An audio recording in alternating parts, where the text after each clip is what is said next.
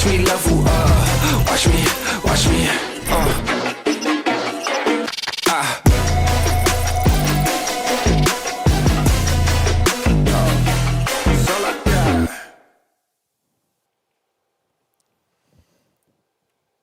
Ladies and gentlemen, welcome to day 2 of Mindvalley Summit 2021. I am super excited that we're kicking off this day.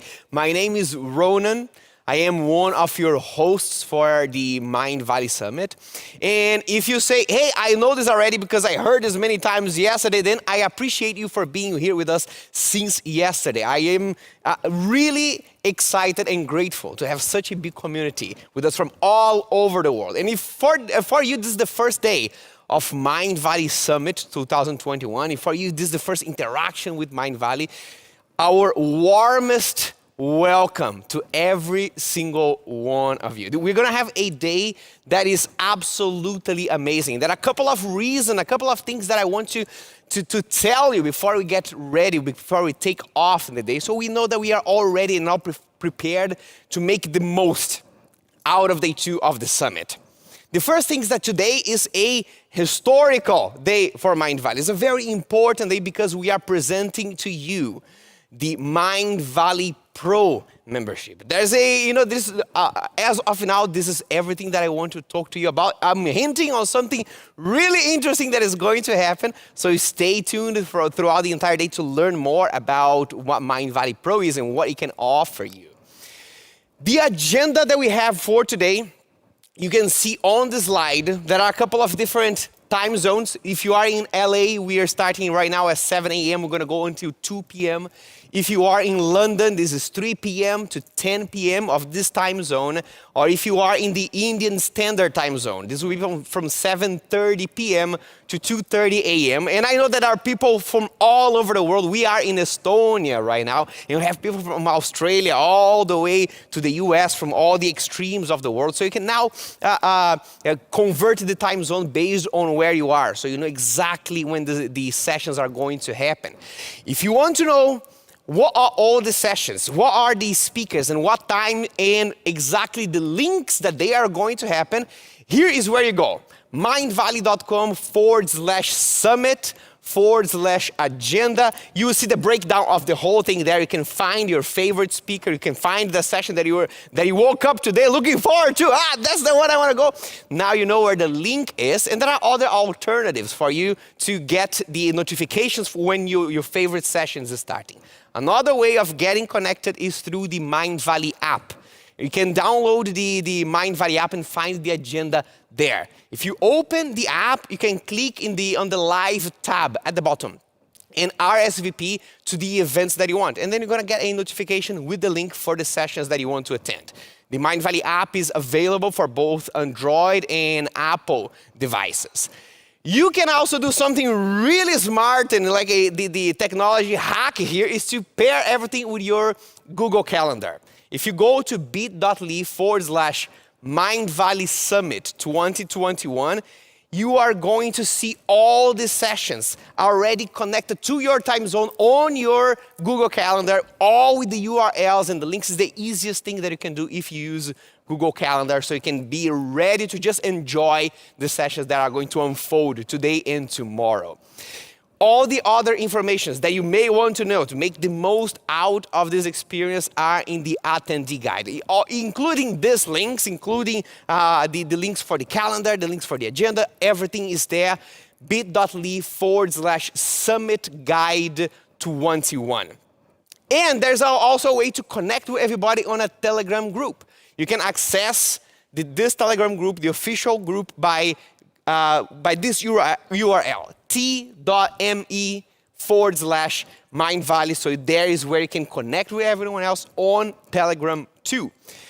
For recordings, they are going to be available if you become a member. If you are already a Mindvalley member, or if you become a member of Mindvalley this week, you can get the recordings. That is worth at least $300. So if you want to get the recordings for the summit, become a member. If you are already a member, they are under channels in the Mindvalley app. Now, we also know that there are people from different parts of the world speaking different languages, and we are having translation during the entire event for many different languages. For you to access the translation for your own language on Zoom, what you need to look for is the button called language interpretation. Once you find it, you can choose the language that you speak or that is most comfortable to you and select, and you're going to find the instant translation for the speakers for each one of the sessions of Mindvalley Summit. Throughout the day, you're going to have lots of insights, just like yesterday. And if you're joining today as the first time, you're going to have a treat with how your mind is going to get engaged with what is happening here. So you are more than welcome to share your insights, to share a screenshot of you watching the sessions or anything that you are doing during Mindvalley Summit, and tag Mindvalley, tag Vishen, and tag any of the authors that you are learning things from, beautiful lessons from today on Instagram. Here are the handles at Mindvalley, at Vishen, and any of the authors that will be watching. More than welcome to share your insights and moments throughout the day. And finally, to become a Mindvalley member, probably a lot of people right now, from the sessions that we had yesterday, are already asking themselves, where do I go, to unfold and to unlock all these experiences, unlock all the access to all these courses and content and growth through becoming a Mindvalley member. If you want to know more how to become a Mindvalley member and join the membership today, all you need to do is just go to www.mindvalley.com. And there is exactly where you need to go to become a Mindvalley member. Ladies and gentlemen, let's get started with our first session. If you came here to this room right now, you already know what session is about to start, so I want to introduce you a very special speaker. We are very honored to welcome Aubrey Marcus to speak at Mindvalley Summit. Aubrey, you may have heard from Aubrey Marcus from many different avenues, from many different ways.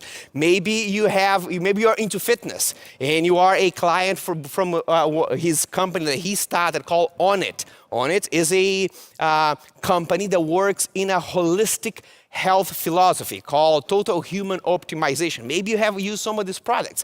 Or maybe you have learned a lot about fitness, but also philosophy, but also spirituality on Aubrey Marcus' podcast, on his own show. Or maybe you read his New York Times best-selling book called On the Day, On Your Life. Or maybe you've seen him on Joe Rogan. Or maybe you've seen a lecture of him about entrepreneurship. From whatever area of life that you're interested in, you may have reached this guy because he's brilliant. He's one of those human beings that just is vibrant and is deep into different areas of life because he's taking a step back and looking at the human predicament. I'm very glad to bring Aubrey and Vishen for a panel discussion starting right now. Another level, we ain't never settle now. Level up, watch me level up, watch me, yeah. Yes. Hi, everyone. Aubrey, welcome to Mindvalley. Yeah, thank you, brother. Happy to be here. So first, before we start, Aubrey, I want to give a big shout out for your book, and I want to encourage the Mindvalley audience to follow you on Instagram. It's Aubrey Marcus, Aubrey Marcus. Aubrey, I began reading your book to prepare for our dialogue today. The book I'm reading right now is Own the Day, Own Your Life. And guys, I want you to go check out this book on Amazon, Own the Day, Own Your Life. You will notice the huge amount of 5-star ratings it's gotten. And I'm going to tell you why in a moment. Now, Aubrey has a second book coming out in April 2022. Why so late, Aubrey? That's called Master Your Mind, Master Your Life. So we'll talk about, so if you go to iBooks or Amazon, you type in Aubrey Marcus, you'll see both books, the one that's released now and the one that's coming up. Now, Aubrey, for the purpose of the conversation today, we can go in either direction, but I want to give you kudos for your style of writing and the powerful tips that you put in that book. I'm going to share later today what I learned from you and what I applied in my life starting this weekend as a result of your advice. So firstly, welcome to Mindvalley. Thank you, brother. Yeah, happy to be here. And really, that's what it's all about. There's a great place for philosophy and a place to learn about different ideas and explore different concepts. But if you have nothing that you can actually do and take away from that, well, you're missing a big piece of how to apply that to your life. So Own the Day is really about taking every section of the day and not only explaining what the best practice would be for a day, and a day that's not just about work, it's not just about productivity, it's about time to play, it's about loving your family, it's about getting good sleep, it's about having good sex, it's about doing the full, robust, holistic life that we all want to live. But how do you do that the best way? What are some of the tips and tools and techniques you can use? So I'm glad you got some things out of it right away, because that's a big part of it. It's about making every day the best day that it could possibly be. So here's what I'd like to do today. I want to ensure that this conversation isn't just you and me riffing on our philosophies or advice. I want us to actually provide our audience here today with concrete ideas and steps that they can apply starting tomorrow to own their day. In fact, maybe even start today. So, Aubrey, in chapter 1 of the book, you share an idea which I just thought was really cool. And I want to share the idea with your permission, because I'm going to start this tomorrow. So the idea is basically this. Most of us wake up in the morning and we start with our default cup of coffee. And what Aubrey says is that there are issues with that. Aubrey, I'm going to ask Aubrey to go into deeper detail in a moment. Instead, he said, what you got to do is take 12 ounces of water and consume that, but not just 12 ounces of water. There are 2 special ingredients you have to add to the water, and that is how you want to start your day. Now, Aubrey goes on to suggest a couple of other things: getting out and getting sunlight, and then, oddly enough, naked wrestling with your lover. We'll talk about that. So, Aubrey... That's the bonus level, Vishen. That's the bonus level. So let's cover all of these things, because this, I think, is the perfect introduction to your philosophy. And if we have time, we'll go into other tips. But I'd love for you to start with these ideas from chapter 1 of your book. Well, a lot of us really understand the concept that when you wake up in the morning, you're lighter on the scale. You weigh less, right? And everybody say, oh, you weigh less in the morning. Well, why do you weigh less in the morning? You weigh less in the morning because you're dehydrated, because the air that you breathe in is a certain humidity that's a lot more dry than the moist air that you're breathing out of your moist body. So every time you breathe, you're losing a little bit of hydration. And as we sleep, we're not consuming any more water. Maybe we have a little cup of water by the bed, but for the most part, we're breathing out a lot of moist air and breathing in a lot drier air. So we end up losing, and then sometimes we sweat as well. So we end up losing 1 to 2 pounds of water every time we sleep. So the most important thing, and it doesn't take a lot more than that to start to feel the effects of dehydration. So the most important thing is to get rehydrated. But we're not a freshwater animal. We're 70% water, but that's salt water. So when you drink your water first thing in the morning to replenish what you've lost overnight, adding a pinch of sea salt is actually going to be what rehydrates you in the best way, because you need those electrolytes as well. It would be like if you depleted a saltwater aquarium and then all you did was add distilled fresh water back in that tank. Well, the fish would ultimately not like that very much, because they're saltwater fish, and we're a saltwater fish. We're a saltwater mammal.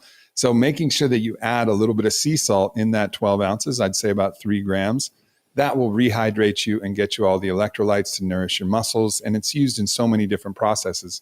Sea salt has over 60 different minerals. That's why it's important to use that versus table salt, which has 3: sodium, chloride, iodine. Sea salt has over 60, some say up to 84 different minerals.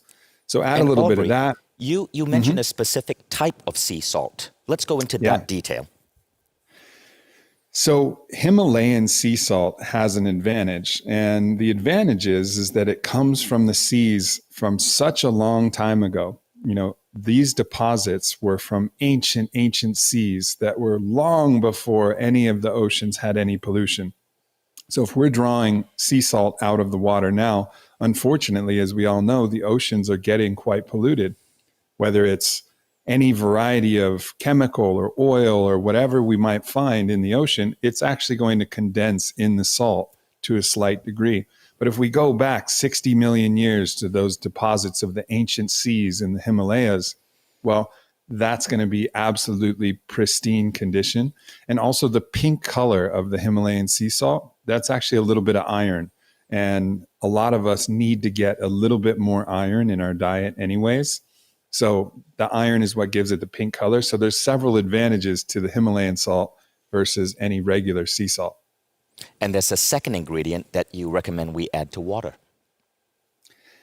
So adding a little squeeze of lemon, and this is just going to be an extra boost of some nutrients that you're going to get. There's bioflavonoids, there's vitamin C, there's all the enzymes that come from that citrus that's going to actually make the water, and I call it the morning mineral cocktail. It's going to make it taste better. It's also going to start giving you some additional nutrients to help support your immune system, to help just get you in the right condition and actually get your stomach prepared for, the breakfast that's ultimately going to come. And it's that combination of the salt and the lemon and the water that is one of the most significant tips that people have taken away from the book, because it changes things. Because if you go straight to the coffee is ultimately dehydrating. Your body is trying to flush the caffeine out of your system. So you can very quickly get yourself in a hydration deficit. But if you wait and you do the morning mineral cocktail, it's just going to set you off and set your body off in a completely different way, because the effects of dehydration are not pretty. I mean, you'll have brain fog, you'll have confusion, you'll have lethargy. So really, this is the optimal way. The first thing you do when you wake up is go for that morning mineral cocktail. I love that, Aubrey. And here's why I so wanted you to share that tip. So many of us forget that. We are just not aware of the science. And this is what science tells us. If you are dehydrated, your metabolic rate slows down by as much as 4%. Now, that 4% doesn't sound like much, but if you actually look at how human beings burn calories, the calories that you burn from exercise is only about 5%. So a metabolic rate slowdown of 4% is almost like, it almost neutralizes the exercise you might do for that day. And it comes from dehydration. But there's a second reason I really like what you said. I was interviewing Dr. Nicole LaPera, who wrote one of the top books right now on Amazon. And she shares a story of a woman that she was consulting who had MS, multiple sclerosis. And this woman changed her life, according to Dr. Nicole LaPera, by starting with one single habit, reminding herself to drink a glass of water every morning. Now, you may be wondering, how do you change your life with a glass of water, right? Because of habit stacking. You start with one good habit. How easy is it to get a glass of water and start drinking that tomorrow with lemon, with Himalayan salt. But then after you do that, you feel better. But that little bit better influences you to take the next step and the next step and the next step. And soon you start stacking on new ideas, new behaviors, new processes. And you write about that in your book. There's a beautiful paragraph in the introduction of your book where you talk about how little steps create the perfect day, and the perfect day creates the perfect life. Tell us about that. There's an old saying that says, the one who would move a mountain first begins by moving small stones. We can get so lost in this end goal of a perfect day. Well, a day is a long time. So what is a perfect day? It has to be broken down to small little steps. And that's what we try to do in the book. What's the next best little step? And then that builds momentum. Not only does it prove to yourself that you're actually committed, it sends that signal that says, I'm committed to have the best day possible because I'm doing the next best step. So psychologically, it's important, but then also physiologically, when you're hydrated, you're going to feel a little bit better. And then that might lead you to, okay, now I feel like I can get a little bit of movement and get a little bit of sunlight, set my circadian rhythm. That feels good. And then all of a sudden, when it comes time to decide whether to go to the gym or not, or whether to work out, which is usually a pretty close decision. Maybe I should, maybe I shouldn't. You just have that little bit of energy and you have that little bit of psychological support that says, I can do this. I got this. I feel good. I've made some good choices. So you reach a tipping point where everything starts to get stacked in your favor. But that's why it's so important to start the day off with these steps that help you tilt that in towards your advantage. And you don't just stop there. What is the next step? So let's go further. Yeah. After that glass of water, what do we do then? Well, the body is regulated by something called circadian rhythm, and that's what lets us know when we should be awake and when we should go to sleep. Now, in our world of electronic lights and things, we can often throw the circadian rhythm off, but it still exists. It's still riding this undercurrent, controlling our hormones, controlling our energy levels. There's a reason that we get a little bit sleepy in the afternoon, why some cultures have a siesta in the afternoon. It's because there's a natural drop in circadian rhythm that comes there. But to actually harness the power of your circadian rhythm, what you're going to want to do after your water is get some sunlight on your body. Because not only is your skin receptive to the sunlight, but your eyes are receptive to the sunlight, your inner ears are receptive to the sunlight, and that signals to the circadian rhythm, it's morning time. And it's morning time, and it's time to get shit done. It's time to go out there and own the day. And so if you get just even 10 minutes of sunlight, that's going to actually signal to your body that it's time to wake up, and you won't need that coffee or you won't need that caffeine first thing. The other signal for the circadian rhythm is movement. And I'm not talking a big workout. And this is where you mentioned naked wrestling. If you have a partner in bed and you're both waking up and you just kind of tussle around and play with each other, that's just going to get your heart rate up a little bit. It's going to signal, okay, it's morning time. It's time to play. Just like the little cats that I have here in the house, they'll wake up in the morning, they'll stretch, and then they'll start wrestling with each other. And they know that it's time to wake up and it's time to play. And so naturally, if we tap into these natural undercurrents of the animal that's underneath the mind and underneath the consciousness, but the animal itself, pay attention to that, it's going to pay dividends through our entire being, from our physical being to our mental being, our emotional being, and our spiritual being, because everything's going to start working in the optimal way. Beautiful. I love this. So I want you guys who are watching today to write this down. When you wake up in the morning, 12 ounces of water and with Himalayan salt and lemon, and then get some sunlight, especially those of you in northern countries like where I am right now. And then third, naked wrestling. Just write down naked wrestling. When you stick this on your wall, write down naked wrestling and wait for the sheer amount of questions you're going to get from your friends or loved ones. Aubrey, if we don't have a partner to wrestle naked with, what type of early morning physical activity do you recommend? It could be a 10-minute yoga. It could be a 10-minute yoga flow, some sun salutations. It could be some push-ups. It could be some jumping jacks. I like to swim a few laps in my pool. Really anything that you're doing. We're not talking about a workout. We're just talking about getting some movement in. You could go out and take your dog for a walk. There's so many different options. You could put on a song and dance for a little bit. That's a great idea, actually. Put on a song and just move your body around a little bit.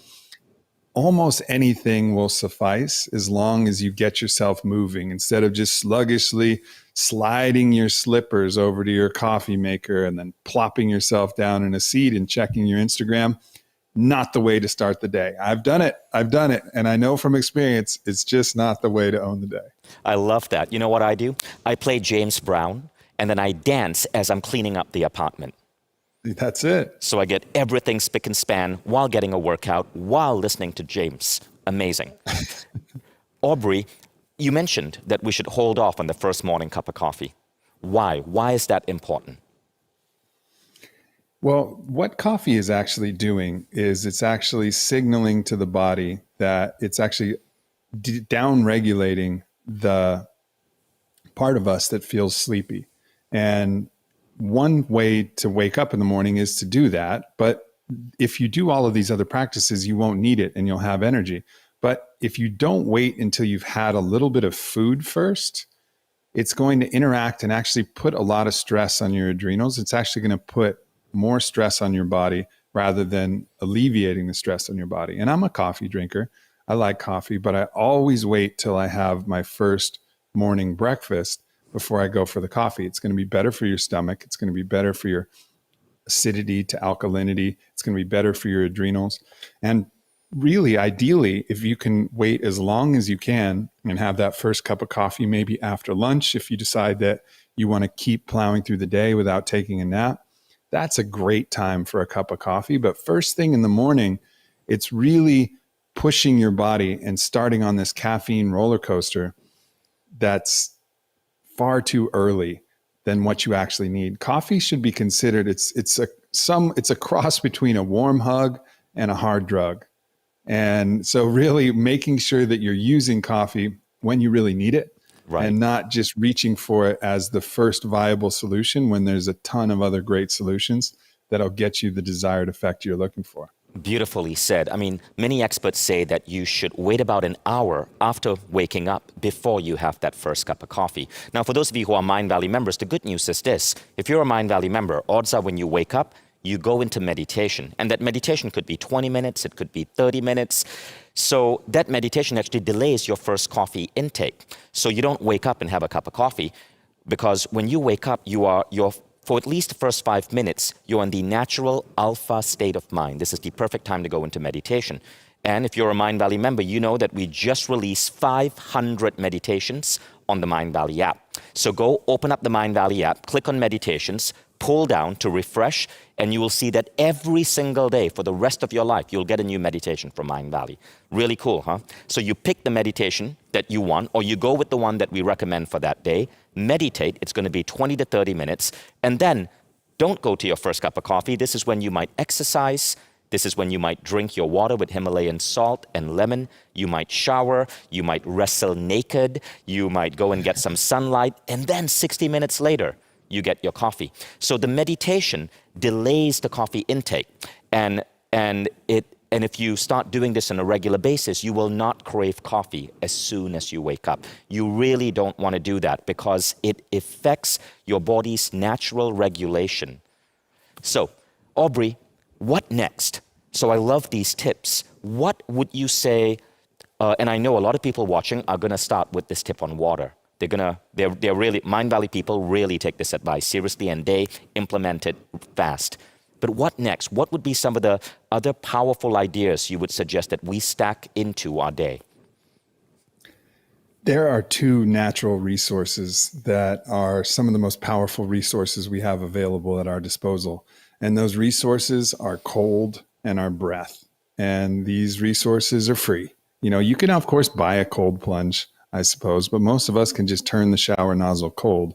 And for those of us who take showers in the morning, which is a lot of us, the advantage of taking a cold shower while doing some breathing practices, you may have heard of Wim Hof, and he's made this very famous, but there's some amazing benefits to doing it. So not only the benefits of the breath, so when you start taking these deep breaths, and I'll take a couple deep breaths so people can understand what that looks like. You breathe all the way in, and then you just let it flow out. You don't need to push it out, just all the way in, expanding from your belly to your chest, all the way through your throat.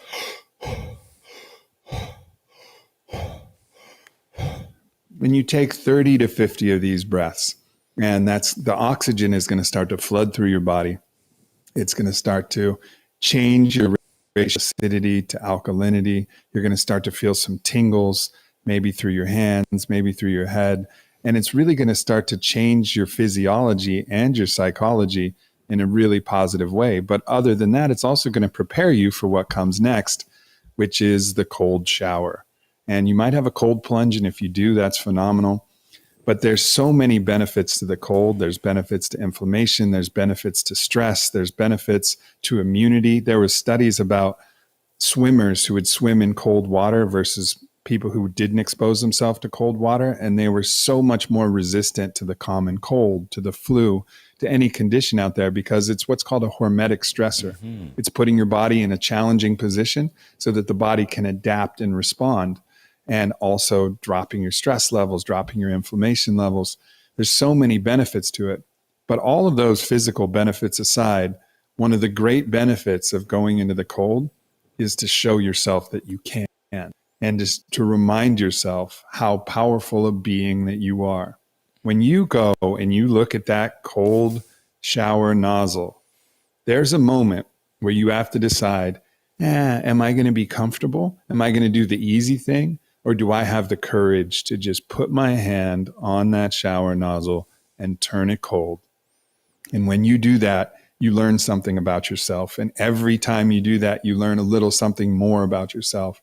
And you say, I'm stronger than the forces that are driving me to be comfortable. I'm more powerful than I believed I was before I did this.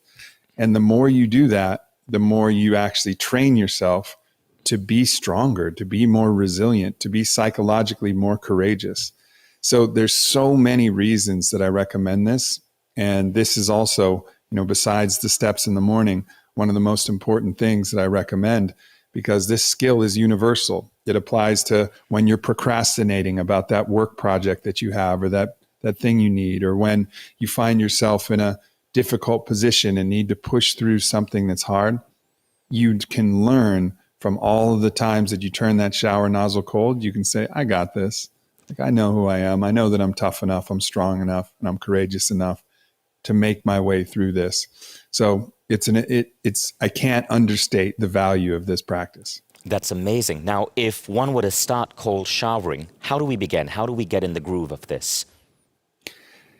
So the tip that I have, and this is the pro tip that I actually learned even after the book. So you take your 30 to 50 breaths and you get those going, and you don't need to push it too far. Sometimes in Wim Hof or deep breath work, a lot of us have a breath work practice. We'll do it lying down.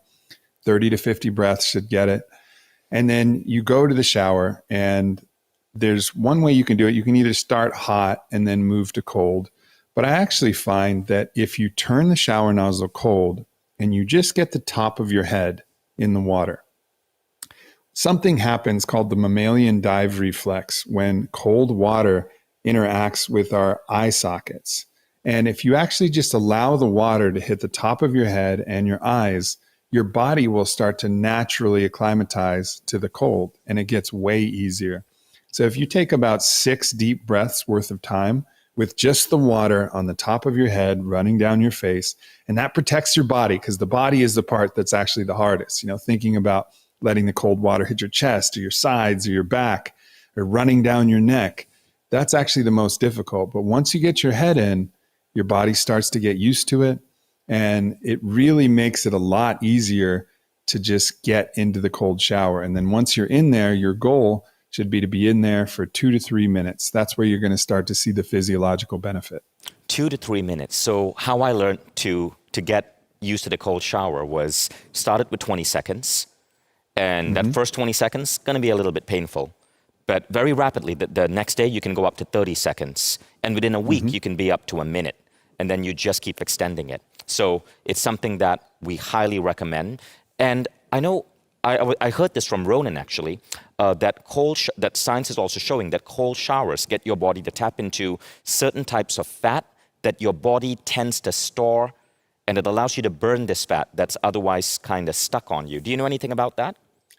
Yeah, it's called brown adipose tissue. That's it, so right. the cold actually stimulates the metabolic process that starts to actually burn away the brown adipose tissue, which is basically a fancy way of saying baby fat.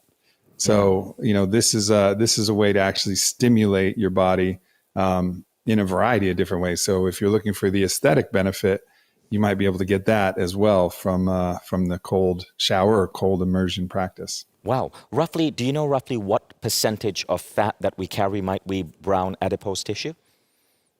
It's different for every person, and this is typically fat that we've kept for a long time, right? So this is fat that, we've had since we were younger. And that's often where the brown adipose tissue is. So it's, if you've carried a little weight for, a good portion of your life, there's a good likelihood that you're going to have a good amount of brown adipose tissue. But if you've kind of been fairly slender and put on a lot of weight later, you might not have as much, but the ratio really depends on the individual.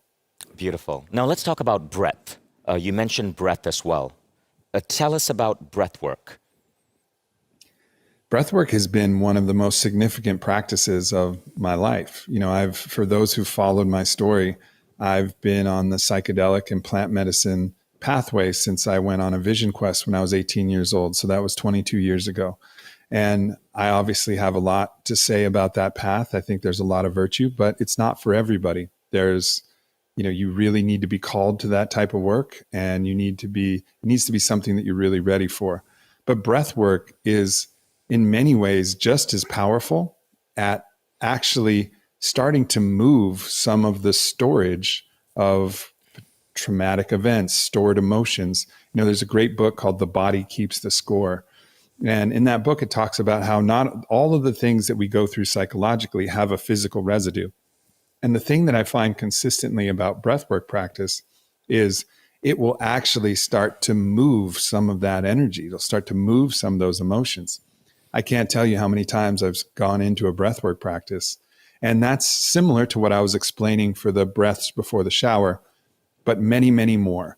And many more of those breaths, usually lying down, and also with some breath holds in there as well. So you do that type of deep breathing for 5 to up to 15 minutes straight. And then you'll do a breath lock. And that breath lock can be at the top of your breath or the bottom of your breath. This is starting to get a little bit technical, but in either case, you breathe like that for a while. The tingles are going to come. You're going to feel a flush of energy, and you'll start to feel emotions start to rise through your body.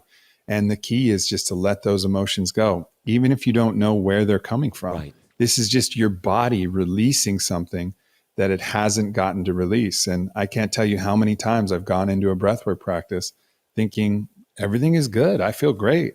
And then all of a sudden there'll just be these tears, these sobs that start to well up from my chest. And I'm starting to release them, and I just keep crying, and I don't know where it's coming from, but I finish and I feel like I've had the biggest release. And sometimes there'll be a thought associated, but many times this is just the body going through like an energetic and emotional maintenance cycle. So I really recommend exploring a breathwork practice in some way or form. You can look up something like a shamanic breath practice. I have a community where I share some guided breath works. It's called the Fit for Service Academy. It's an app where I share it, but there's so many different opportunities for great breathwork practices that'll start to move a lot of stored energy and stored emotion, and can really connect you with your higher purpose. In many cases, I've had even visions from the breathwork as well. So it's one of my favorite practices to recommend. And I don't think there's anyone that I wouldn't recommend some type of breathwork practice to. Amazing, Aubrey. Now, the good news for all of you who are participating in this summit is that right after Aubrey, pretty much in around 23 minutes, we have Niraj Naik of Soma Breathwork, who's going to be conducting a breathwork class for you and introducing breathwork. Have you met Niraj? He trained with Wim Hof. Okay, he's a great guy. So I asked Niraj to come and speak at this summit because I was hearing about Soma breathwork everywhere. And Niraj was a Mindvalley member. He was at Mindvalley University in Croatia 2 years ago.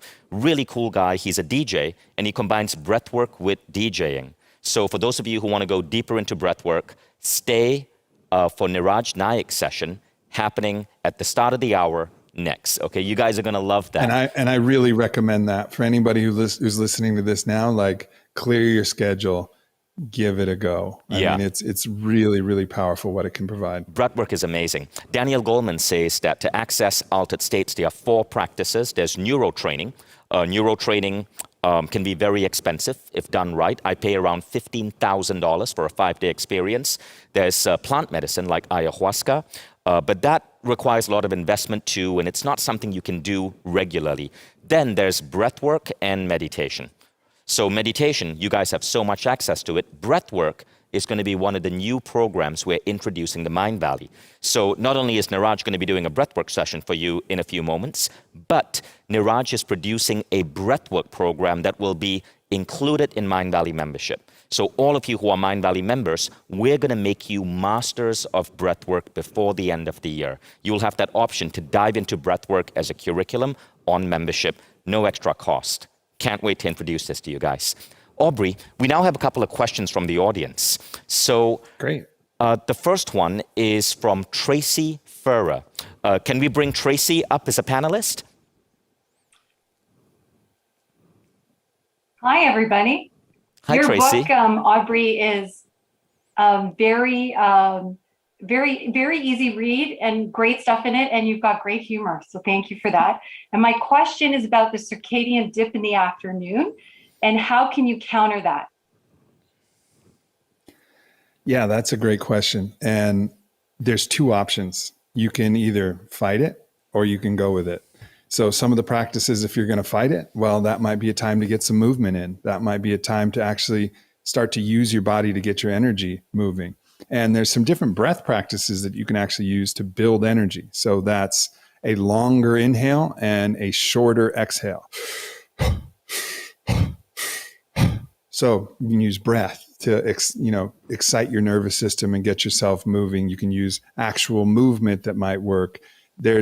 You can actually go to the cold at that time. So those would all, you could go to caffeine, of course, or if nicotine is part of your practice, you could go to one of these things to fight it. And that's what most of us do. But that's not what I recommend. What I recommend is that you don't fight it, that you take a 30-minute nap. This is the most important thing I can do at any day. Don't fight it. Even if you have a 1-hour lunch break, all you need is 30 minutes to just allow yourself, even if you don't fall completely asleep. Dr. Andrew Huberman calls it non-sleep rest. So even if you just rest and just kind of lightly enter that liminal space between wake and asleep for 30 minutes, it's like a hard reset for your whole mind, for your whole nervous system. And I feel so much better when I do it that way versus trying to fight the natural urges that the body is showing me. Yeah, that's really true. Our body, if you study a program on Mindvalley with Nureyal, a program on becoming focused and indestructible, Nureyal, who is the master of productivity training, and by the way, he's also speaking next, so you get to choose between Niraj Naik or Nureyal. But Nur says that we can focus for about 3.5 hours before we need to give ourselves a break if we want to get back to optimal productivity. And napping is a great way. Now, NASA did a study on napping, and NASA found that the optimal time for napping is roughly around 22 to 23 minutes. And they found that if you nap for 22 to 23 minutes, the productivity gain when you emerge from that nap is roughly 30%. NASA obviously tested this because they wanted to see the impact of napping on astronauts. Now, what NASA said is they suggested not going beyond 22 to 23 minutes because it might affect your sleep later that night. But 22 to 23 minutes napping is great. In Mindvalley, Aubrey, we have napping pods for our employees. So our employees who need to take an afternoon nap, we have napping pods for them to dive right in. Now, that study is great, and there's even more studies that show that napping is more effective than coffee, more effective than even sleeping longer at night. So they measured people who slept 8 hours versus 7 hours or 6.5.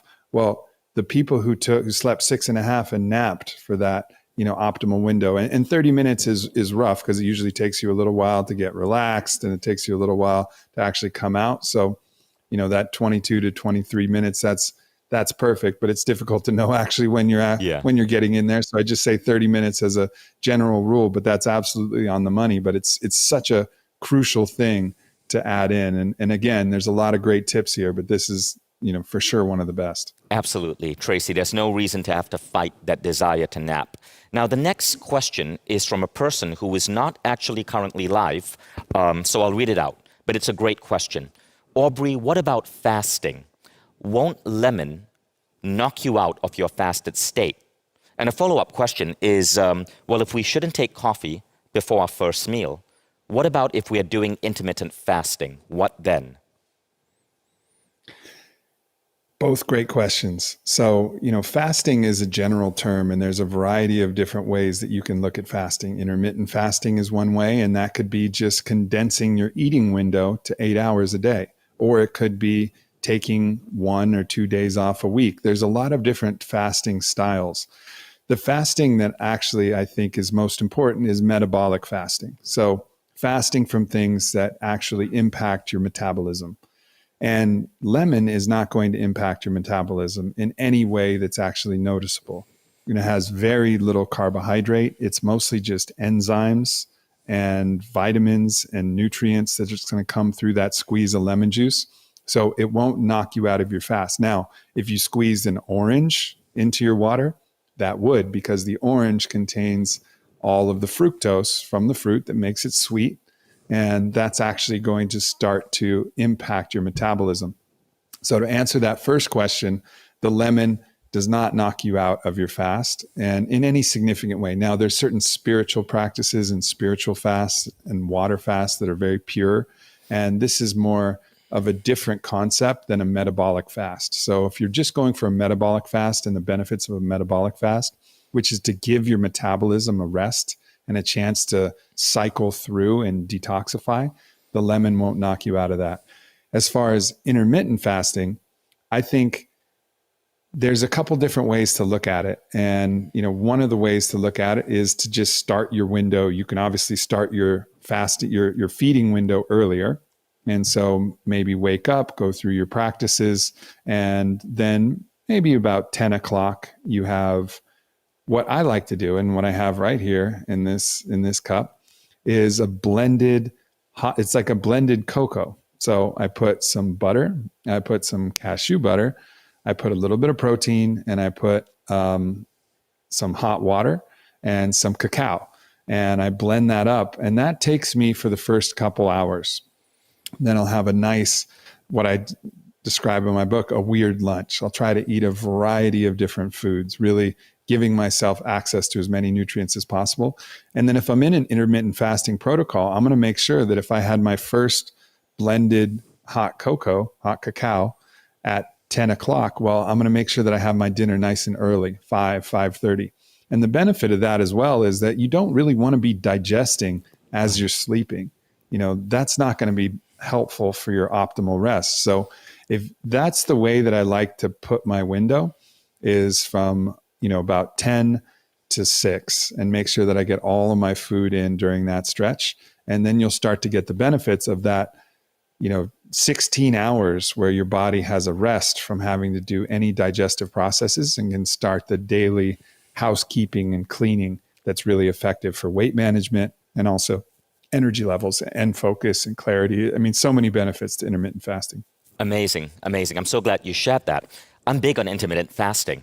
For those of you who are Mindvalley members, good news is this: Beyond Fasting, our program on fasting, will drop on Mindvalley membership in less than 3 weeks. It's created by none other than Ronan Diego, who is a genius at health optimization. He's also the Brazilian guy with the biceps who's been hosting this event, in case you forgot.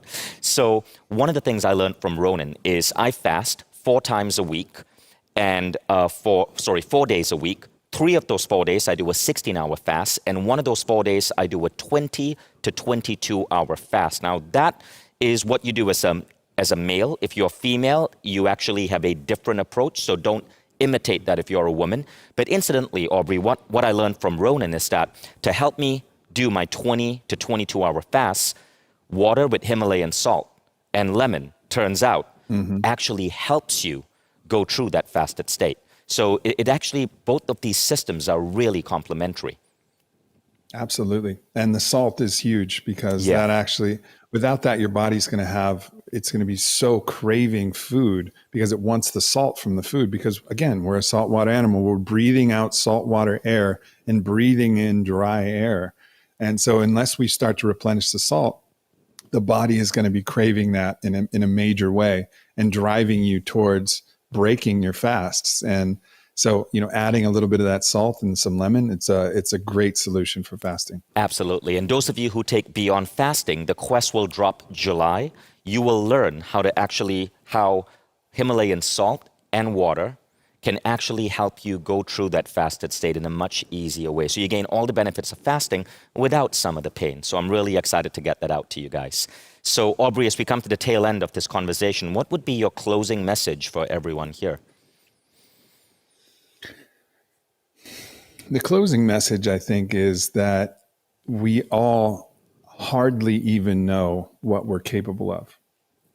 There's so much more that's possible for us, and it takes one step at a time to start to unlock it. But when you go through this process and start to weave in all of these optimization practices, and each one stacks on top of another one, pretty soon you're going to be so far from the person that you once knew that you're going to be really living a different life. But it just starts with one simple choice, one step, one thing that you do, and then maybe to the next thing, and then to the next thing.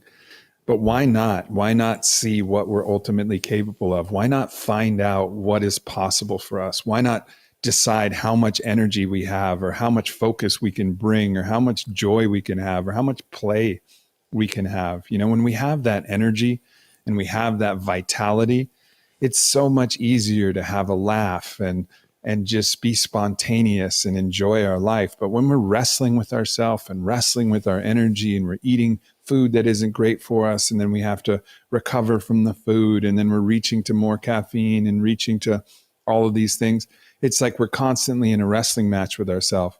But instead of wrestling, what if we were just flying like we're on a hang glider and just soaring through our day? And that's what's possible. It's possible for all of us. And it just takes the dedication and the information to go one step at a time and reach that, ultimate human potential. Amazing, Aubrey. Thank you so much. It was so great having you on this program, on the summit.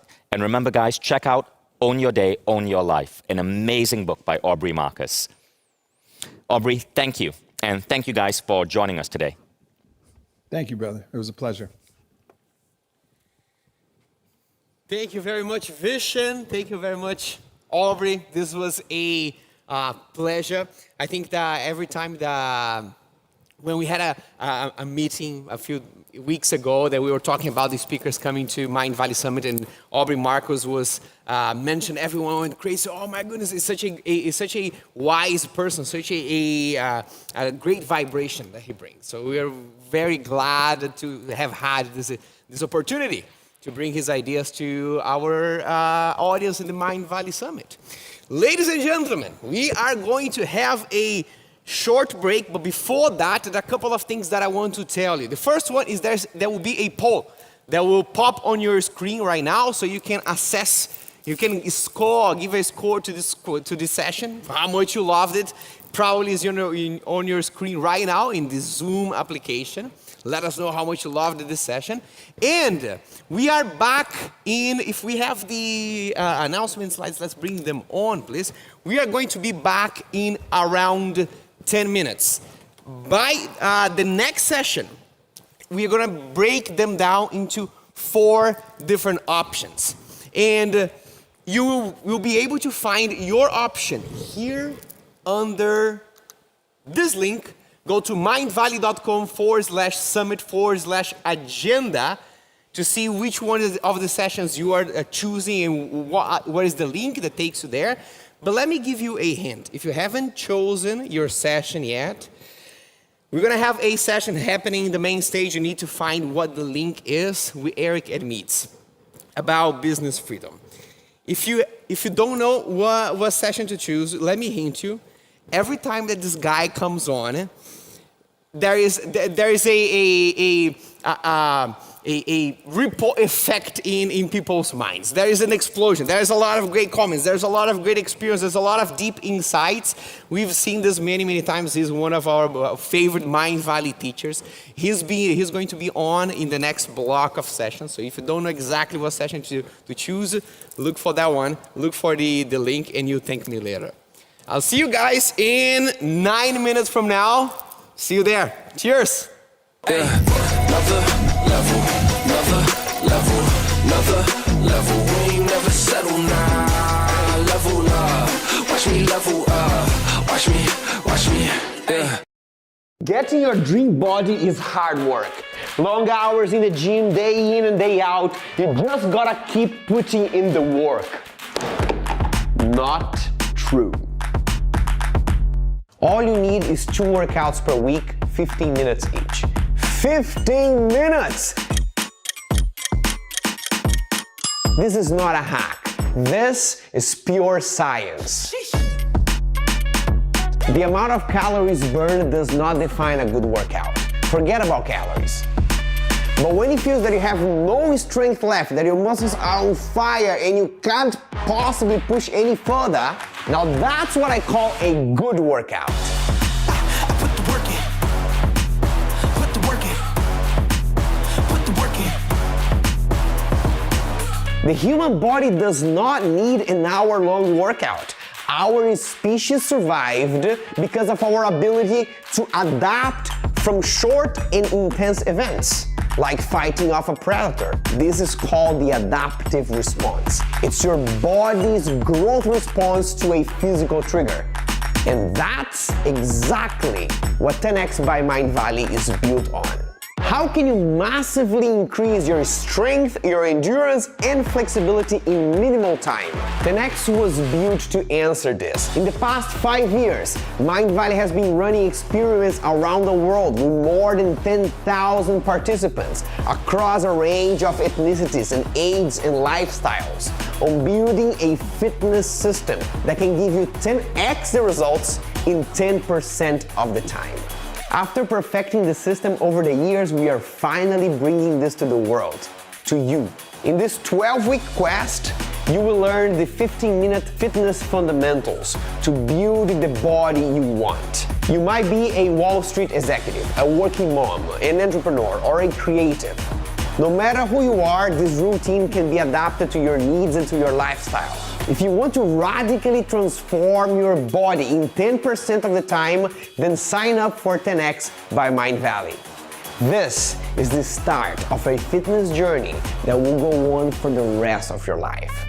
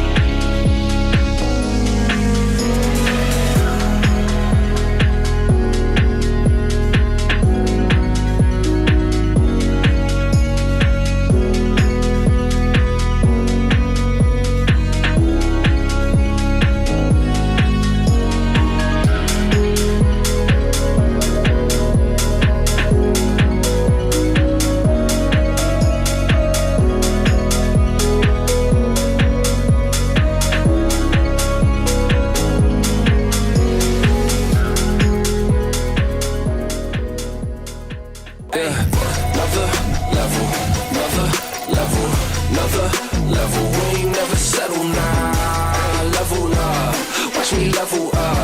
watch me, yeah.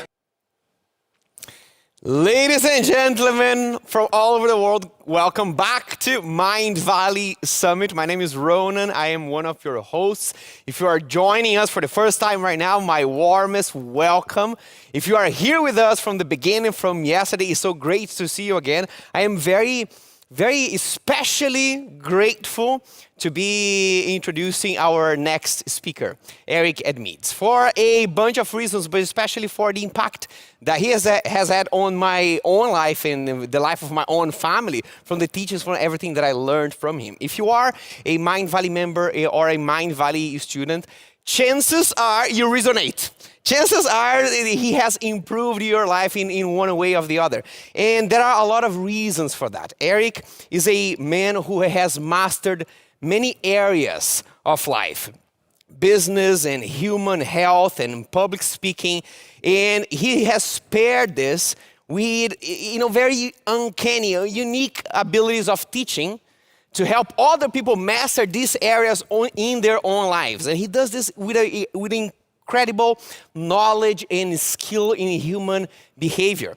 And so he has touched people's lives and improved Mindvalley students and people all over the world in all these areas. And today, Eric is going to talk to you about business, to the business freedom area of all his teachings. Not only he is a very accomplished teacher, he's also a very accomplished entrepreneur. He has started many companies in different areas. He has opened companies in wireless networking and then Hollywood film production. And then he has opened a company on medical simulation and made very successful companies. But yet, when you go to his social media, for example, you see a lot of pictures of Eric enjoying time with his family, with his daughter, or on the beach, or traveling to Tanzania, or ice skating, and I heard even kite surfing, very unique skills. And you see that all this lifestyle and all his freedom that he has built for himself comes from his approach to building businesses. And this is exactly what he's going to share more with you today. So it's my honor and pleasure to welcome Eric, who happens to be here physically in Tallinn, onto this stage. Welcome, Eric Edmeades. Thank you very, very much. It's a pleasure, my friend. Cheers, brother. All right. This is going to be so much fun. I first of all want to thank Mindvalley for creating the space for this, and to Vishen particularly for, I guess, making the lateral jump of letting me come and talk about business. Because for most of you who know me through Mindvalley, you'll know me as a food crank, somebody who's really fascinated by food, nutrition, food psychology, and doing everything I can to help people change their relationship with food all around the world. And so when I went to Vishen and said, listen, I'd like to come and talk about entrepreneurship, the initial reaction he had, which is very reasonable, is, well, everybody thinks of you as a health guy. Well, the fact is that if I hadn't handled my life financially, if I hadn't figured out business, I wouldn't have been able to have the impact that I have, where we've now had hundreds of thousands of people all around the world impacted by WildFit. I wouldn't have been able to do that if I didn't first handle some stuff in the world of entrepreneurship and business. So I'm thrilled to be here to share this with you. I also know something about you, and I mean you, is that right now, I know that someone is watching and their life is gonna get changed in the next 45 minutes. And I know that because I was that person sitting in the audience. I remember distinctly sitting in an audience at the age of about 20 years old and watching somebody speak about entrepreneurship, and it lit me on fire. It lit me on fire because all of a sudden I felt like maybe I could have some control over my destiny.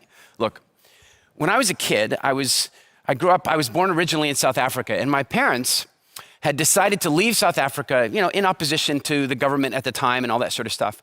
And when they did that, they made a tough decision. And here was the tough decision. My grandparents were very wealthy, but they did not agree with us leaving for Canada. And so they basically cut us off. And so we went to Canada, and we were not wealthy.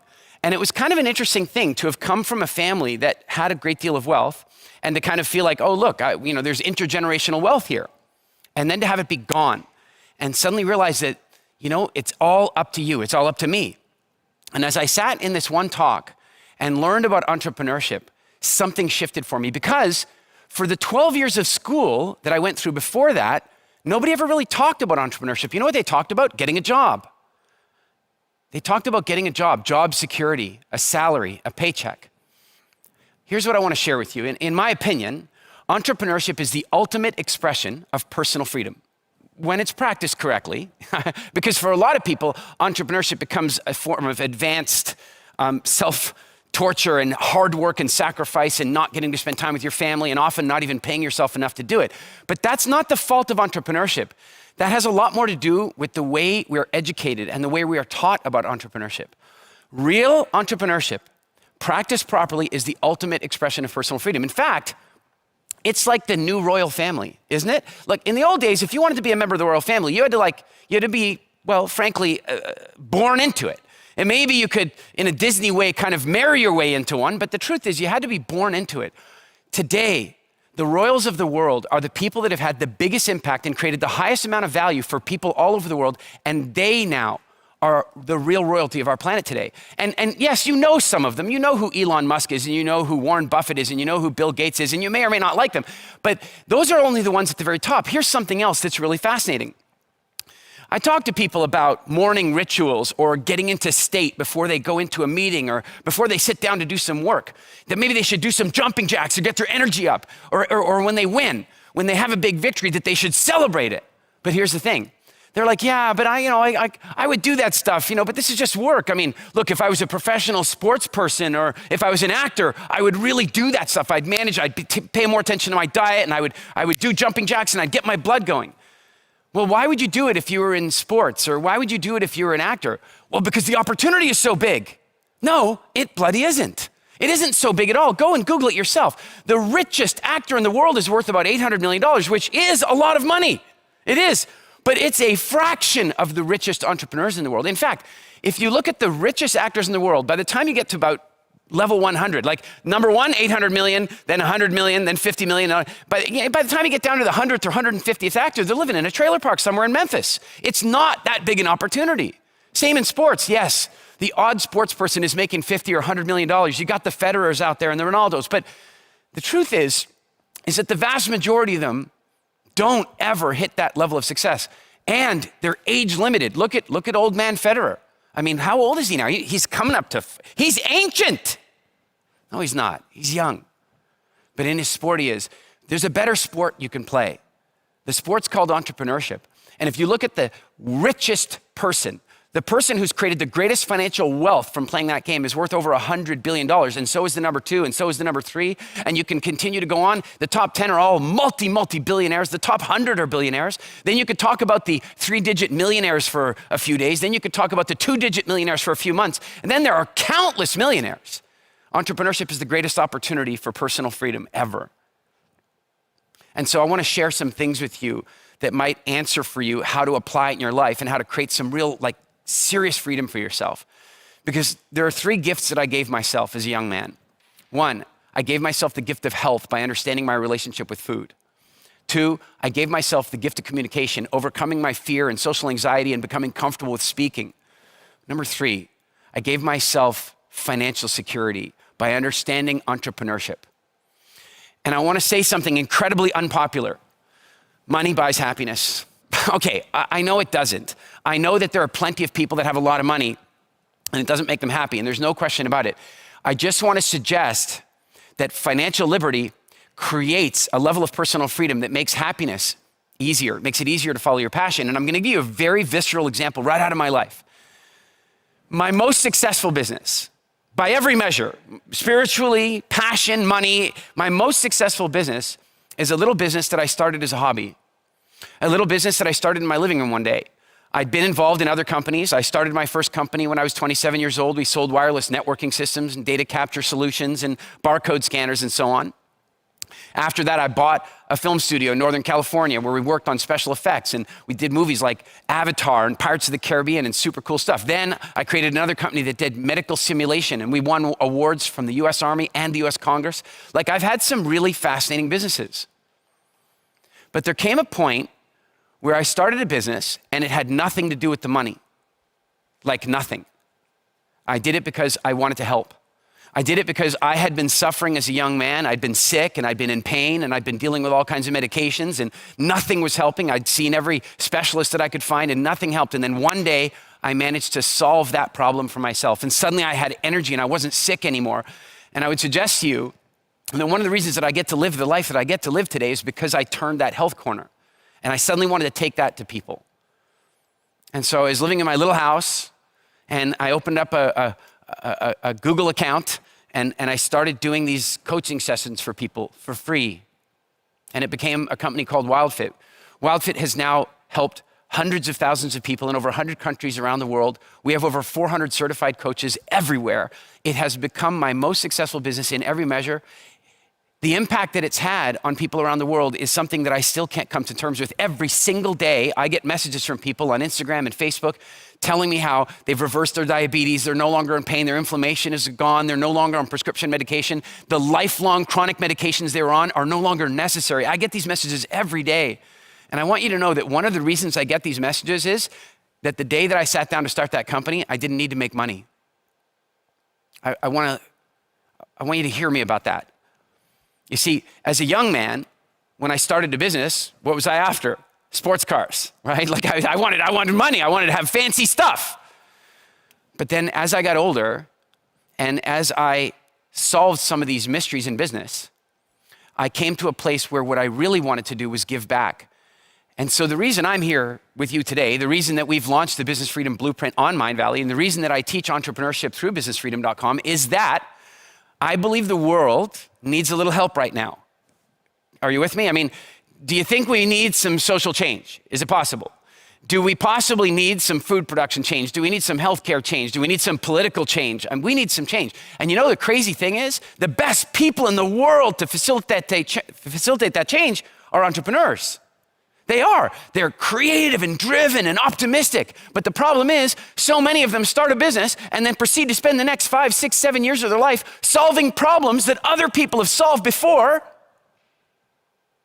And so I want to come along and help solve those problems for you so that you can have the kind of business success you really want to have, because my theory is, and you can tell me, but is it true that if you didn't have to make decisions based on bringing money in the door, that if you didn't have to make decisions based on survival, if you didn't have to make decisions like that, that you would turn a lot more of your attention onto the social and welfare challenges that exist all around you, wherever you are in the world? I've spoken on business in probably 25 or 30 countries around the world, and I've seen all kinds of different approaches to this. One of my very first business talks I did was in London, England, and I was blown away that one talk in 90 minutes, to this day, many of those people in that audience from over 15 years ago are still writing to me. I still speak to them because that one talk inspired them so much to change their life and business.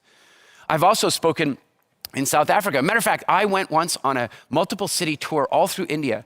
And you know what I found? The entrepreneurial spirit in India is so strong. It's so incredibly strong.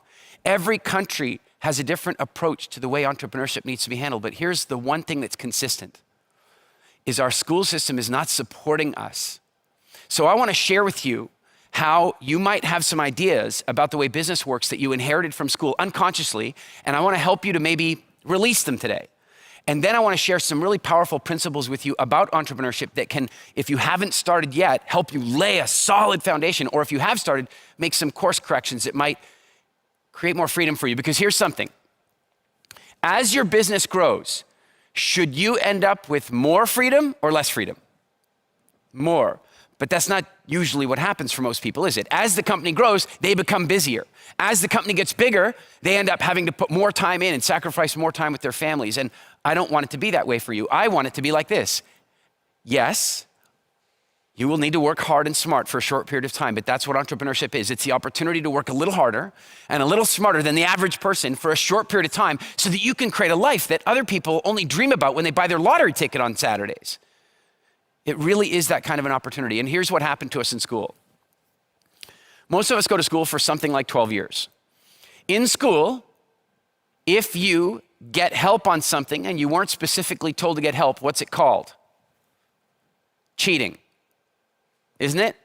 If you get help on an assignment and you weren't supposed to get that help, it's called cheating. In fact, even when you put children on teams in many school environments, you put them on teams, the children are vying for who did the most because it's competitive. You know, you go to school, the bell rings, class starts. The bell rings, you move to the next class. The bell rings, you eat your meal. The bell rings, you go to the next class. They were training us for jobs. They were training us for industrial age jobs. And they were not training us for innovation and thinking. What we want to do now is figure out, how do we make that change? How do we break out of that? Here's one great thing that helps so very much. Absolutely key to entrepreneurship is getting help. I'll tell you, I was interviewed for this book about 3-4 years ago, and it was a book about dyslexia. Now, if you're not familiar with dyslexia is a condition that affects thought processes, and very badly defined. It basically means that some people have a hard time keeping left and right, or the order in which numbers or letters should appear in the right order. And I have this condition, mildly, enough that spelling is difficult for me, and don't ask me to remember your phone number. Like, it's difficult. And I have to say, I'm not so impressed that they called it dyslexia, because X's and Y's are even more challenging if you're dyslexic. I swear, a bunch of people were sitting around in a room going, we found this condition where they can't get the letters and numbers right. We should make up a word for it and make it super complicated. I think they should have called it Bob. If they just called it Bob, then you just say, I have Bob. And if you got it backwards, it would still be Bob. So in any event, I'm having this interview in this book, and the book is all about dyslexic entrepreneurs. And the woman asks me a really interesting question. She says, apparently Bill Gates and Richard Branson are some of the people that apparently also are dealing with dyslexia. And why is it that dyslexics are unfairly selected for in entrepreneurship? What I mean is, why are they unfairly represented at the top of business? Why do they seem to do so well in business? And I said, well, I think there's a few reasons for that. The one is that if you're struggling with dyslexia, medical school and law school, they're quite difficult because there's a lot of writing and memorizing and formulas and all this stuff. And so the mental challenges you're facing actually probably get in the way a little bit more.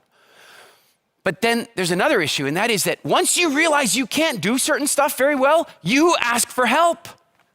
It's in your nature. Once you recognize that you have this going on, you begin to get into the habit of asking for help and not doing it all for yourself.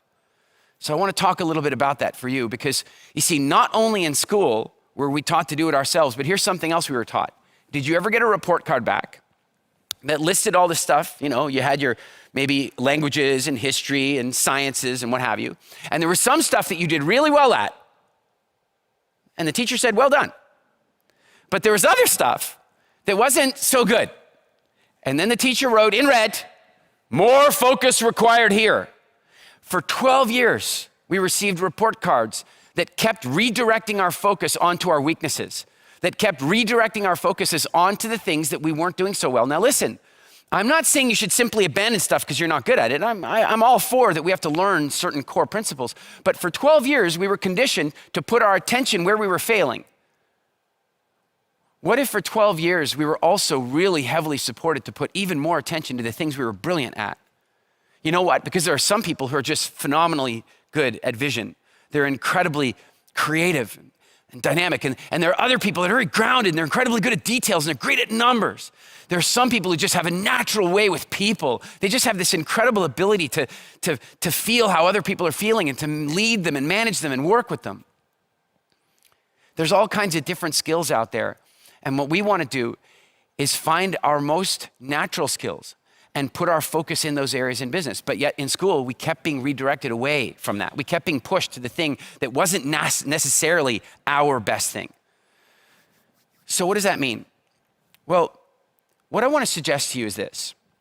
Wherever you are in your business right now, I would like you to think about 2 whys. Why are you in business? One of them should be selfish. And I mean selfish, like, why are you in business? I'll tell you, when I first got into business, I was in business because I wanted to be economically free. I wanted to make sure that my retirement was going to be comfortable and safe and amazing and wherever I wanted it to be. So I want you to know what your personal why is. What kind of lifestyle do you want to live? What do you want to be able to provide for your family? What do you want to be able to do for your children if you've got them? What do you want to be able to do for yourself to improve your own quality of life? And then I want you to go to another why. And this is the big important one, is that I'm really curious, like, if your business was operating really well, really smoothly, if you didn't have to worry about solving the next marketing puzzle, or you weren't worried about bringing cash flow in because your company did that stuff really well, what would you turn your attention to? Would you end up starting another business? Would you take on social projects? Would you maybe get involved in politics? Because I can tell you, I've been taking a look at politics around the world, and you know what we need? We need some new people to get involved in politics, not the ones that are in there now. Yes, once we solve our business lives, what happens is we can kind of get a little bit bored. And my goal is to help you become a bored entrepreneur. And I'm kind of kidding. But what I mean is that if your business isn't torturing you, if it's not stressing you out, you're not full of anxiety, if your business operates smoothly, then you will become bored and you will do the most amazing things. So I want to share a couple of things with you right now, and then I'm going to take questions because I want to give you the most practical steps that I can. And I want to encourage you, especially those of you who are already members at Mindvalley, go do the Business Freedom Blueprint and go through a 6-week process of laying the foundation to create the most phenomenal business. So here's one principle right off the bat. First thing is this. I want you to really give some thought to who you are and what kind of business you would need to build so that you spent the majority of your time doing what you loved. I know, this maybe doesn't sound so new. All these people out there saying, find your passion and follow your passion. That's not really what I'm saying. What I'm trying to say is that most people quit their job one day and decide, okay, now I want to be in business. And they wake up to the harsh reality that they quit one job with one area of responsibility and a guaranteed paycheck, and now they've suddenly got no guaranteed paycheck and they have to do 14 jobs. And some of those jobs they don't like. For example, when I did this, I was in a sales position. Suddenly I was in sales, I was in marketing, I was in customer service, I was in shipping and receiving, I was in accounting. I had to do all those things. So I want you to think about this. Think about all the core functions of your business, all of them, and then I want you to rate them based on how much you enjoy them. Enjoyment comes down to whether you like it and how good you are at it, a combination of those things. So in my case, I really liked sales. It was fun. I really liked the marketing stuff. That was fun. So I graded that. That's I can keep that. But then I took a look at, do I like the shipping and receiving? No, I don't like that. Okay, so I marked that. Okay, I'm gonna make my way out of there. Do I like doing the accounting? Hell no. Urgent, get out. So I'm gonna develop a plan. So this is the first thing I want you to think about is how do you start creating a roadmap to get out of the jobs, to get out of the roles that you don't really enjoy that much and probably aren't actually all that good at. Then once you've done that, now this is exciting. See, look, let's say you don't like doing accounting. And by the way, for those of you who love accounting, I know you do. I know, I don't understand how it happened. I don't know what happened that you love accounting, but you do, I get it. But for me, I didn't like it. Now, if I don't like it, what does that mean? It means that what I'm going to do is I'm going to procrastinate it, put it off, rush it, get it wrong, make mistakes, and it's not going to be good. But the minute I make the decision that I'm not doing it anymore, the minute I make the decision that I quit, I won't be doing the accounting. Now, obviously, I have to provide notice. I can't just quit on Monday and stop doing my accounting on Tuesday. I'm going to need to bring somebody else in, right? All right. But the minute I do that, something changes. There's light at the end of the tunnel. Let me explain. Let's say I hate doing my accounting and now I have accounting work to do. When I look at it, it looks permanent. I'm going to be doing this forever. I'm never going to escape. But the minute I change, the minute I give notice, the minute I say, within 3 months, 6 months, I'm done, then something changes. Because now when I do it knowing there's light at the end of the tunnel. And I do it knowing that I am laying the foundation and the procedures and the templates and the systems for the person who's gonna be coming in to replace me when I'm ready. And that means I'm gonna do the job with greater attention to detail. I'm gonna document what I was doing. I'm gonna save the work and processes. And I'll tell you the advantage of this. Please hear me. At first, it'll take a little work. You'll sit down to raise an invoice and you could just quickly raise the invoice. But if instead you take out a scrap of paper and you write, open software, click raise invoice, and you start documenting what's going on and you do this all through this job you don't like, here's the beauty. You're gonna hire somebody one day when you're ready, not necessarily part-time, not necessarily full-time, and maybe not even part-time, maybe even for a few hours a week, whatever. But when they come in, you're gonna be able to hand them a document and say, this is how we do this job. And training is gonna be so much easier. So I want you to think about how you could build a business and a roadmap that will allow you to create a structure where you spend the majority of your time doing what you love. And I'm gonna share something with you about this that's life-changing right here, right now. You've probably heard about law of attraction. And some of you probably are very excited about law of attraction, and other people have this reaction. I know, it's all over the board. But I want to talk to you about attraction in very practical terms. We don't need a 90-minute movie about The Secret. We don't need a whole book. I'm going to tell you how attraction works in business really simply. People are attracted to people who are in flow. People who are attracted to people who love what they're doing. You see, when somebody is having fun, when somebody is enjoying themselves, when they're full of passion, people are attracted to them. They want to be around them. Now, I want you to think about that. That means that if you've got two entrepreneurs, one entrepreneur goes to work and hates what they're doing. They spend a lot of their time doing their accounting over here that they don't like, and they're over here doing technical stuff that they don't really want to be doing. Now they're shipping and receiving some stuff. So a huge amount of their day is icky, sludgy stuff. But this other entrepreneur over here has figured it out and spends 90% of their time doing just stuff that they love, because the other stuff is handled by automation, by people, by systems, and what have you. Which one of those entrepreneurs is creating greater attraction? Let me put it in another very practical way. I want you to imagine that you have a meeting, a really important meeting, a meeting with potential investors or maybe a really important person you're trying to recruit. And you have two jobs to do, both 4-hour jobs, and the meeting is at lunchtime. So you're gonna start doing one of these jobs first thing in the morning, and then you're gonna have your meeting with this very important person. One of the jobs is something that you absolutely love, like you love it. The other job is something that you just have been putting off, but the pressure's finally there and you kind of got it done. The deadline is there, the fines are coming, you got to get it done. Which job should you do first? Well, in the normal world, Brian Tracy would tell you, you do the yucky job first. He calls it eat that frog. Do the bad job first, because then you can reward yourself with the good job. If you start with the good job and you're going to punish yourself with the bad job, the good job will never stop. Yes, that's true, but not if you have an important meeting at lunchtime. You see, because if you've got this incredibly important meeting coming in at lunchtime, potential investor, for example, if you do the crappy, sludgy, ectoplasmic, sticky, yucky job first, then that's gooey, yucky, negative energy is going to be all over you. And the people are going to come into the meeting, they're going to walk in and go, and then they're going to want to wash their hand. They're not going to like the vibration. It's not going to be attractive, it's going to be repulsive. On the other hand, they walk in and you've just finished doing 4 hours of bliss, 4 hours of you, 4 hours of what you love. They're going to walk into the office and go, I like it in here. I like the vibe that I feel here. I like this person. I'd like to invest in this person. This is one of the most powerful things that I could share with you about business, is that from day one, start building the business for your own personal freedom. There are effectively 3 types of business freedom.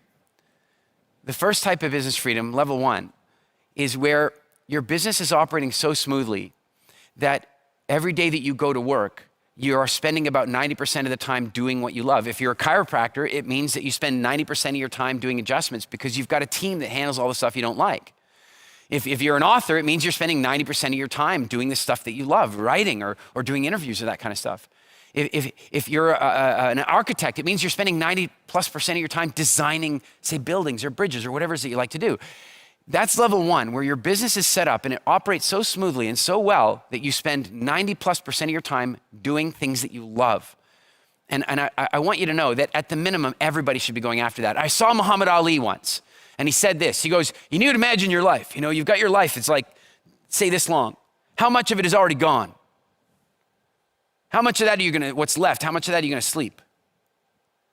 Then how much of that are you gonna work? And that's what's left. And how much of that are you gonna spend sitting in the doctor's office, doing your taxes, stuck in traffic? But the thing I always thought about is that big chunk. He says, how much of that are you gonna work? He makes the assumption, because most people do work as a sacrifice for money, most people are selling their time just to get money. If you can find a way to love that extra 8 hours a day, that's like an extra 8 hours of life every single day. So at a minimum, everybody should be going after that level 1 business freedom, a business that operates so smoothly and so wonderfully that they spend 90% of their time doing what they love. Level 2 is where your business doesn't even need you to do that anymore. It's where you don't even have to be there. Your business operates so smoothly, it operates so well that you don't have to be there. That may sound impossible to some of you. I'm telling you, it's 100% possible. There's no question about it. It's totally possible. In fact, the majority of businesses in the world do operate that way. Most of the big businesses in the world are not run day by day by the people who own them. It is absolutely possible to build a business that becomes an organism that can operate on its own, that generates profits, that continues to grow. In fact, long after the original founder's even gone. Level 2, business freedom. Level 3 is one day when you exit, if you ever want to. My question for you is, which of those levels do you want to experience? And more important than that, once you experience them, once you get to a place where you're a bored entrepreneur, where are you going to put your talents? Where are you going to put your efforts? With that, I want to jump in and talk with some of you and kind of connect and see if I can answer some real world problems. Do we have somebody to go live with, or should I go off the screen? I'll go, oh, we've got somebody, excellent. Hello. Hi, Eric. How are you? I'm great, how you doing? All well, all well. This is Nakshatra, and before I just ask my question, I just want to share something. You talked about law of attraction, right? And I manifested this thing like day before the summit started, and I wanted to talk to 3 people: Mark Cuban, Vishen, and Eric Yu. And I think I've talked to everyone. I mean, this works for sure. Thank you so much.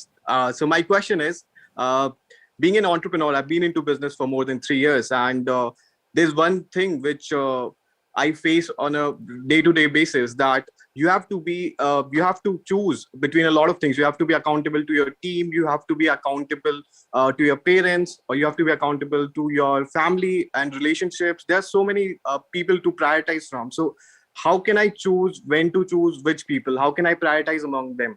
So yeah.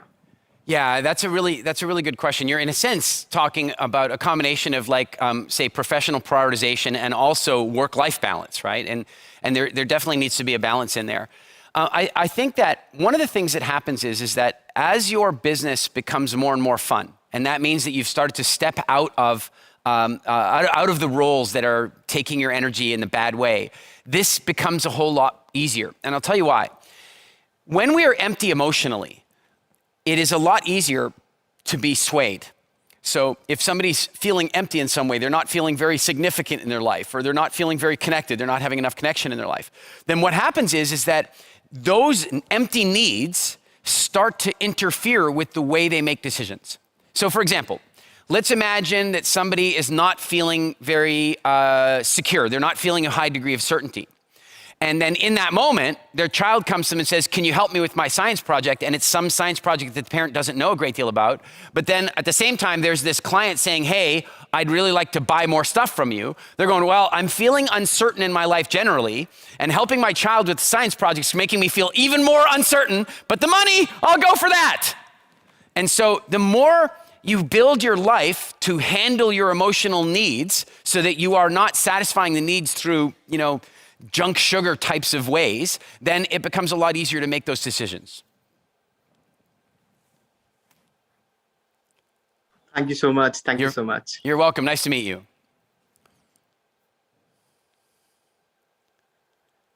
Hello. I think we've got, who's next? Oh, hello, there you are.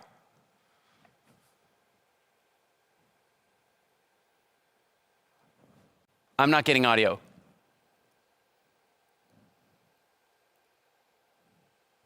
There we go. Oh, there you are. To unmute. Hi, I'm Melanie Warner. Hey, Melanie. I've been an entrepreneur since I was 18.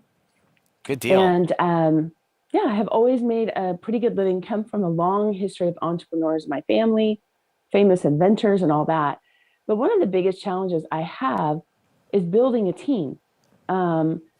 Because when you're starting a new business and you're a solopreneur, you have some control, or at least feels like it, over everything. And then when you start to hire people, how do you learn to let go of the things that you are good at, that you need a team to build and grow and scale? And then how do you cover the cost of paying for all these people? Like when you find good people and they're willing to do the work, when you're in that in-between stage of trying to grow and scale, but you got to pay for everybody before the results are there. So it's sort of a two-part question, because part of it has to do with the assembling of a team and attracting them and so forth. And then part of it has to do with the cash flow or the profitability side of it. So let's deal with both. First thing that's really telling is that you ask the question, how? Like, how do you do this? Now, Melanie, my question for you before I give you your answer is, do you consider yourself more of an ideas person or more of a people person? Definitely an ideas person. Right. And so what that means is, as somebody who's probably a little bit more on the creative side, not that everybody isn't creative in some ways, but you probably have a more creative side to the way you approach entrepreneurship, which means that you're very good at answering the question, what? What are we going to do? What's the next big thing? What are we going to achieve? Right? You're very good at that. Right. But then what happens sometimes is after you've done what, you then go to what you think is the next question after what. And your next question after that is how. I know what we're going to do, but how are we going to do it? And so I'm going to guess that there are times in your life where you've started stuff and finishing it hasn't been the easiest part for you. Right. Okay. I like giving birth, but I don't want you to change diapers at 2 a.m. There you go. And that's both very real and also a good metaphor. So now there's one way that you can switch your entire business life. It's possible that in this moment, everything's about to change for you. Because the order of questions should not go for you from what to how. They should go from what to who. They should go from what to who. So what should be happening is the minute you're going, well, I don't know how to bring these people in. Yes, but who could help you with that? Every time you get stumped by that question, how, you should be asking, okay, but who could help me with that? Because here's one of the problems. If you're fundamentally creative, it means that you're probably also a little over-trusting and a little, which is partly that you're probably also a little over-optimistic sometimes. It's normal as a creative. Yes? Yeah. I'm a terrible poker player because I believe I can win every time. There you go. So when you think of that, when you think of yourself as being a little over-trusting, a little over-optimistic, what that means is that when you interview with somebody, this is roughly what the interview looks like. It's like, oh, I'm so excited to be interviewing you right now. This is what we're looking for. I'm looking for a person that can do this and this. And then the person says back to you, oh my God, Melanie, that's amazing. I love it so much. I can totally do that. We can make this happen and together we can take over the world. And you're going, this person's amazing. Only what you've just done is hired another you. Yeah. And then that doesn't work because now both of you want to do the same things and neither of you don't want to do the same thing. It's a problem. Now, what I would suggest is that means that you need to find somebody in your life that can answer the who for you. Like, who can help me build these teams? Who do I know that's really good at people? Here's something I'm going to say that might be considered a little bit sexist, but it's been my observation. I'm just talking stereotypes here, that sometimes women have a better sense of people than men. Sometimes, not all the time. Just sometimes women have the radar, right? And so one of the things I've learned in my life is that if I'm going to go into a big or complex business deal, there's generally what I want to generally do is find a smart and emotionally tuned in woman to come to that meeting and tell me what a radar says. Now, the challenge is you probably have that radar, but I'll bet you something. And I'm just making this up. We've never met before. But Melanie, I bet that your radar is really good as long as you're using it for somebody else. But the minute you're trying to use the radar in your own business, it doesn't work so well.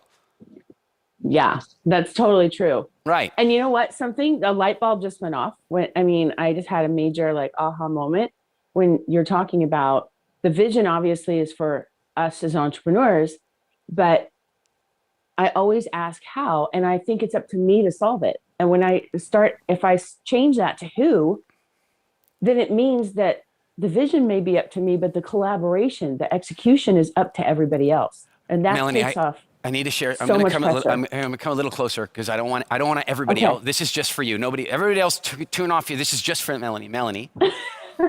It's possible that sometimes people like you and me, the creative entrepreneurs, it's possible that sometimes you think that you're smarter than everybody else. Now, I'm just teasing a little bit, but the problem is that's what happens to us as creatives. We go, well, I birthed the idea, therefore I'm the brilliant one. And the minute you kind of feel like that, then it's like you have to solve everything. No, do you think Steve Jobs solved everything at Apple? Absolutely not.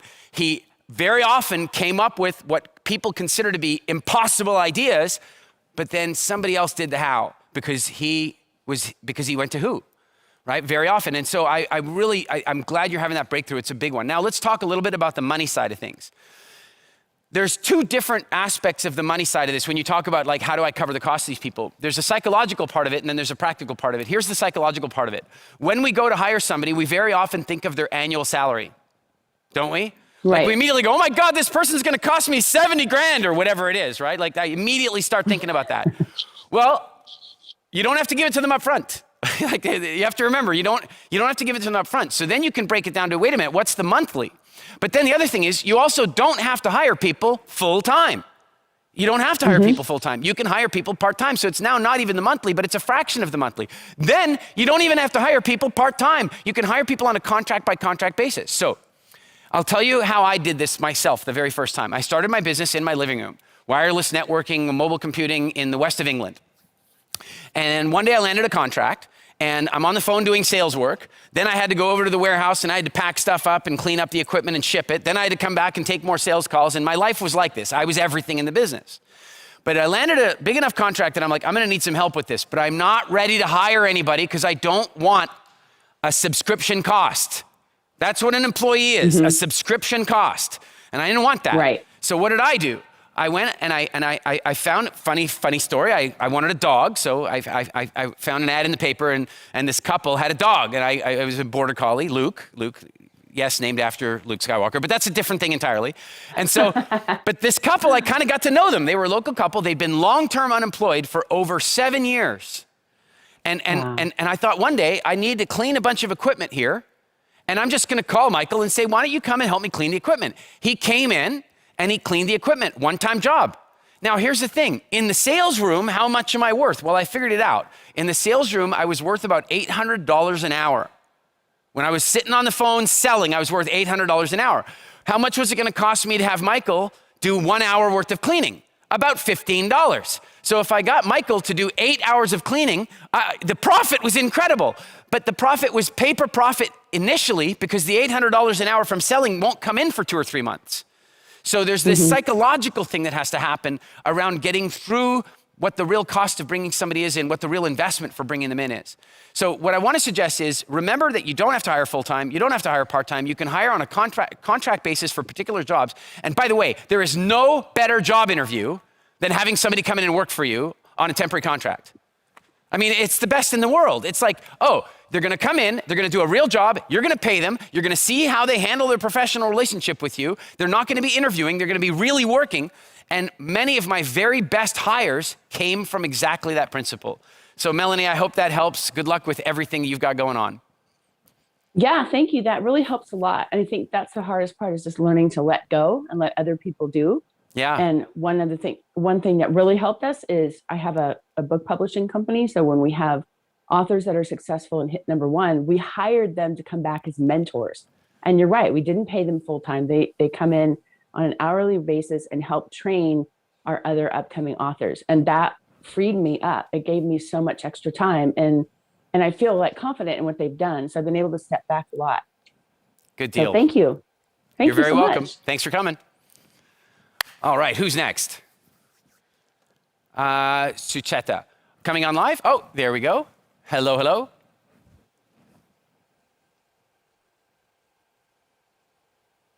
Are you with me? Hi. Hello. Yeah. Yes. Hi. Hello. Nice talking to you. I wanted to ask one question that how to make a decision. I've started content. I'm a content creator. I've started just now the business. When to stop? You know, if the business is not making enough of money, what should be the stopping point? How to make that decision? I needed a clarity about it.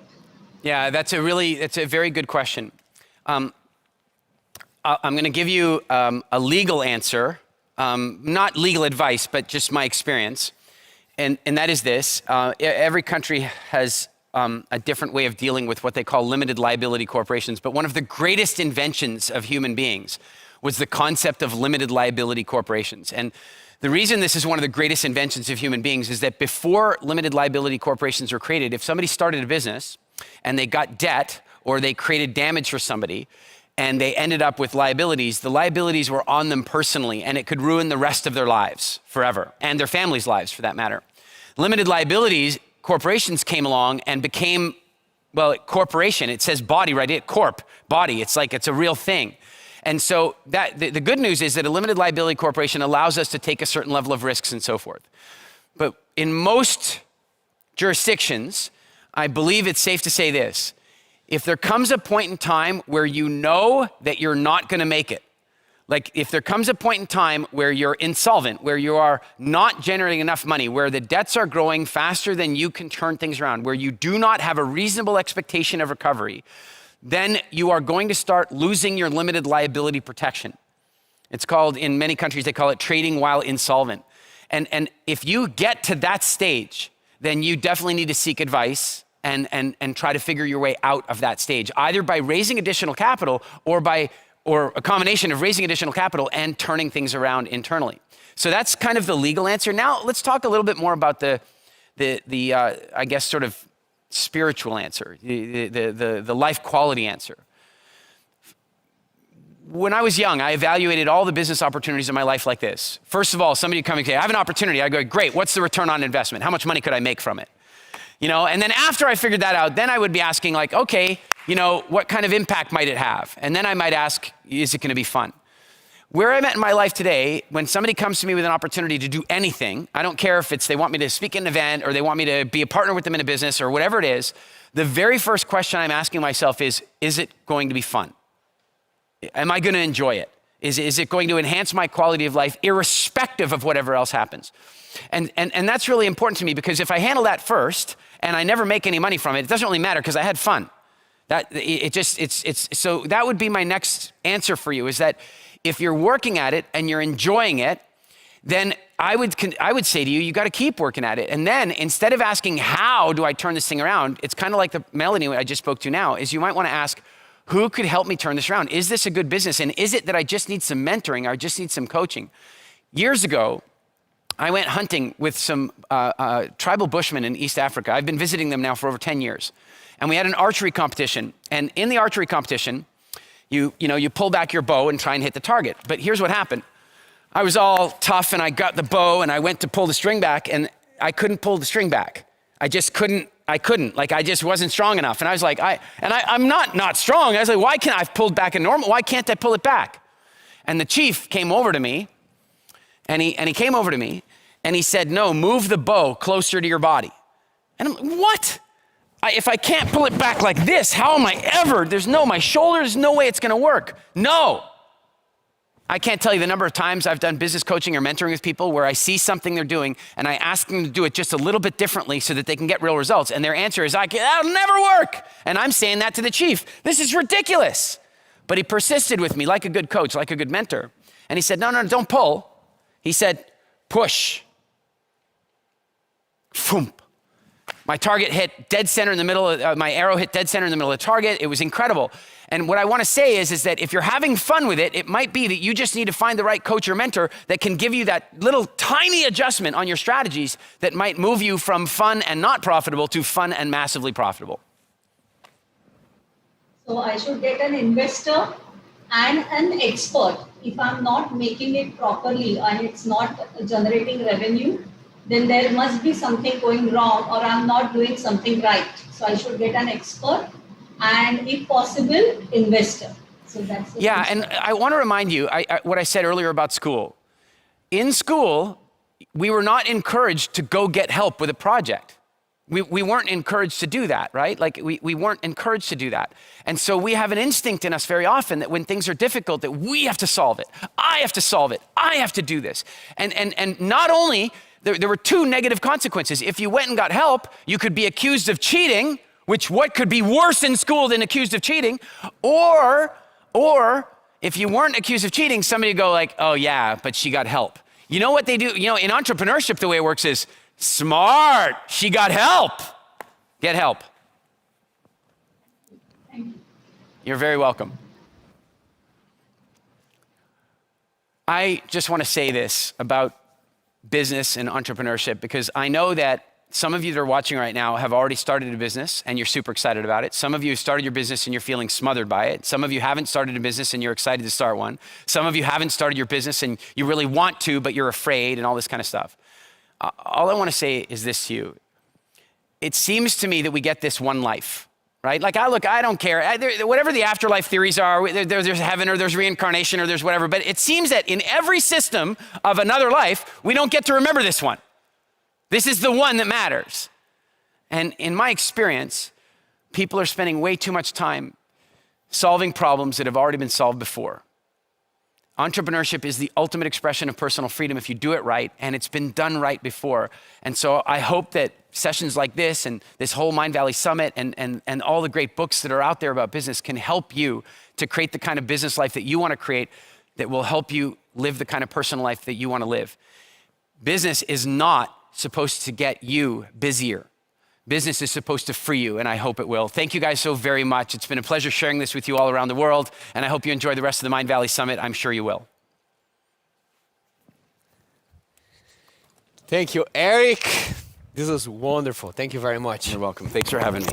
You know, I registered a business a couple of weeks ago, the first time. I was talking to my mom about that to celebrate, and she said, so your goal is to become self-employed? And I said, no, my goal is to get bored. Because this is when I think this is when I learned the shift, the mental shift that allows you say, you know, how incredible it would be in the world to have a lot of bored entrepreneurs, and I'm with you on that. Thank you. Thank you for all the learnings, and thank you for this session as well. You're very welcome. Thanks for having me. Thank you. It was a pleasure. Ladies and gentlemen, if you want to learn more about Eric's ideas on business and study under him, to develop your own business freedom. If you are a Mindvalley member, there's a whole program, the Business Freedom Blueprint, that you can enroll right now. Start today. You wait until the agenda finishes so you can go through all the other sessions. But like after we close Mindvalley Summit, you can start right away. And you can get a sense of the shift that you can get if you're studying directly with him for weeks, just based on this 45 minutes that you had with him today. Moving on with the agenda, we are going to have a break that will be until the hour. And if you are in the Indian standard time, it's until the hour and a half because you guys have a little funky time zone. And we are going to be back from wherever session you were right now to a panel discussion with Vishen and Gary Zukov. This is going to be a fantastic discussion. Gary is one of the most prolific spiritual teachers that we have in the world today. So it's something that you for sure don't want to miss. Go get some water, go get maybe a snack, go stretch your body and shake and move a little bit, and be sure that you'll be back in more or less 7 minutes for the next session. I'll see you very soon. Cheers. Another level, we ain't never settle now. Level up, watch me level up. Watch me, yeah.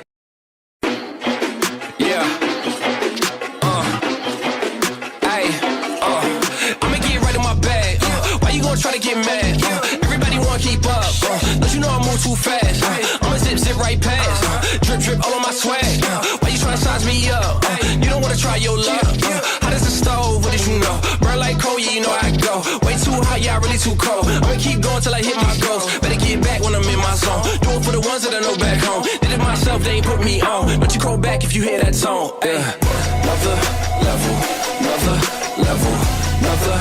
We ain't never settle now. Level up. Watch me level up. Watch me level up. Watch me.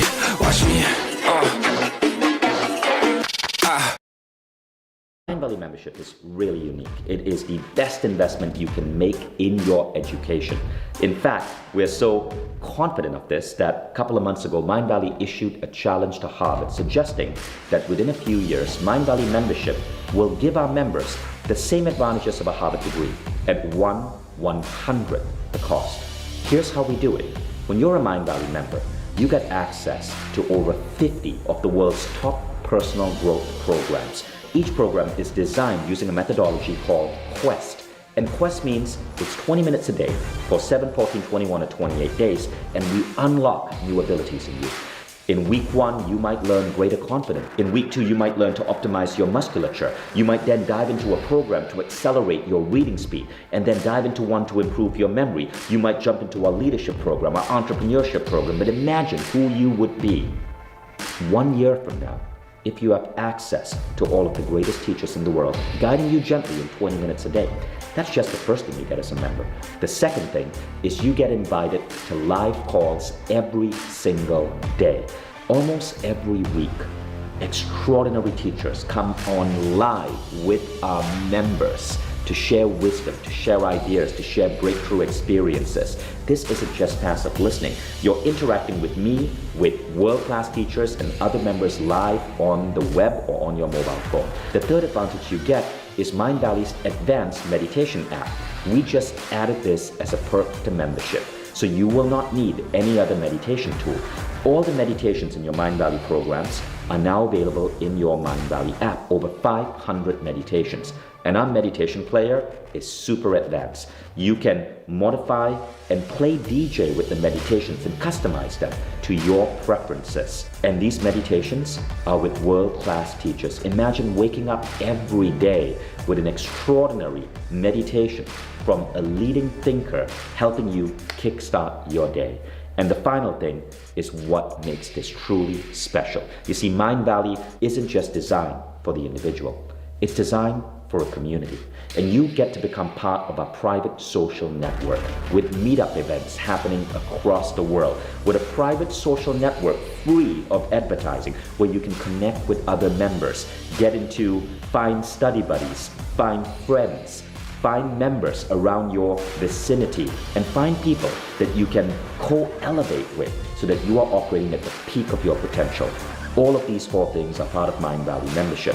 And when you enroll, you don't just get these 4 incredible advantages, but you're also going to get all the recordings of Mindvalley Summit completely free.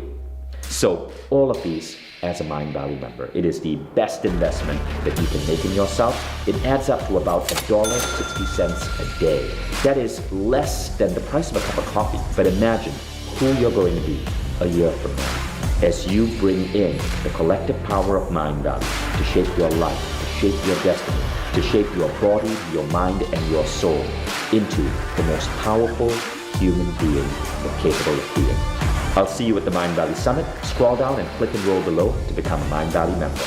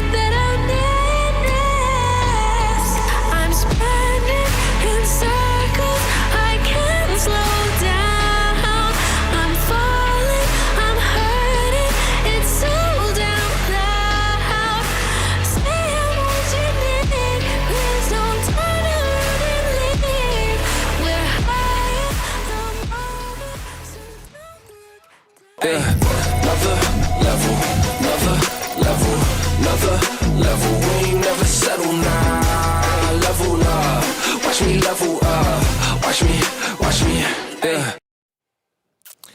Ladies and gentlemen, my friends from all over the world, welcome back to Mindvalley Summit. If you are just joining us right now, let me introduce myself. My name is Ronan. I am one of your hosts for this event. And if you've been here with us, you probably heard this 15 times already. It's good to have all of you here. There's a very exciting session coming, but before that session, I got a urgent request from Vishen. He needs help, and he asked me, Ronan, can you play a video, because he has a very important message that he needs to reach out for help for the community. So I want to play that video first, which is novelty to me as well. So let's all see what he has prepared. We needed a tagline for a Mindvalley Summit, and my team came up like a 3-hour brainstorm. These are some suggestions that we came up with. Mindvalley, cheaper than a meditation retreat in Bali. Mindvalley, for the girls in Cali. Mindvalley, amazing. Mindvalley, deeper than the Mariana Trench. Based on other interesting brands out there. Mindvalley, just do it better. For faces, there's plastic surgery. For everything else, there's Mindvalley. Maybe she's born with it. Maybe it's Mindvalley. And we came up with what we thought was the perfect tagline. Mindvalley. Be all you can be. And then we heard that that's actually the tagline of the US Army. You can do it in the army. Now, my team is made up of a Pakistani, an Indian, and a Mexican, and myself, so we don't get hit by US Army recruitment ads, so we had no way of knowing. But I do want to apologize to the Pentagon. We have so much respect for the US military. We don't want to compete with you on a tagline that you have grabbed, so we have had to discard be all you can be. Don't want to mess with the US military, plus they have nuclear weapons. So I'm going to do this. I want you to comment below and let us know potential taglines that we can use for Mindvalley. And what I'm going to do is write a $5,000 check to the person who comes up with a tagline that we decide to use for Mindvalley. Help us in our time of need to come up with the ultimate Mindvalley tagline. So, simple. Let us know your winning tagline for Mindvalley. $5,000 check to you if we use it on our website. Thank you.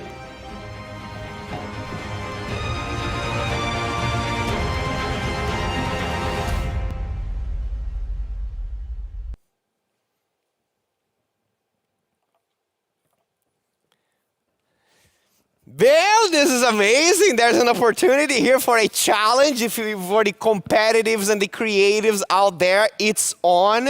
It's new to me, and I think I would like to get the check, so I'll be competing. I'll be putting some slogans, some taglines in the chat as well, so let's see who gets his best. And let's move on to our upcoming session. Yeah, I am very pleased and very honored to welcome our next speaker. Gary Zukav is one of the most prolific teachers in the area of personal growth and spiritual growth today. And if you have been studying personal growth and spirituality for some time, odds are you already know about him, or if you still didn't, probably you knew some of his ideas. That's exactly what happened to me. Years ago, when I was making a career shift, when health and fitness was my hobby, and if you are a member of Mindvalley, you've probably seen some of my own programs of health and fitness. And before I even work with that, I was working with something completely different, coaching companies on innovation and things like that. There was a moment that I was ready for a career change. And that moment of jumping into something completely new, into making a passion, making a hobby, my own profession, was very difficult to grasp that idea and see and think that this was possible. So I went through a turmoil. And in the middle of all the turmoil, while I was making the decision, I was scrolling on Facebook, and I saw a quote.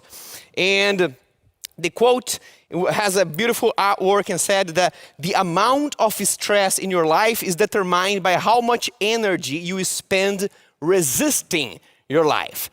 And that struck me. That's exactly what I am experiencing right now. And I'm just resisting something that needs to happen. Maybe I need to make that decision. And I scrolled a little bit more and I saw another quote that said the opposite of love is not hate, it's fear. Both of these sentences resonated with me so much, and they gave me fuel to make a decision that to me was a life-changing decision.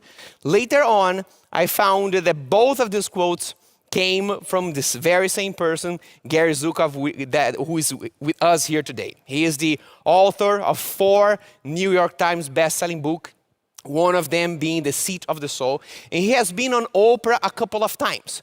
More than one, more than twice, he has been more than 30 times on Oprah sharing his wisdom. And it's my honor to invite him and Vishen for a discussion on the stage. Let's all welcome Gary and Vishen on the stage of Mindvalley Summit.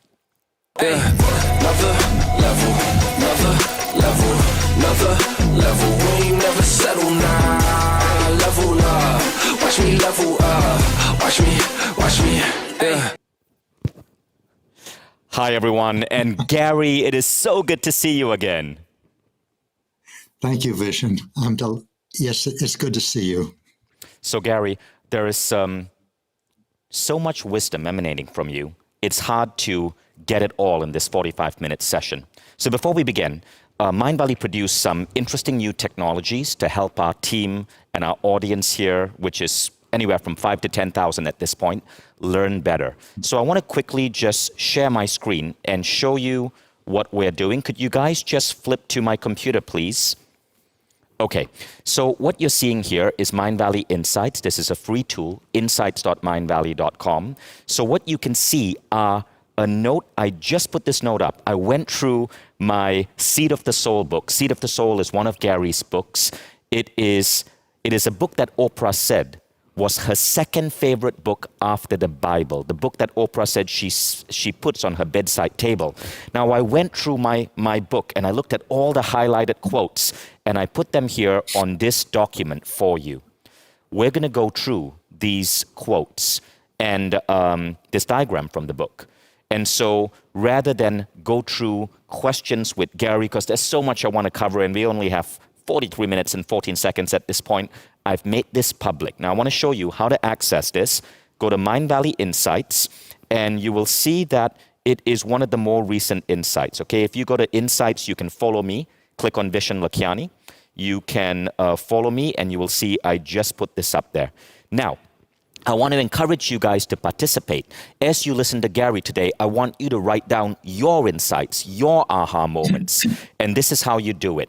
I'm going to ask our admin to post this link. So if you come to this link, you will see all our collective insights on Gary. So let me repeat that. We are creating this page on the internet that you can interact with. You can write down your notes, your insights from this, attach it to this page, and at the end of this session, all of us can come together and we can all swap notes and see what we learned. All you got to do is click on this button, Create Insight, and you go to editing mode. Now I'll go back to my insight because we are going to use this as a framework for this conversation. And again, I've added all my favorite quotes. After this session, you might want to read this insight to reflect on these quotes. They are mind-blowing. Now let's get back to Gary. Gary, welcome back to Mindvalley. First, tell us, where in the world are you right now?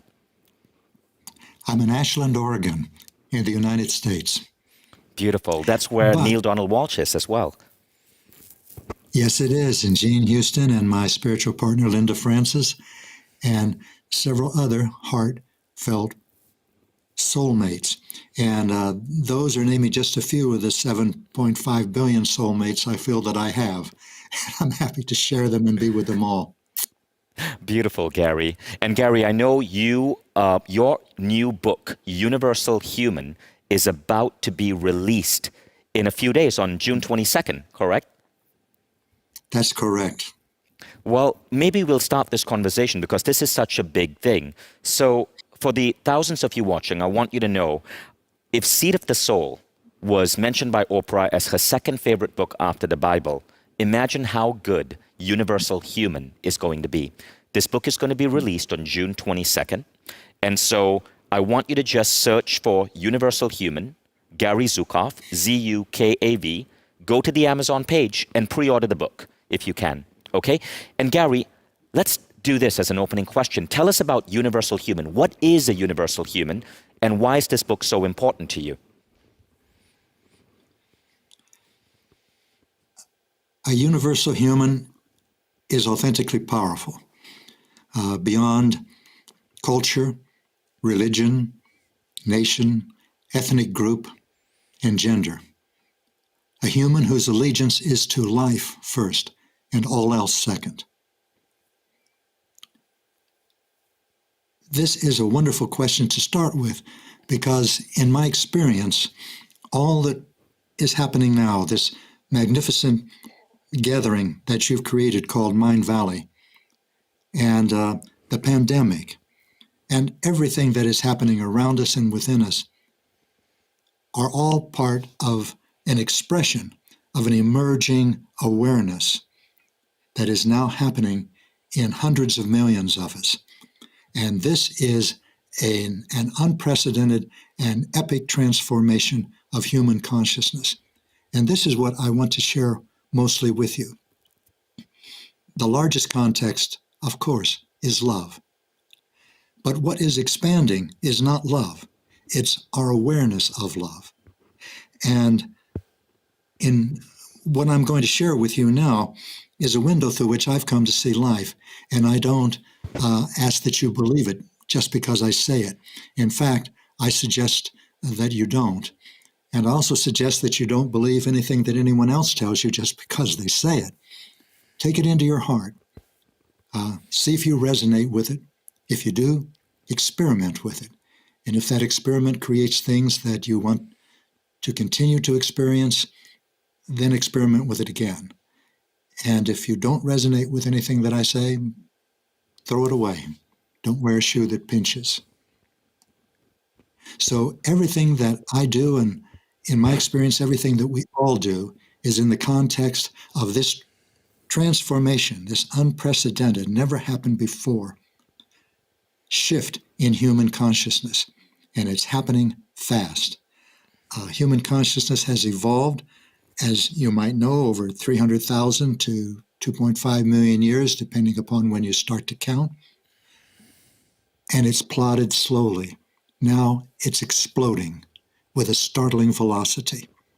The new consciousness is very different from the old consciousness. The old consciousness was five-sensory perception. We felt that the universe and everything in our world, and that could be in our world, was defined by the five senses.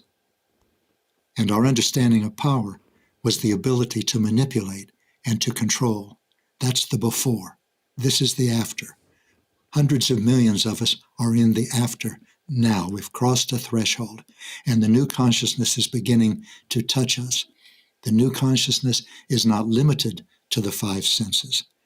And our new understanding of power is alignment of your personality with the highest aspect of yourself that you can now begin to sense and grasp and experience with your new consciousness.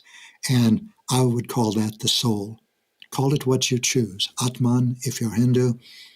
Soul, as a multisensory human, it's the part of yourself, the part of your personality that existed before you were born and will exist after you die.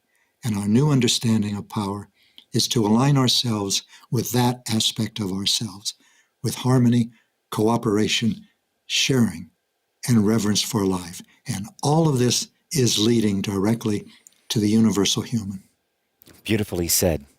Let's talk about what you touched upon. There are a couple of quotes from your book on the soul and on personality that I really love.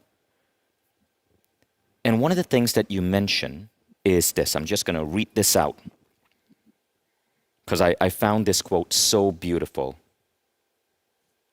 You said, "The harmonious personality is one in which the soul flows easily through the part of itself that is in touch with physical incarnation. Can you elaborate on that, on the idea of the harmonious personality and the soul or Atma? Oh, yes.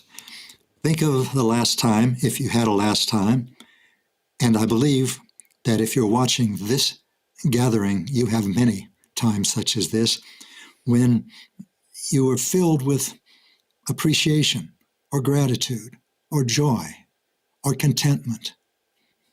Maybe you were watching alpenglow on a mountain, like I've done many times, or looking at the ocean.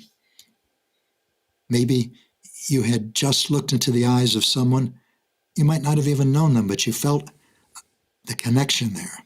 And for a moment, you knew more than you saw. You could feel that connection. That's a soul-to-soul connection. These are experiences of harmony. Five-sensory humans strive to create circumstances of minimal conflict, and they call that harmony. And from their perspective, it is. And by the way, this is so important. Those of us that are becoming multisensory are not better in any way from those of us that are still five-sensory. That's just a temporary ebb and flow in evolution. Within another few generations, human generations, all of us will be touched by the new consciousness. We will all sense ourselves as more than bodies and mind, more than entities that have a birth date and a death date. But this new awareness leads us to new understandings of everything, from harmony, as we're discussing now, to ourselves, to the world, to the universe, to relationships, religion, to community, to everything that we experience. And so I'm going to suggest that you are more than perhaps you thought you were. And I'm sure that many of you, that's not something that's unfamiliar to you, that your origin is not merely physical, and that your capability, your creative capability, is far more than you might have suspected, and that we're all moving now, if we choose. This expanded perception is a gift from the universe. You don't have to develop it, although we will. All you have to do is unwrap it and use it. But creating real power, alignment of your personality with your soul, that is not just a gift. The potential is the gift, but to create it in your life is for you to do. And that requires commitment and courage and compassion and conscious communication and action. And that's really why we're here together. We're here in this larger context of an expanding human consciousness. We're here in a larger context of beginning to experience ourselves as love, as more than we thought we were. And more important, as you go through whatever questions you have, Vishen, is the how. How do you do it? I'm a practical person, not a metaphysical person, although I love writing about whatever my heart shares. But it's mostly the practice of transforming my life from one of fear, which means anger, jealousy, resentment, into one of love, which means gratitude, appreciation, caring, and unlimited vitality and creativity. I love that you say that. In your book, Gary, you talk about this concept called reverence. I love that word, reverence. And you define it as so. You say, reverence is engaging in a form and depth of contact with life that is well beyond the shell of form and into essence. Reverence is an attitude of honoring life. Let's talk about reverence, because you speak of reverence and you speak of love. Help us understand what that is and how they interact.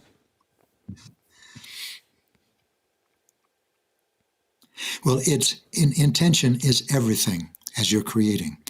That's why we'll see soon that it's very good to have conscious intentions instead of to create with unconscious intentions. So, in my experience, it's an intention, I'm going to become more loving. I'm going to become reverent. But that intention will take you to places that will be surprising. That intention will bring your awareness to all of the parts of your personality that are not reverent and that are not loving. And these are all aspects of your personality that originate in fear.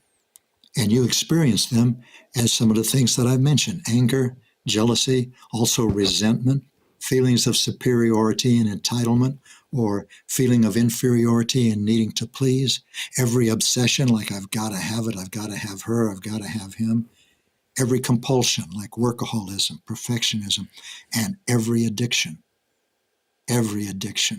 sex, gambling, drugs, alcohol, shopping. All of these are experiences of fear. And as you set the intention to become loving, as you set the intention to become reverent, to see life in all things, to value life in and of itself, then you begin to encounter with the power of what you are evoking in your life these very aspects of yourself that prevent you from these things. And they prevent you also from giving the gifts that you were born to give. Unearthing these parts of your personality in yourself and moving beyond the control of them with your conscious volition is the creation of authentic power. It's a moment-by-moment creation.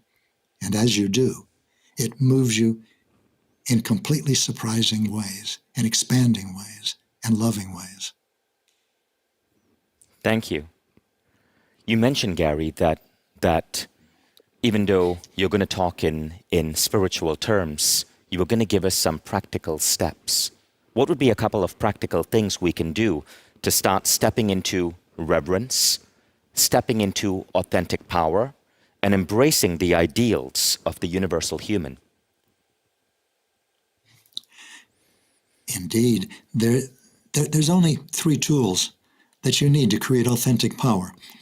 The first 2 are emotional awareness and responsible choice. These are your steps. Emotional awareness means becoming aware of everything that you're experiencing inside, every emotional current in you. But that doesn't mean simply being aware of being sad or exhilarated or depressed or happy. It means being able to identify within certain areas of your body physical sensations, specific physical sensations. For example, physical sensations, if they're associated with fear, stab, sting, burn, churn,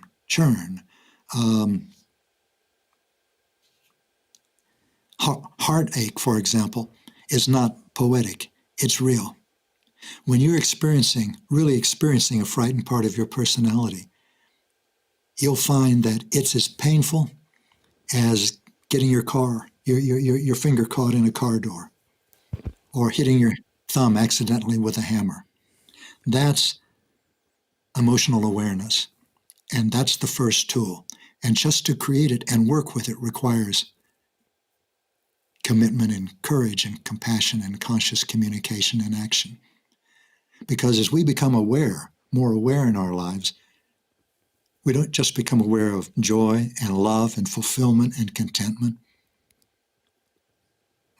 Most of what we have in our lives before we begin to step into our lives consciously is fear, and fear hurts. It really hurts. So develop emotional awareness. Linda, my spiritual partner, and I, Linda Francis, co-authored a book, The Heart of the Soul, Emotional Awareness. It'll walk you through that, but do the exercises. Don't just read the book, because if you read the book, you'll know a lot about emotional awareness, but you won't be emotionally aware. Mm-hmm. The second tool in creating authentic power is responsible choice. A responsible choice is a choice that creates consequences for which you are willing to assume responsibility. So, emotional awareness is so important because you might look at your emotional awareness as receiving messages from your soul. And what are those messages? They are, you're in fear or you're in love. For me, I'll speak in the first person. A part of my personality that originates in fear is active in me. How do I know? Because I've stopped in this moment of just before I shout at someone or withdraw emotionally or judge them in my mind. And I look inside. And if I find physical emotions, physical sensations, and say, there's these areas, throat, my chest, my solar plexus, then I know that fear is active in me. Now, here's the thing. If I act in fear, I will create painful, destructive consequences. Painful, destructive consequences are always created by acting with the intention of fear, anger, jealousy, resentment, vengeance. Got to have more. Got to impress. And if you look inside yourself and you find physical sensations that are blissful, the kind of physical sensations that you want more of, then you know that love is active in you. And if you, like gratitude, like appreciation, like you feel when you stand before the ocean and you see a wave crash and it's 30 feet high, I've seen these. I disappear. And I believe that everyone around me disappeared, and all that was there was the ocean for a moment. And I was the ocean, or was the ocean I? It didn't matter. I wasn't thinking. When you have experiences like that, and fulfillment, and experiences of connection and joy, then acting on those, we'll call them loving parts of your personality, create constructive and blissful consequences. Now, the moment of creating authentic power is the moment that you look inside and you realize, you feel inside, and you realize that a frightened part of your personality is active. You're judging someone in your mind. He's so stupid. I'm so stupid. You're judging yourself. It's the same thing. Or you're about to act in anger or jealousy or any of the frightened parts of your personality, and you feel it fully. So I'm suggesting you never repress, suppress, deny an emotion, but you feel them fully, somatically, with your body. And then, while you're feeling that powerful magnetic attraction, and it is magnetic and demanding, shout. Every frightened part of your personality is righteous. It does what it does because it's justified in doing it. But those are the experiences of one part of your personality. And you have many parts, and you don't have to act in that part. You can act in a loving part. So while you're feeling the pull, the magnetic attraction of that part, reach for the healthiest part, the most loving, the sanest, the most grounded part of your personality that you can, and act from that. That is creating authentic power. And every time you do that, you're beyond the control of that frightened part. Authentic power is developing the ability to recognize, to distinguish within yourself the difference between love and fear, and act with love all the time, no matter what's happening inside of you, like jealousy or rage, or what's happening outside of you, like another 9/11 event. I This love that. is now. You were saying This is authentic our power. evolutionary. Sorry, me. Gary, I lost you for a second. You were saying authentic power is the ability to recognize what's going on within you, love or fear, and to act with love every single time. I love that. It's such a profound, powerful message, so easy to understand, but at the same time, so hard to do. In your Yes. book, you say you describe certain characteristics of the authentically powered human being. You say an authentically powered person is humble. This does not mean the false humility of one who stoops to be with those who are below him or her. Rather, it is the inclusiveness of one who responds to the beauty of each soul, who sees in each personality and in their actions the soul incarnate upon earth. Let's talk about that for a second, because I love that quote. Oh. By the way, I want to share that I'm really not the author of any of this. All of this comes from the universe. This doesn't mean that I'm not a part of it. I wrote it. I took all of my capability and my experiences from that many of which predated probably my birth date as a scribe or as some. And I'm laughing, Gary, because the quote starts with, the authentically powered person is humble. And here you go, being all humble and all, talking about how you never really wrote the quote, but you channeled it from the universe. But still, either way, if you were just a vehicle, it's a beautiful quote. Let me explain humbleness for a minute so that no one will confuse it. Humbleness is simply recognizing that everyone's journey through the Earth School is as complex and labyrinthine and difficult and painful and rewarding, potentially rewarding as your own. So a humble person walks in a friendly world, and everyone in it is part of that world for him or for her. And humbleness is one of the characteristics of an authentically powerful personality. Humbleness, clarity, forgiveness, and love. Love is the big one. Beautiful. What can we do to start stepping into this authentic power? Well, first set the intention. And everything I'm telling you about authentic power is an expression in the terms that I've been given to share.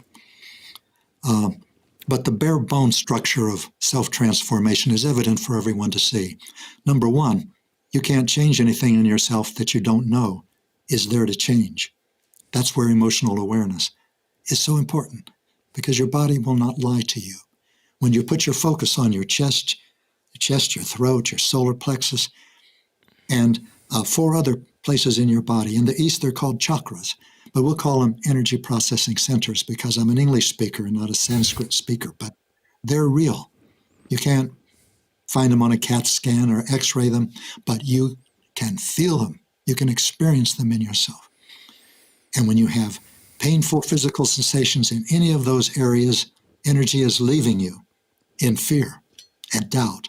And when you feel good in any of those, any one or all of those physical sensations, then there is love present in you. And you are releasing energy in love and trust.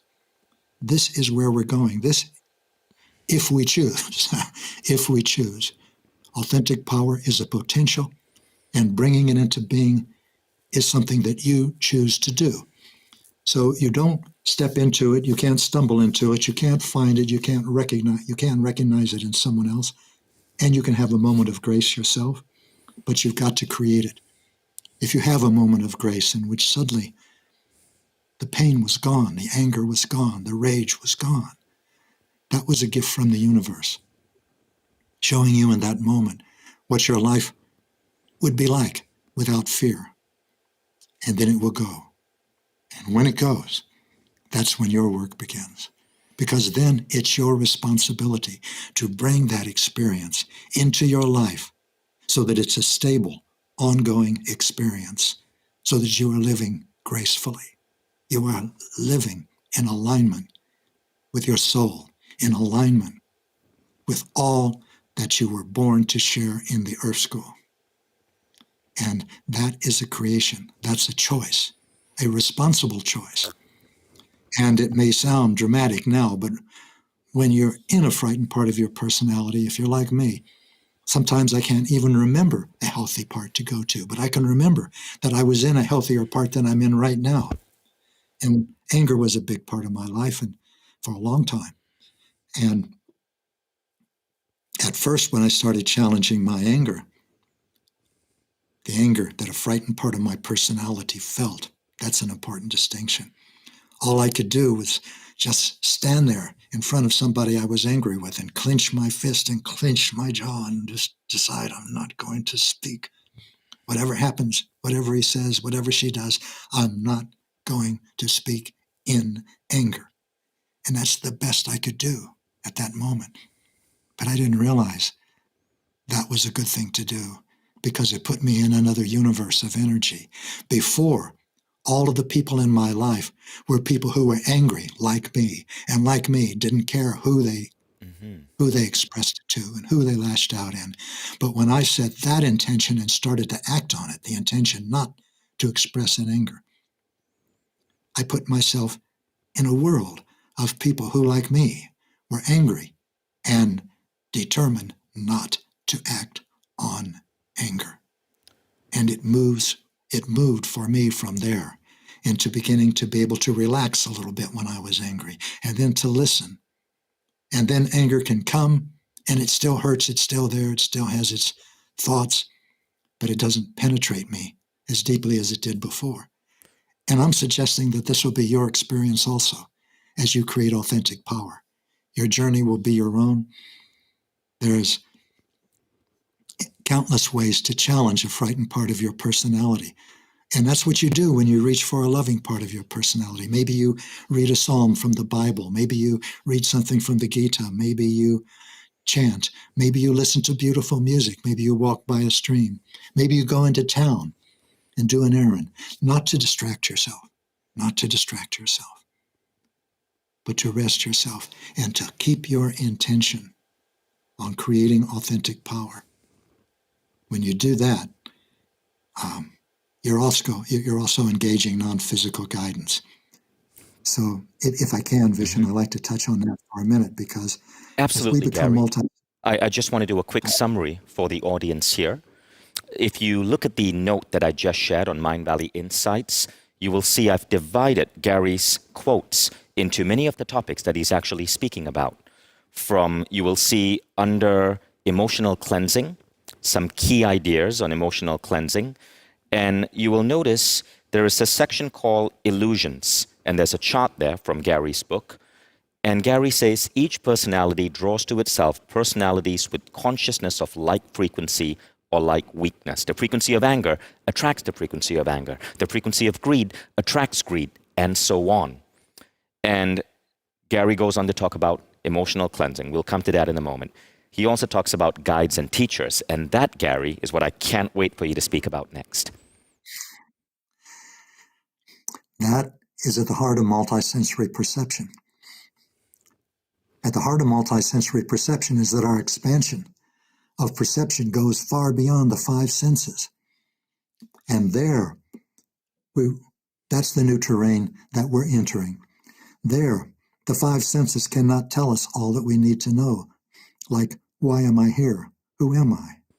What's the meaning of my life? And what's the meaning of what just happened to me? And the intellect can give us no answers. The intellect is designed to work hand in hand, just like this, with the five senses. It analyzes, deduces, predicts, and offers to the personality those experiences that will most help it pursue external power, ability to manipulate and control.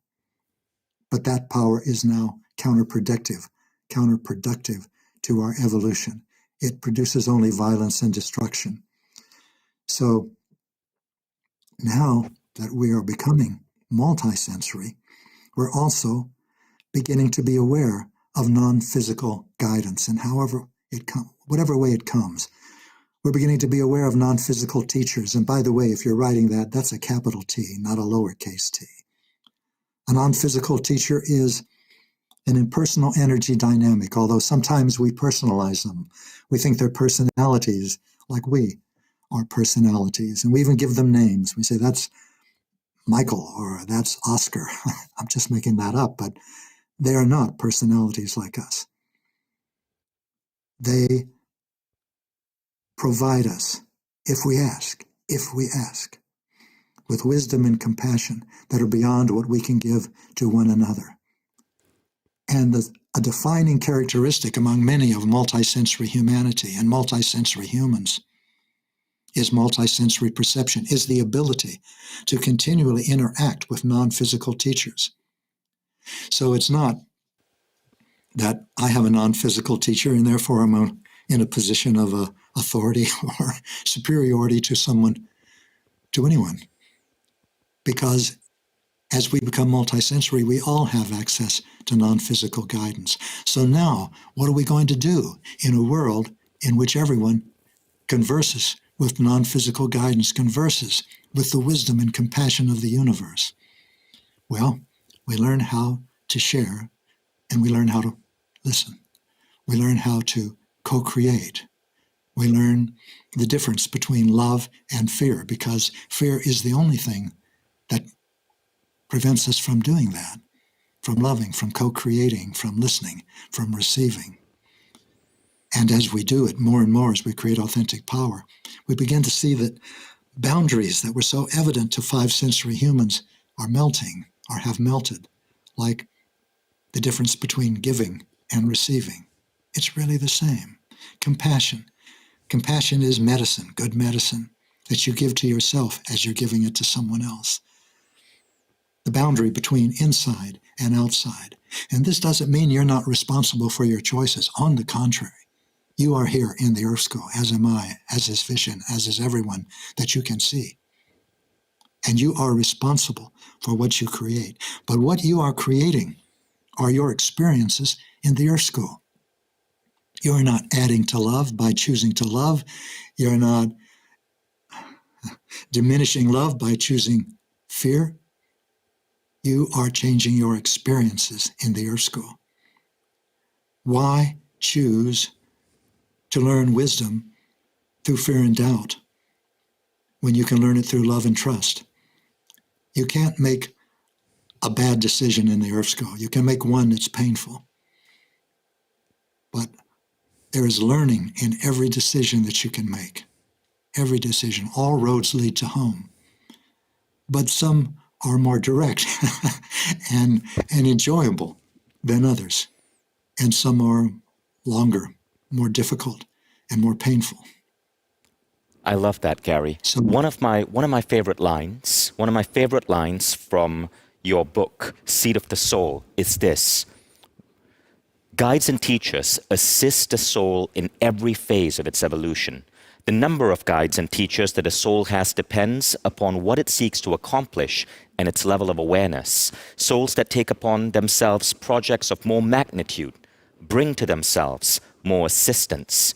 Now, for those of you who are here in the audience, I want you to know that tomorrow, as part of this summit, I'm teaching a class on how to communicate and draw upon the assistance of guides. It is the most spiritual lecture I've ever given in a public space before. I typically never talk about this publicly because of the depth of what we're about to go into. But for this Mindvalley Summit, we wanted to give you a taste of it because this is the type of training that we are putting into our new Mindvalley Pro program. You'll learn about Mindvalley Pro later on, or you can go to mindvalley.com/pro.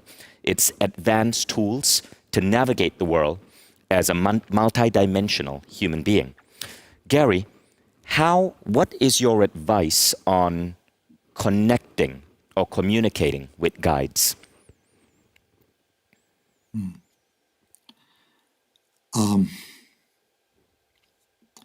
I'm going to give you a tool, a technique that's foolproof, fail-safe, doesn't ever not work. Before you speak or act, if you're not clear on what your intention is, ask yourself, what is my intention?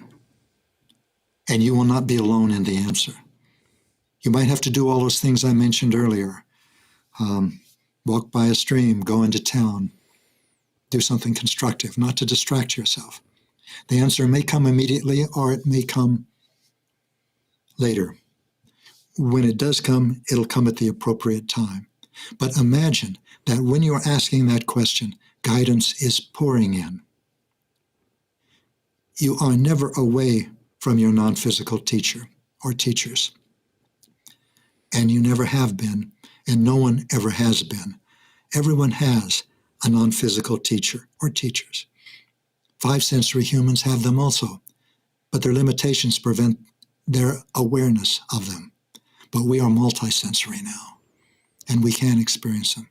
And it's interesting to me what you said, Vishen, because this is the first time I really, too, have decided that I want to go more deeply into this because it was some 30 years ago that I began to have multisensory perceptions that I understood. I had them even from the beginning of, close to the beginning of my life, but I didn't recognize them then.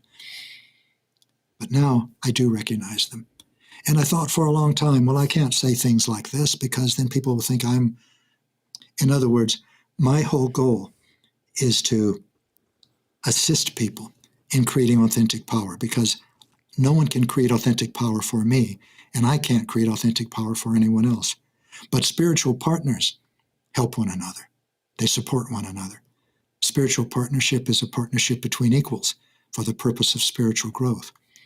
Multisensory humans are drawn to these types of relationships, relationships of substance and depth.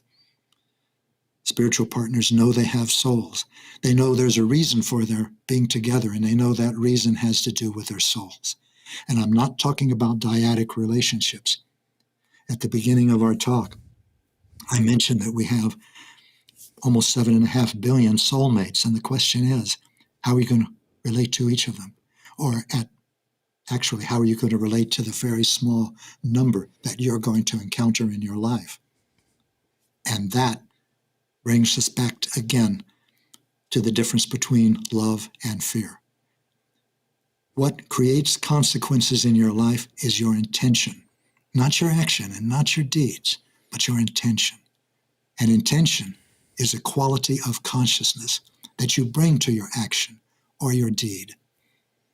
So, Gary, for example, just before you go off spiritual partnerships, because this is such a remarkable aspect of your work, you wrote a book on the topic, and that book influenced the way I see relationships. You mention in the book that the archetype of marriage was designed to assist physical survival, but the archetype of marriage is no longer functional. It is being replaced with a new archetype that is designed to assist spiritual growth, the archetype of the spiritual or sacred partnership. And you go on to mention that spiritual partners born with an understanding that they are together because it is appropriate for their souls to grow together. They recognize that their growth may take them to the end of their days in this incarnation or beyond, or it may take 6 months. They cannot say that they will be together forever. And these ideas change my view of relationship. I'd love for you to touch on them for a moment. And I just want to recommend that book, Spiritual Partnerships, to everyone who is interested in this topic.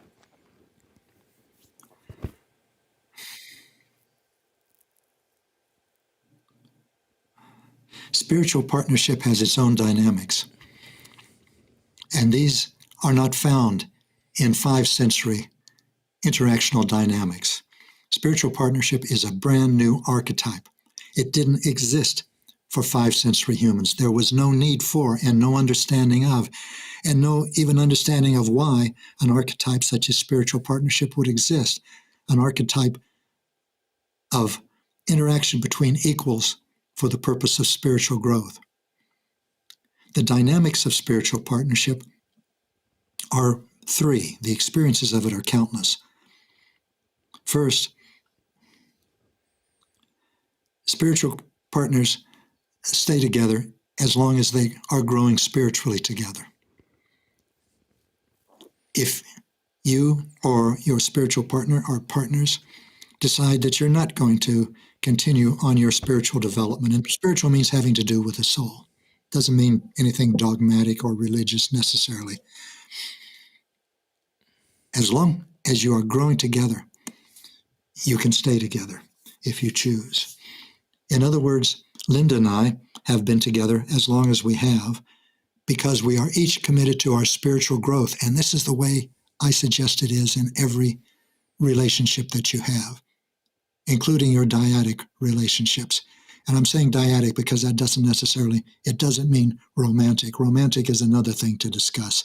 That's an expression of fear. That's need. That's needing wholeness, needing completion. Not giving. Essentially, it's taking. But we can talk about that later. Right. Another dynamic is that of spiritual partnership is that spiritual partners choose their roles in the spiritual partnership. In the past, as we'll put it this way, as we become multisensory, new archetypes of male and female are also emerging.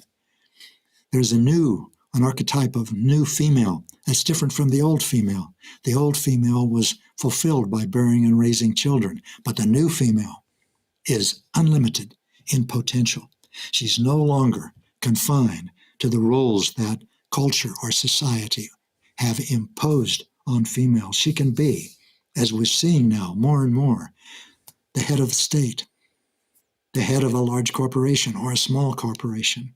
She can be an archetype or a plumber or a carpenter, as well as a mother. She can be anything she wants. The new female is,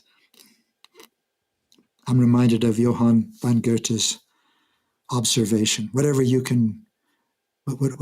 think you can do or dream you can do, begin it. Boldness has genius, power, and magic in it. That's the new female. She's unstoppable. I love that. Now, the new male is different from the old male. The old male was fulfilled by providing and protecting. But the new male is intuitive, tender, sensitive, caring, knows his emotions, cares for the young and the elderly, and the sick. You can see the new film. You can see the new male everywhere around us.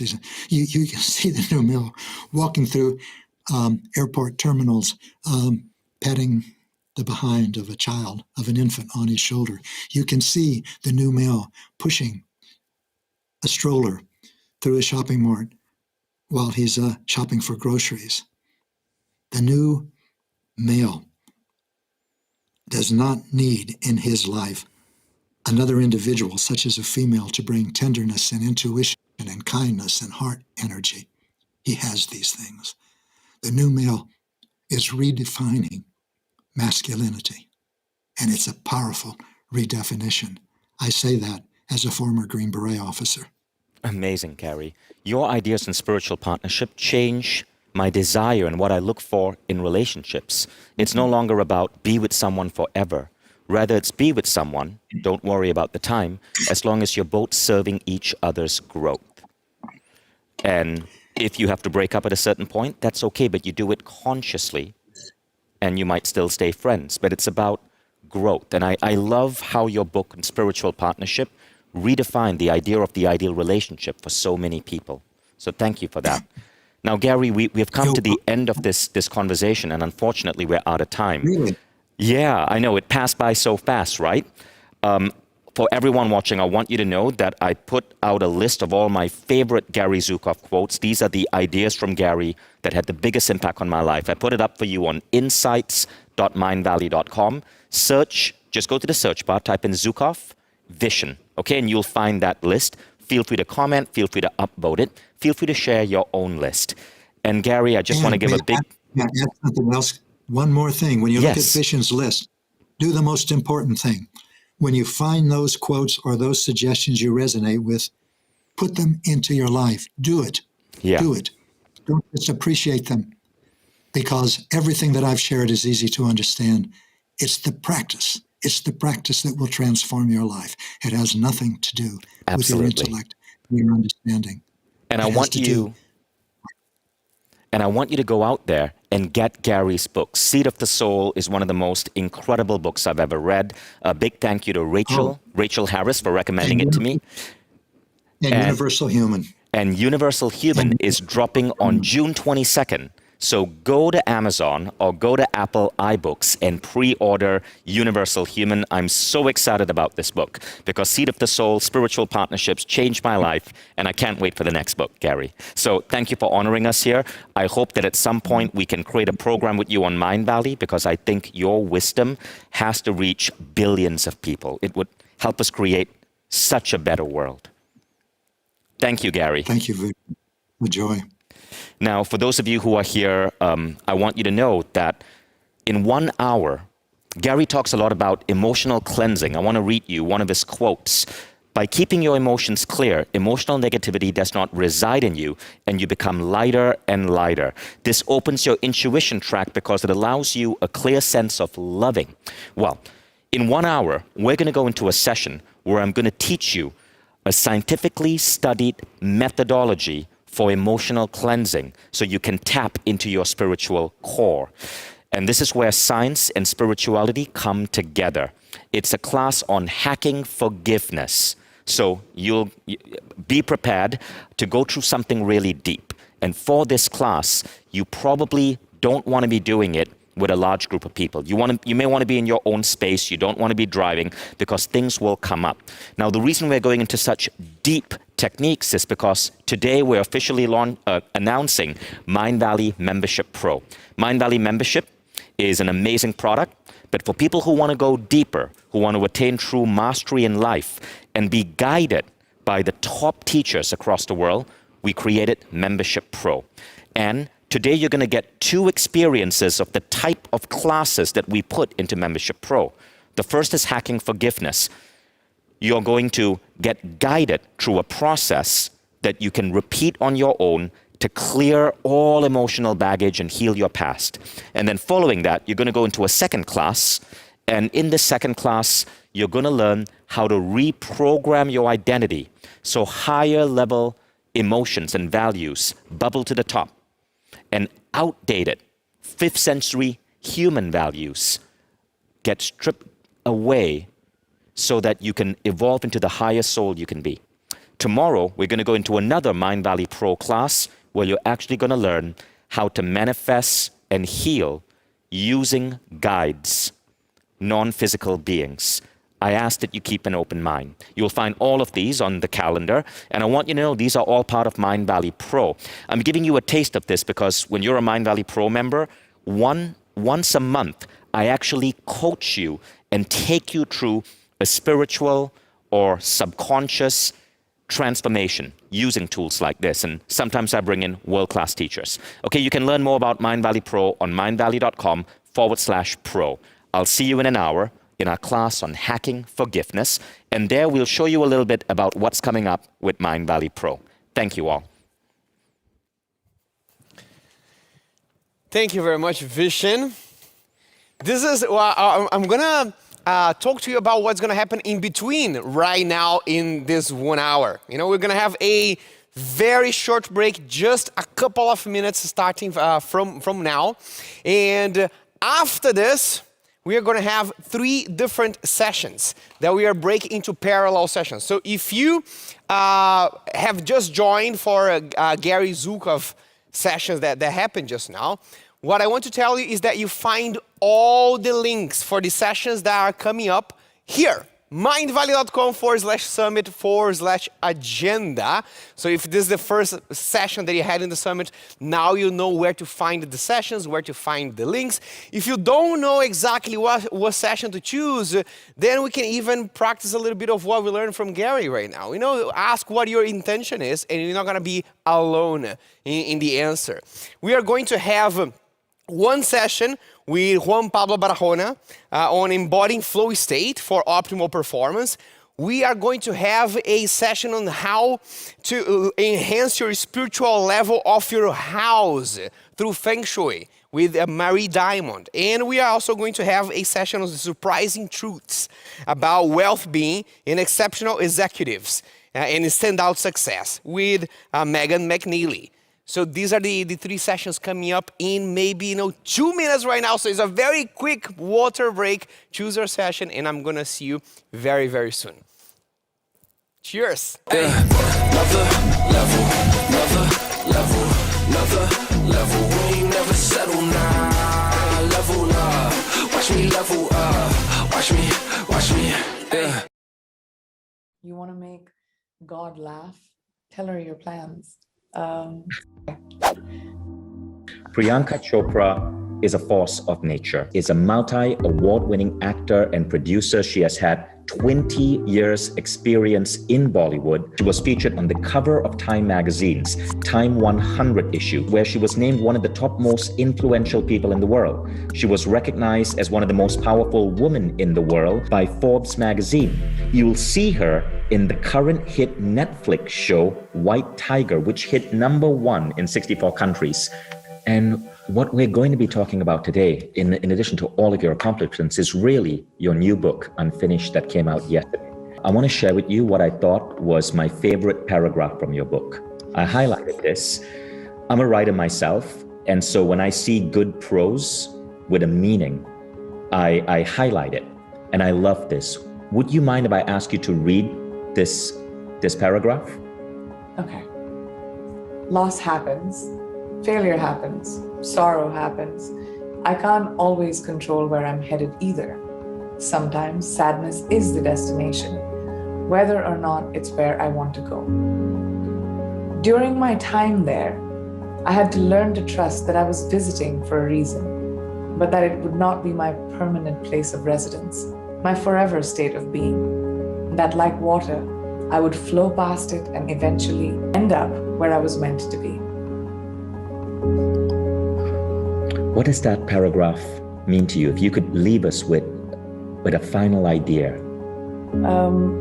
I think the thing to understand with sadness, and that this again took me a long time to come to this place, but sadness is a companion. You have to accept that, it'll come some days, it'll go some days. Happiness and sadness, mountains and valleys, good and bad is a part of life.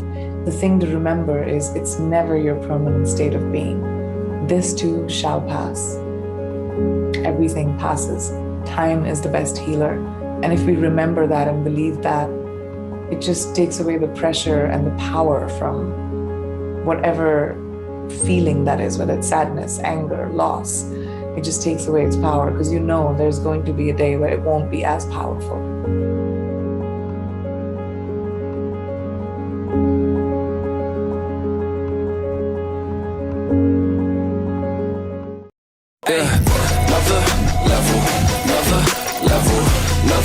Level, we ain't never settle now. Level up, watch me level up. Watch me, yeah. This was a quick break, wasn't it? Ladies and gentlemen, welcome back to Mindvalley Summit. If you are here right now, it's because you're interested in learning more about how you work with your environment to align your environment to your own spiritual growth. And if you are trying to learn more about that, if you're interested in learning more about that, then you are in the right place, because who is coming on next as our next speaker is Marie Diamond. Marie Diamond is a feng shui master, and there are very special things about her. She's a master in this Eastern art, but she also has a Western background. She was born in Belgium, and she worked with a lot of people in the United States. So she makes the bridge in a very magical and very wise way. You may have seen her before. She was featured in the Secret, the movie The Secret. She was the only European teacher featured in that movie, and she went on to develop her art of feng shui, her teachings, and her knowledge, and work with people in different industries in the United States and all over the world. When I'm talking about different industries and different people, I'm talking about A-level artists. She has a lot of Oscar-winning clients that she comes and helps them reinvent their environment. And she finds out that sometimes they have the actions, they have the destiny aligned, but something gets stuck. There is the environment that is not aligned. She works with A-level executives and people from the government. And whenever someone that is at the highest top of their game feels stuck, they invite Marie Diamond to help them get unstuck and synergize with their environment. And right now, she's here with you to take through a journey of designing your environment to foster your own growth. Let's give a big round of applause and welcome to Marie Diamond. Marie Diamond, it's an honor to have you on the Mindvalley Summit stage. I'm so excited to be at the Mindvalley Summit. It's my third summit as a Mindvalley speaker. And so I'm thanking Vishen and the whole team of Mindvalley for inviting me back here with you. And so I'm super excited because I'm going to talk to you about the soul of your home. And I'm going to focus on the spiritual level of the energy that is in your home. And so I would love for you to be open if you have not understood anything yet about feng shui. And the ones that already are into feng shui will see I'm going to talk about some extra tips that you can actually practice. So just be present, listen, take some notes if you can. And so we're going to start with the presentation. We're also going later on to lead you into a visualization and meditation to connect in with the spiritual energy of your home and to increase it. So super exciting to be here with you. So let me make sure I am. Just a little bit about myself for people that don't know me yet. So I started my spiritual journey at age 7 when I was already having a spiritual mentor and I learned about meditation. And some of you already practicing my basic meditation called the Tubes of Light. That's what I learned at 7 years old. But actually only really focusing on feng shui when I was 15 years old. And that is, more than 40 years ago now. And I was 15 and I had a major accident and a near-death experience where I really connected in with my soul purpose that was to enlighten more than 500 million people. And at that time, I did not know that my environment had such a big impact. And I asked my spiritual teacher, why is it that I actually do not have the effect of all my prayers and meditation, and that I still attracted all this bad luck to have this accident? And he said, well, Marie, you have bad feng shui. So for me, it was like, what does that mean, right? So he started giving me some basic steps and changes I could make to really change my environment, to tap into the soul of my home, and to make sure that I would manifest not just my soul, but also to align it with the soul of my home.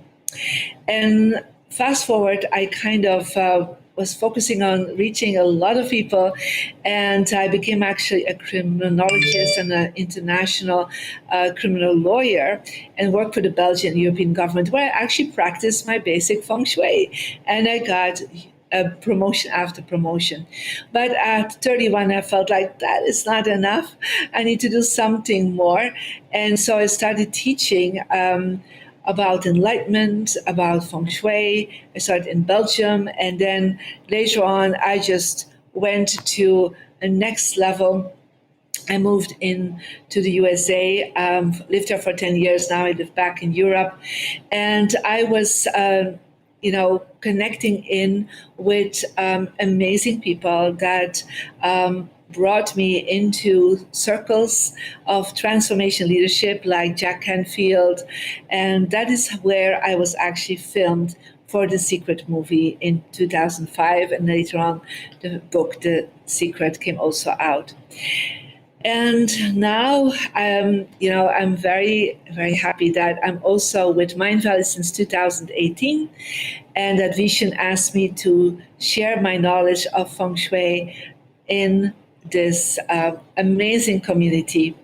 And so now I have more than 1 million students online through different connections that have worked with me on diamond feng shui, diamond dowsing, and inner diamond in more than 190 countries. Because for me, feng shui is to help you to enlighten yourself. Because one of the things I started seeing when I actually was teaching meditation and enlightenment, as I had reached an enlightened experience when I was 26, and I was trying to bring people up to that level of getting to that enlightened state, I saw that they were reaching a ceiling, and it was because they were not surrounded by great energy around them. That's why in the ancient times, the masters, the spiritual masters, would bring the ones that were ready for enlightenment. They would bring them actually to a monastery, or they would bring them to the top of a mountain to meditate, to be in a higher frequency. But in today's world, we do not always have that possibility to go to that space. And I did not have that as a child to go to such places. So I learned feng shui and raised and increased the spiritual energy of my home. And because of that, I was able to reach enlightenment in my own space, in my own home. So for me, feng shui is one of the ways to bring you to a faster way to reach enlightenment. So just some of the people that you see I have worked with, and we see also our dear Vishen there, and Jack Canfield, Bob Proctor, John Gray, Marion Williamson, some of the transformation leaders I have helped over the years. And you also then see some of my celebrity clients like Steven Spielberg and Big Sean. The Rolling Stones are also connected and I've worked with them.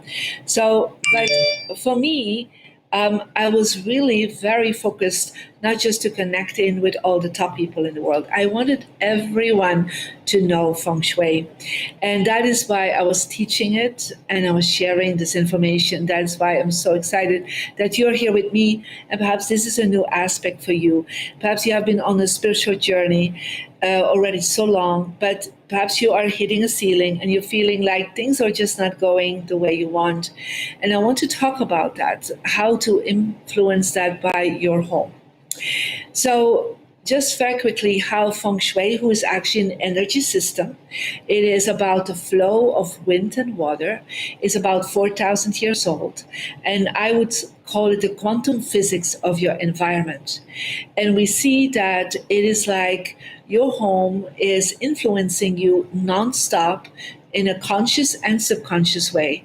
And I sometimes call your home like a 3-dimensional vision board, or it acts like acupuncture in your home. So it can be the colors, the way you position yourself, it can be what is hanging around you, the images, and it can be the energy level of your home that we just need to clear so that your space around you is going to be more aligned with what you're here to be. And that is your full consciousness of your soul. So there are 3 aspects of consciousness, or sometimes we call it the law of attraction. There's the first part is called the heavenly luck. And that is actually what we would call your karma, your destiny. Your soul came on this planet with a plan, a divine plan. And so perhaps you're already in tune with that plan, or perhaps you have no idea what is unfolding yet for you. But we say that we can connect with that through meditation, through spiritual exercises, through prayer, through religious and spiritual rituals. We can connect in with that understanding of our soul. And is that 100% of our journey? Well, according to Feng Shui masters, it is not. It's only like 1/3 of the ability to really connect in with your soul and to create consciousness. And so we see that there's also the second part is the human luck. And the human luck is really tapping into how is your mindset? How do you feel? What are the actions that you're taking? So in order to really connect with your soul purpose, you need to have a positive mindset. You have to let your intuition direct your thoughts. You have to let your intuition, who is the language of your soul, direct your feelings. And you can tap into that by being more grateful and more joyful. But you also need to feel into what your soul is bringing you. And also you need to take actions. And that can be daily doing good things for yourself, for others. Also, the level of judgment that you have is actually releasing that is part of your human luck. But is that everything? Is that 100%? No, it's only 1/3 according to the Feng Shui masters. Your consciousness is also influenced with your environment. Yeah. And so there is your home space where you live in, you sleep in, you work in, is actually affecting you for 1/3 of the results of your outcome in your life. And I'm sure you have experienced that you sometimes come in a space and you're like, I feel so good here, right? I feel so aligned. I have so much more positive experiences here. And then you come into another place and you're like, wow, this is just, it doesn't feel right for me. right? And you try to get out of it as soon as possible. You feel like your spiritual energy kind of drops. Yeah, that's why we all want to go out in nature, where immediately our spiritual energy goes up, where we go to resorts, where we go to retreats, where we go to places to be with like-minded people, even here in the online summit, because we're then raising our vibration. And when you already have been to a Mindvalley University or Mindvalley A-Fest and being with like-minded people, and that's your human luck, you're aligning with people that have the same thoughts and feelings and do the same things and meditate together, that is how your energy is rising. So let's see how you can affect that earth luck. Yeah. So I want you, first of all, to think about your home is a spiritual vision board. All that is around you is creating a reality in your subconscious mind, but it's also affecting your conscious mind. Now, we know 95% of our consciousness is subconscious. And so we are not always aware of it, but everything around us is influencing our thoughts, our feelings, our actions, our alignment with our consciousness. And perhaps you're like right now saying, oh my God, I'm in trouble, right?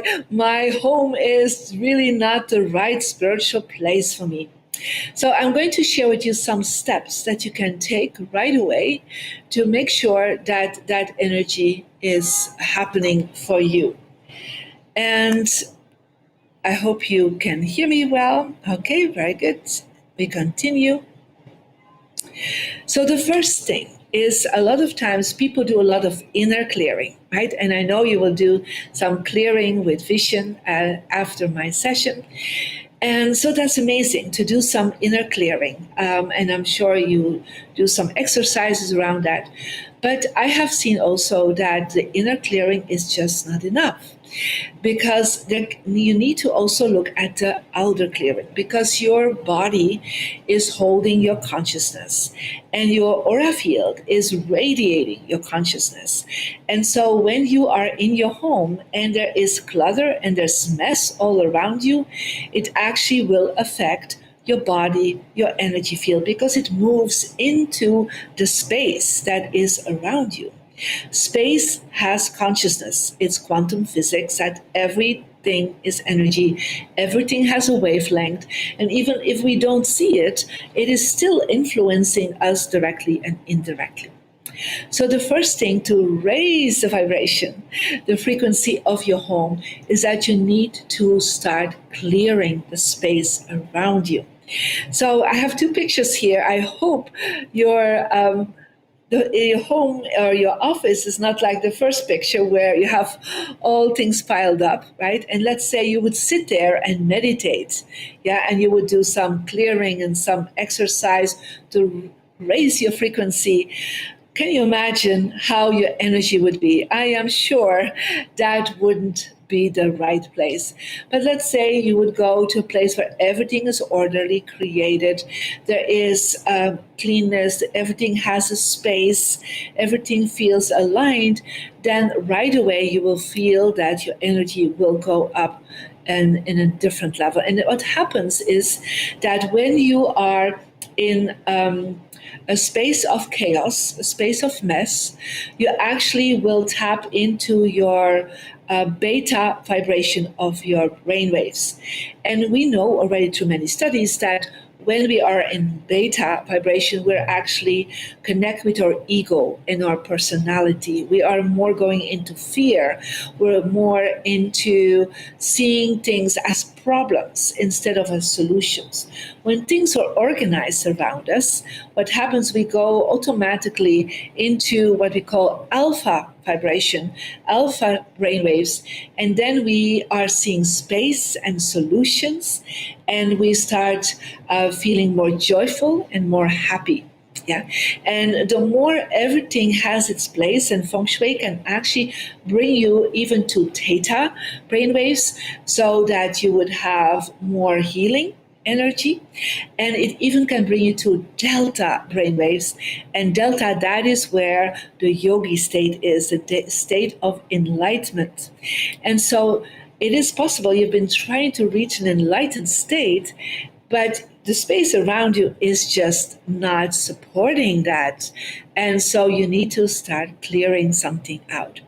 So this will be some homework I'm going to suggest, is that you go through the place, especially where you're meditating, where you do your exercises. Could be that's your bedroom, could be that's your living room, your dining room, perhaps you have your own space, perhaps even in nature around you, so that you look at what is there right now. And you can look on the ground, you can look around you, you can just feel and see what is there. Is this a place that resonates and energizes like a temple, like a soul temple for you? Now, it doesn't mean you have to have all spiritual images up or spiritual statues out. That's not what it needs to be. It needs to be open, first of all, so your aura field can have space to sit. So think where you are meditating, all around you, literally your whole aura field that's an arm length around you, above you, right? That is so resonating. Yeah, it's free. There is no paper on the ground. There's no boxes. There's just everything is calm and peaceful.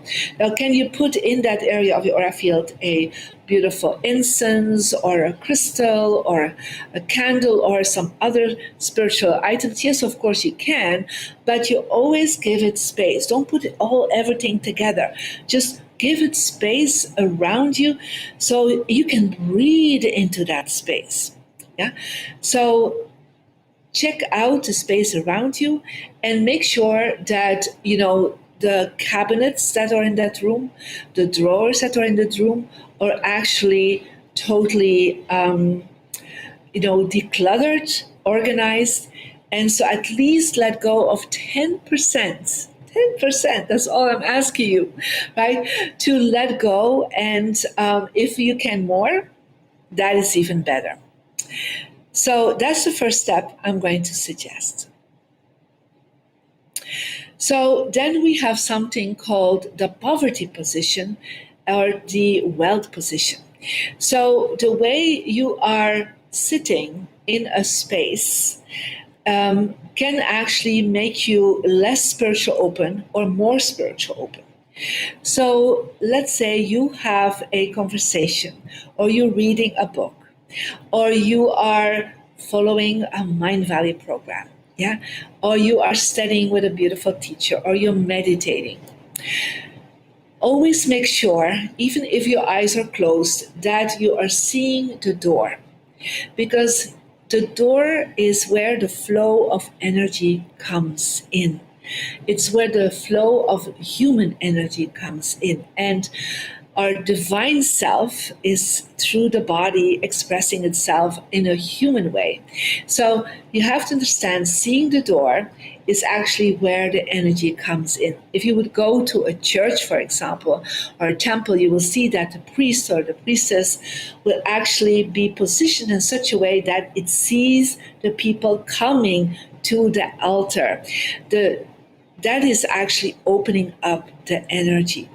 So what it also does, when you see the door, your brainwave, even if your eyes are closed, your brainwaves will actually go into what we could call alpha brainwaves. Yeah. So when you're sitting facing the door, you are more spiritual open. When you are sitting away from the door, even sitting against a wall, for example, you're studying wonderful programs with Mindvalley or other amazing teachers, then do not look on your computer facing the wall, because you will go into beta brainwaves, and that means you're less spiritual open, you're less receiving the information and even more the energy that a teacher is giving you. Yeah. So always turn yourself around so that you can Feel the energy coming. There is space in front of you. There's space for your aura field to receive the energy. So then there is something that we call the energy number.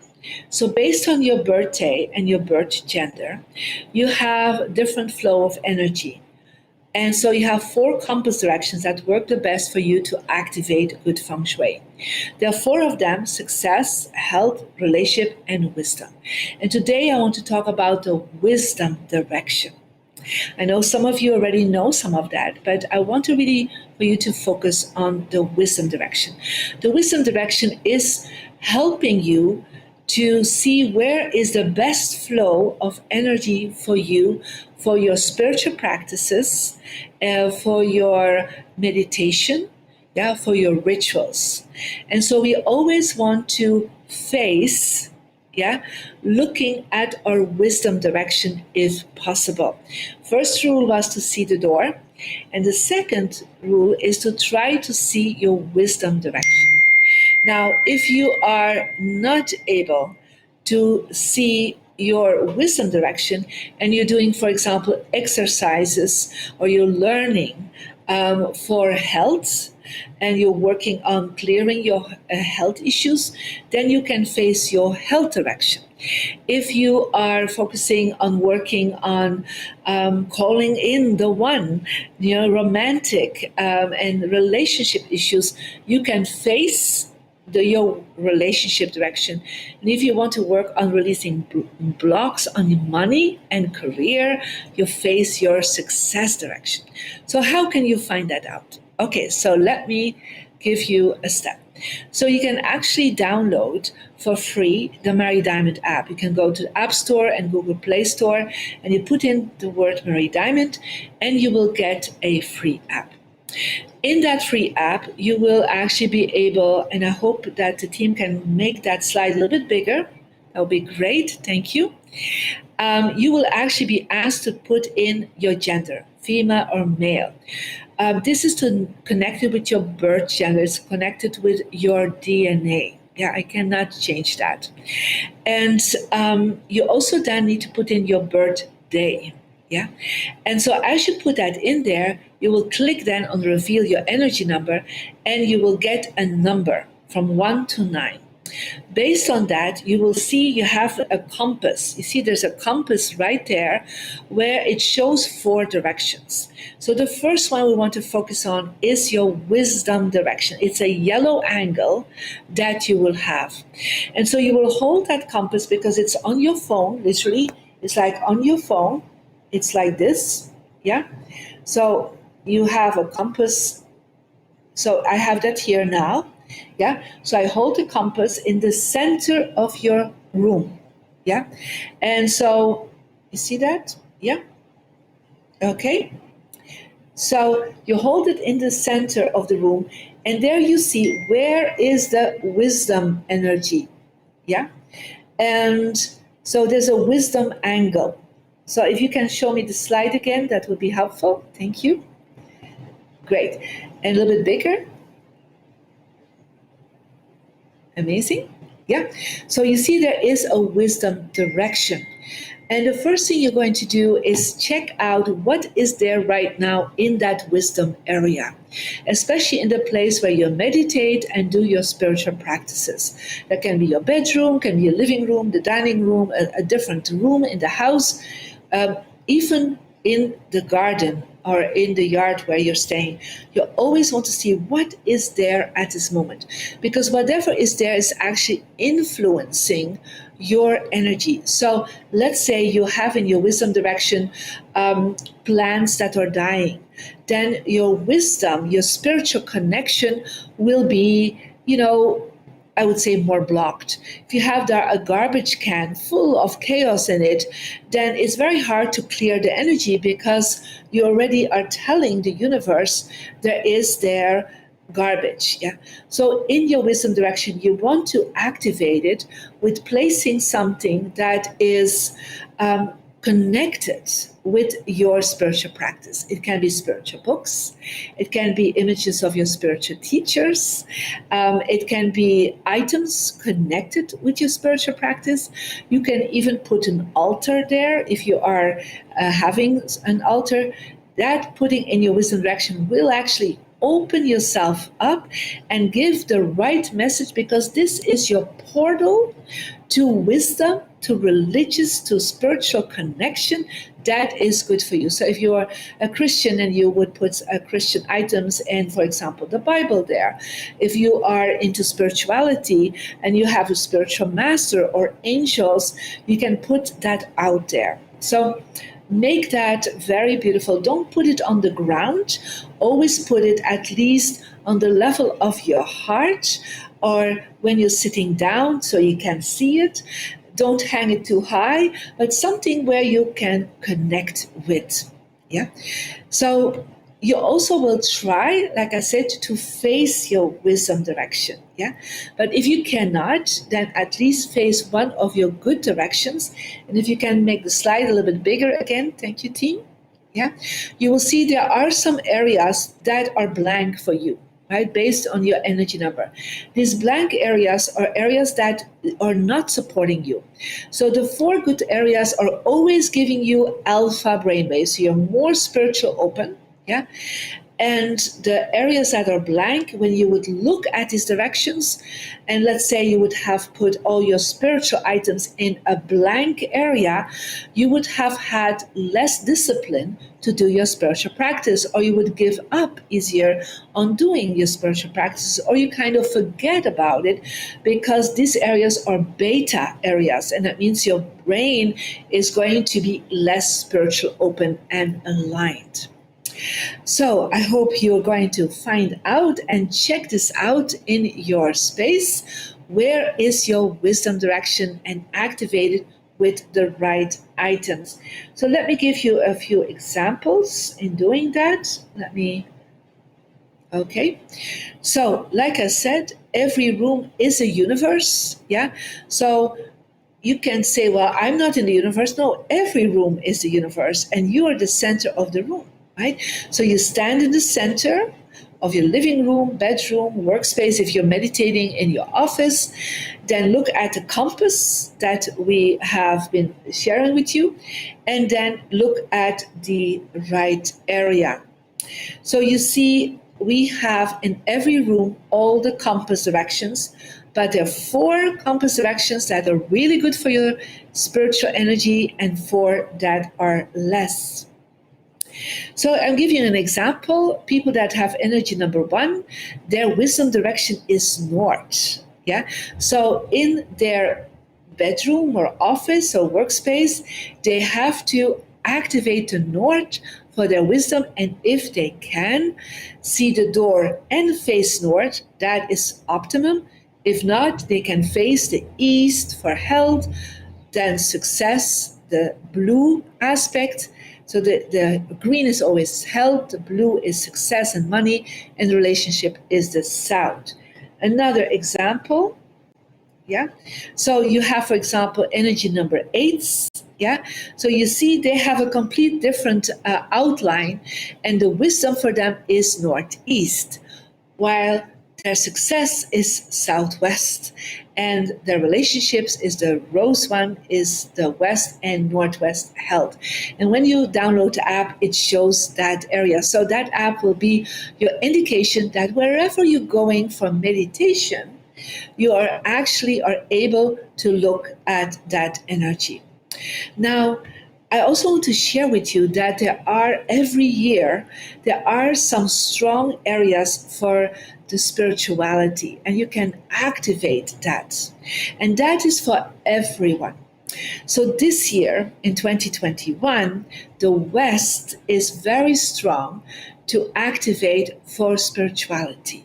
It is the area where the strongest enlightenment energy is this year in everybody's home. So make sure when you look at the floor plan and you have a space in the West where there's a lot of clutter, declutter that area. And then you can activate the West with, for example, placing a beautiful white quartz crystal. And you can do that in the west of your living room, the west of your office, the west of your bedroom. And also, you can put there like a golden item that connects with your spirituality or religion. The second strong point of your home for enlightenment, for spirituality, for practicing better your religion, because feng shui is open to practice for all religions, all traditions. So whatever you are following, feng shui can support you. So the second part is the northeast. Yeah, and that is, even if these directions are not such good directions for you, they still are really powerful this year. So the northeast of your home is actually helping you to connect in with the right teacher, with God, with the universe, aligning you to get better guidance, to get a better intuition. So check out what's in the northeast, because that can actually influence your inner guiding system and your upper guiding system, the connection with a source of divine power. And so you can activate that by placing an amethyst or a symbol of a teacher, a symbol of God, a symbol of the universe, whatever for you is a symbol of the creative force of the universe. So, as we are getting, now in a lot of practical information, I want you to be guided now into a meditation we're going to do to raise the vibration of your home. Yeah. And so I'm going to lead you in a meditation. So if you are right now driving, put your car on the side, sit in a relaxed position. Yeah, and make sure your feet are next to each other, or they are in a meditation position. Make sure your hands are not crossed, that you put them nicely on your lap or in a beautiful position of meditation. And I'm going to ask you to close your eyes and take a deep breath in and out.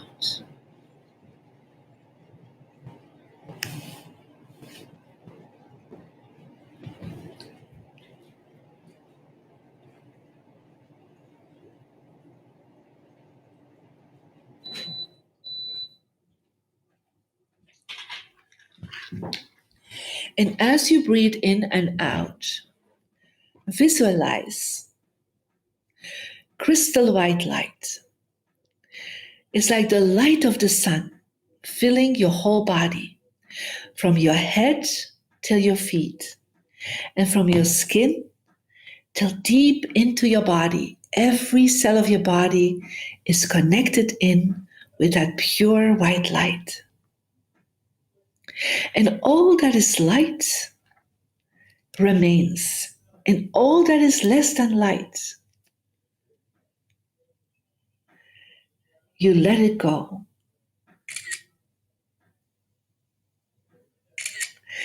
Any worries, any stress that you might have, you just let it go gently as you breathe out. And then visualize that light to be in your energy field, all around you, the space around you.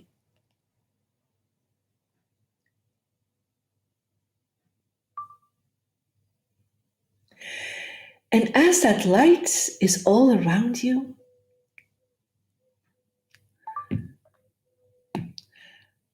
feel the heaviness that is perhaps in your aura fields. Just let it shower down to the earth.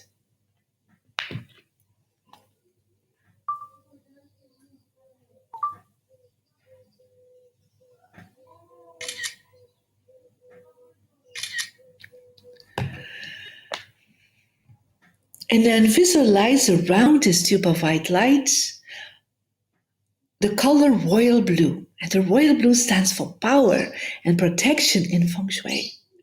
So place that all around you and under your feet.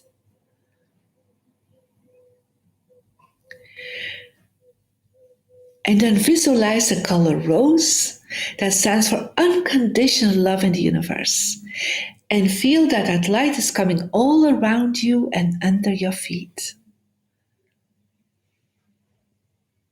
And allow now all this loving energy of your family and your friends, of your spiritual guidance, of masters, angels, God, the universe, whatever you believe in, all the love that you are supported with on a spiritual level, bring them in now and even connect in with this extraordinary Mindvalley community and feel the love of this community surrounding you. And just accept that. It's here with you. Be open to it. And then visualize from under your feet violet light going through your whole body and aura field till above your head. And the violet light stands for forgiveness, clearing out any limiting beliefs you might have. And take a deep breath in and just gently let it go.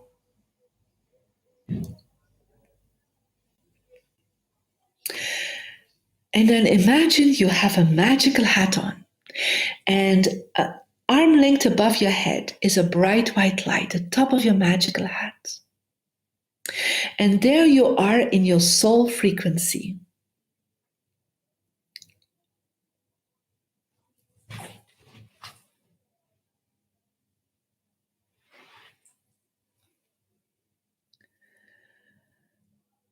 And now imagine that you are outside of your home, of your apartment, of your studio, and you open the door, and now totally radiating that soul vibration, you walk into your entrance and just radiate the light of your soul into your entrance till your whole space of your entrance is filled with soul light. And feel that light expanding to the ceiling, to every corner, to the floor. And it's like you are this shining bright light. And as you're doing that, you're actually clearing the space around you. And you ask that all that is light remains and all that is less than light, any stress that has been there, perhaps any conflict, any trauma, any miscommunication that has been expressed at the entrance, you just let it go.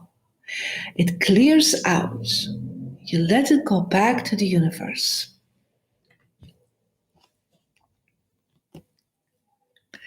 And then go into the living space, the space where you are having the sofa and the dining area, perhaps your television, and just stand in the center there. And again, radiate your light and fill that whole space with your soul light. It reaches the ceilings, the corners, the floor, and it goes around everything that you have there. You just vibrate and radiate that energy till the space is open, and visualize now the windows can be opened and anything that is old, disharmonious energy from anything that has happened in that room that is not from the highest level of energy, you just let it go now through the windows and you fill up the space with even more of your soul light. Beautiful. Now, I would love for you to go to the space where you sleep, your bedroom. open that door and stand now in the center of your bedroom. And again, shine your light all around you.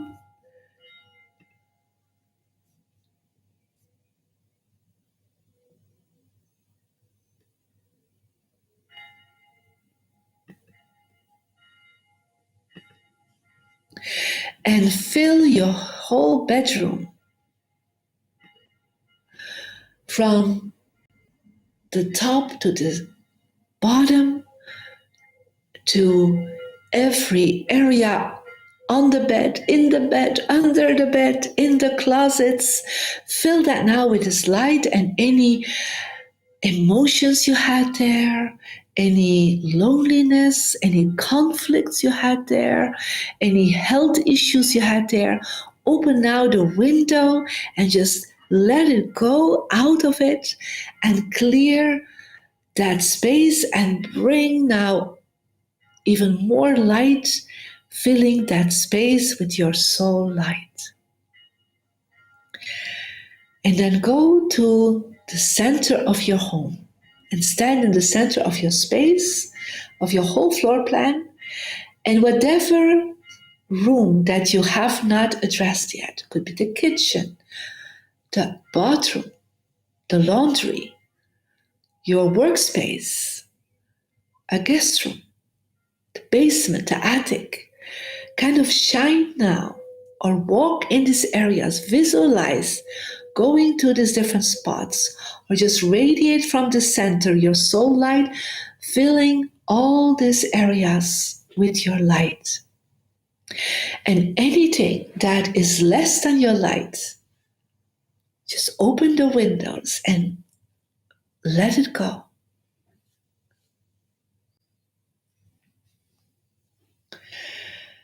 And take a deep breath in and out. And as you are now going back to the center of your space,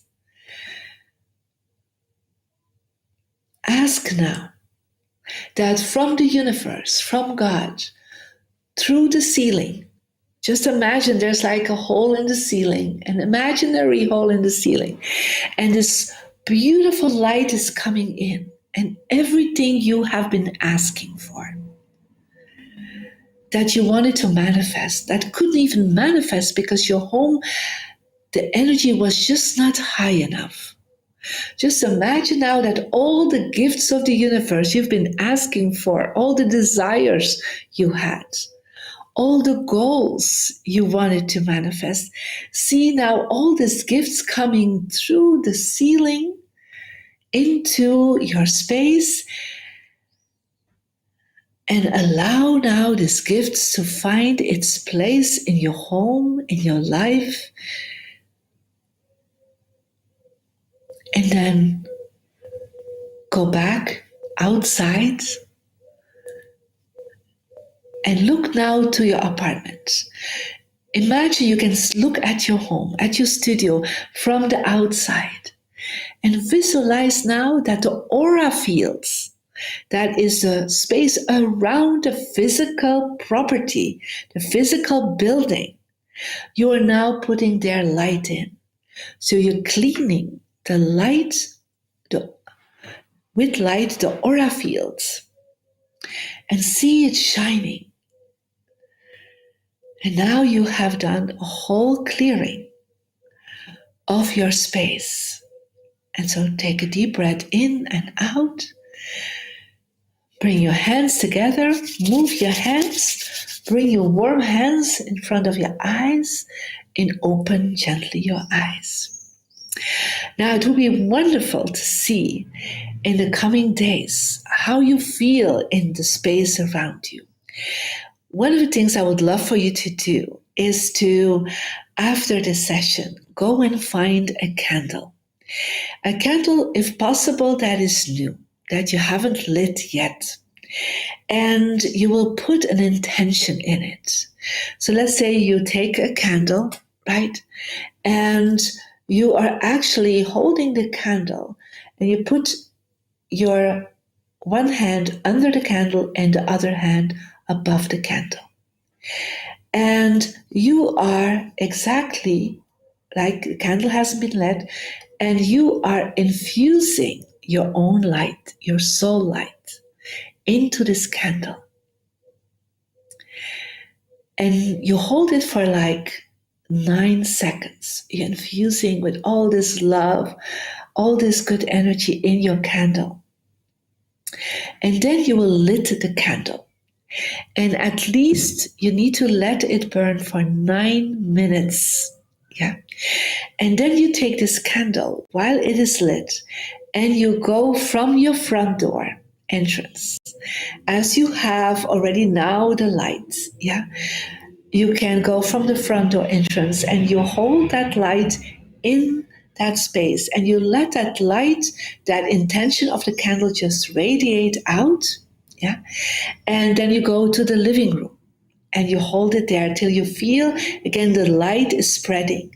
And you go to every space of your home. And then you can stop the candle, never blow a candle out with intention. Always kind of wet your fingers and do it out. And this candle will be now your soul light activation candle for your home. So you can reuse it each time. And you can find other candles also just by activating them this way. So I want to thank you for having been with me. I'm looking forward to see you in the future on my website, on my Instagram, and I hope for sure on the Feng Shui for Life program that we have created with Mindvalley to bring you even greater feng shui tips for your success, your health, your relationship, and wisdom. It's one of the most amazing video programs I ever made. Thank you for that, Mindvalley. So find out more on that on Mindvalley. Thank you. And so I think I'm quite good on my time. Perfect. Exactly on point. Mary Diamond, thank you so much.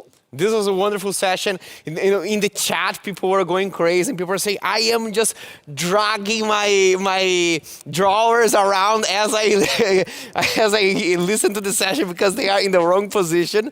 And I was here. I downloaded your app and I got my number. I'm number 3. It says the bringer of light. And I'm looking in this place where the northeast position is, because it's where I put a image of something that relates to God during this year. And it's right there. And it's exactly where Vishen is sitting. So that's really close to God enough. So I think I'll have I'll have a chair at home. I'll find northeast in my living room. I think I'll just put Vishen sitting there for the rest of the year to cover this. Mary Diamond, thank you so much. You You're spread so the light welcome. to us. Okay, bye everyone. Have fun with the summit. Bye-bye. Thank you very much. Ladies and gentlemen, this was amazing. I saw the chat. I saw that you loved it. I saw that you were sharing your numbers and dragging things around. If you want to learn more with Mary Diamond, she has a program for Mindvalley members, Feng Shui for Life. If you are a Mindvalley member, you can access this today by the end of the summit. If you're not a Mindvalley member yet, you can just go to mindvalley.com and become a member today and have access to her program, as well as all the many others programs that we have for Mindvalley members. Now, right now, you and I, if you've been here for enough sessions, you know that we have a process right now.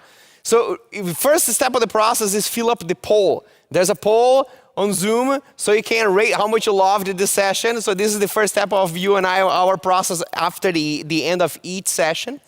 And the second step of our process is to check your link. After this, we're gonna have one session. And it will be a very, if you think that this was, up until now, Mindvalley Summit was mind-blowing, then the second half of the day today, you need your safety belts. Because what we are going to have for the rest of the day are a couple of sessions with Vishen that are coaching sessions, that are premium coaching sessions that he only does with Mindvalley Pro members. If you are a Mindvalley Pro member, every month you get a different coaching session with either Vishen or one of our most prolific teachers. And there are a couple of transformational experiences that Vishen guides himself with all the Mindvalley Pro members. He's going to give you an experience like that, a sneak peek into this throughout the next half of the day, starting after our break with hacking forgiveness. If you're curious to know about Mindvalley Pro, so I want to know more about these coaching sessions, this is where you go, mindvalley.com/pro. And there you can find all the information of what Mindvalley Pro membership is. And if you want to experience more of that, I bet you don't want to miss this. We are going to go in a break for around 5 minutes. So after this 5 minutes, you can, wherever you go, wherever link in Zoom you find, you're gonna end on this stage with Zoom, with Vishen on hacking forgiveness. There's a last thing that I want to remind you of. I also saw in the previous session with Gary Zukov that everyone was going super creative with the tagline competition. Know that tomorrow, on Vishen's Instagram, that video that he showed you today is gonna pop there on his Instagram feed. So there you can comment on that video and put your tagline suggestion there, and there's where all the competition is going to happen. It'll be a much easier way because after the flood of comments, it will be hard to find out who said what. So if you have your tagline, wait for the post on Vishen's Instagram. It's at Vishen on Instagram, and you can post your tagline there. Ladies and gentlemen, we have 5 minutes for a break. Go get some water, stretch your body a little bit, or drag your drawers around according to your feng shui, and I'll see you in 5 minutes. Bye-bye. Another level, another level, another level. We ain't never settle now. Level up, watch me level up. Watch me, yeah. You know, there's nothing like it. Mindvalley is transformative on so many levels. It is the one place where you can go where all the information you need to grow and transform, whether it be health or wealth or mind, body, and spirit, is all under one roof. And the things that I learned, I know that I can apply in my whole life, in everything that I'm doing in sports, in martial arts. And I love the beautiful contents you guys put out. And I also love, not only they look beautiful physically, the courses are so needed. Basically, I was looking for the best content and I found it. What Mindvalley gave me is a feeling of belonging. I think we all need a little bit more insight into what makes us tick. And Mindvalley offers a lot of tools, a lot of quests, no matter what you're facing in your life. And obviously it's just through my phone. I use my phone for everything. So it's just that touch of a button. I can get exactly the kind of insights and transformation that I need. What Mindvalley has helped me with was to speak directly from my heart and to be the essence of who I am. I feel like I've grown so much as a speaker. I am clear on my direction and I feel so empowered on my path. And that I think that has helped me connect so much better with my audience and really become a better speaker. I look younger, I feel better, I can outperform people half my age. I was writing a book before I joined Mindvalley, and I kept stopping and getting stuck and putting it away. I finished that book after I finished doing my 2 quests. I did Mindvalley Speak and Inspire, and I did Life Visioning. And while I did the quest, I started realizing it was a game. My world became so much more fun. The amazing part is the connections, it's the community. It was absolutely phenomenal. Phenomenal. I spent 20-some years in the formal education system. I'm a professional engineer, MBA. I studied all the way to Harvard Business School. And I felt like the things I've been missing, I so wanted to learn. Now you guys are teaching.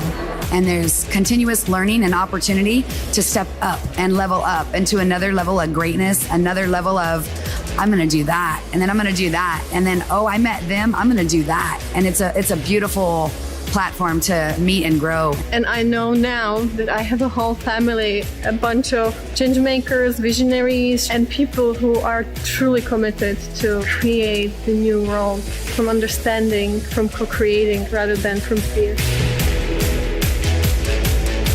And that's why I would love for all of my friends to join Mindvalley. Everybody.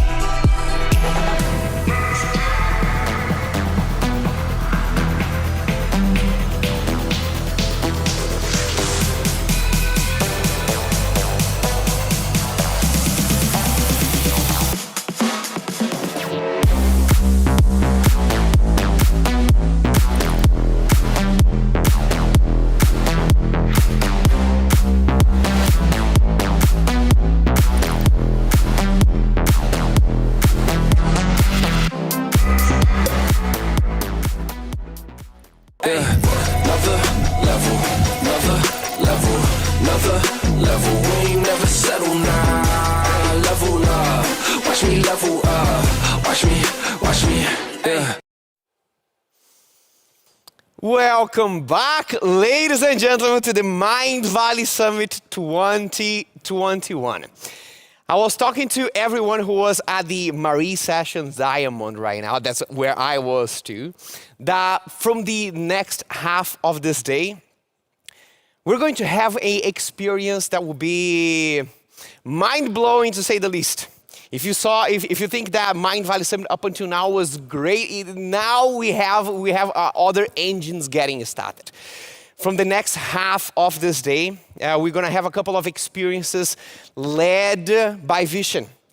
A couple of premium coaching experiences that he only does with Mindvalley Pro members.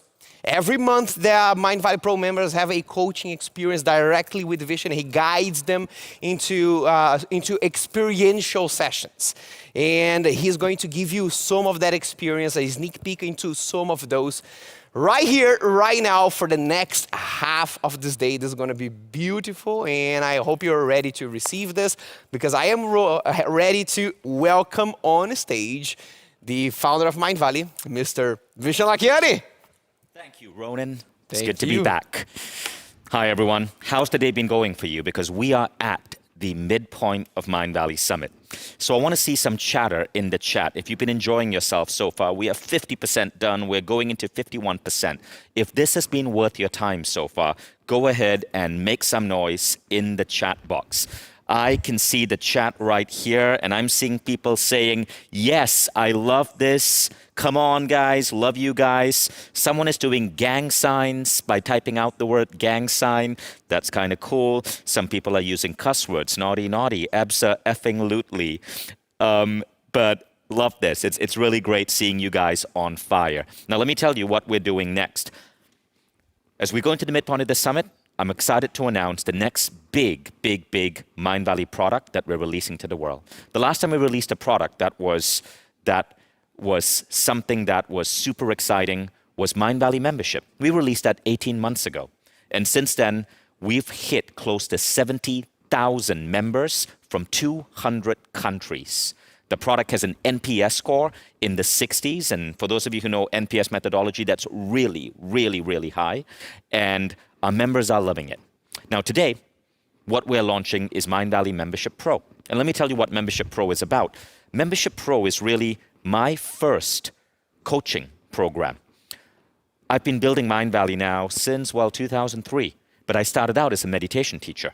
And I had to learn all of these modalities as I was developing my practice, eventually, because I invested so much in my own growth, in my learning from great teachers, I was able to do something that no one else in the personal growth industry has done. And that is build a company that's valued at $500 million with no venture funding. Mindvalley is now about to go public. In a few years, I will myself most likely be a billionaire. Only me and Tony Robbins have been able to pull off building a company in personal growth of this size. And the reason I believe I've been able to do it is because I'm not just creating this company, I'm learning as I do it.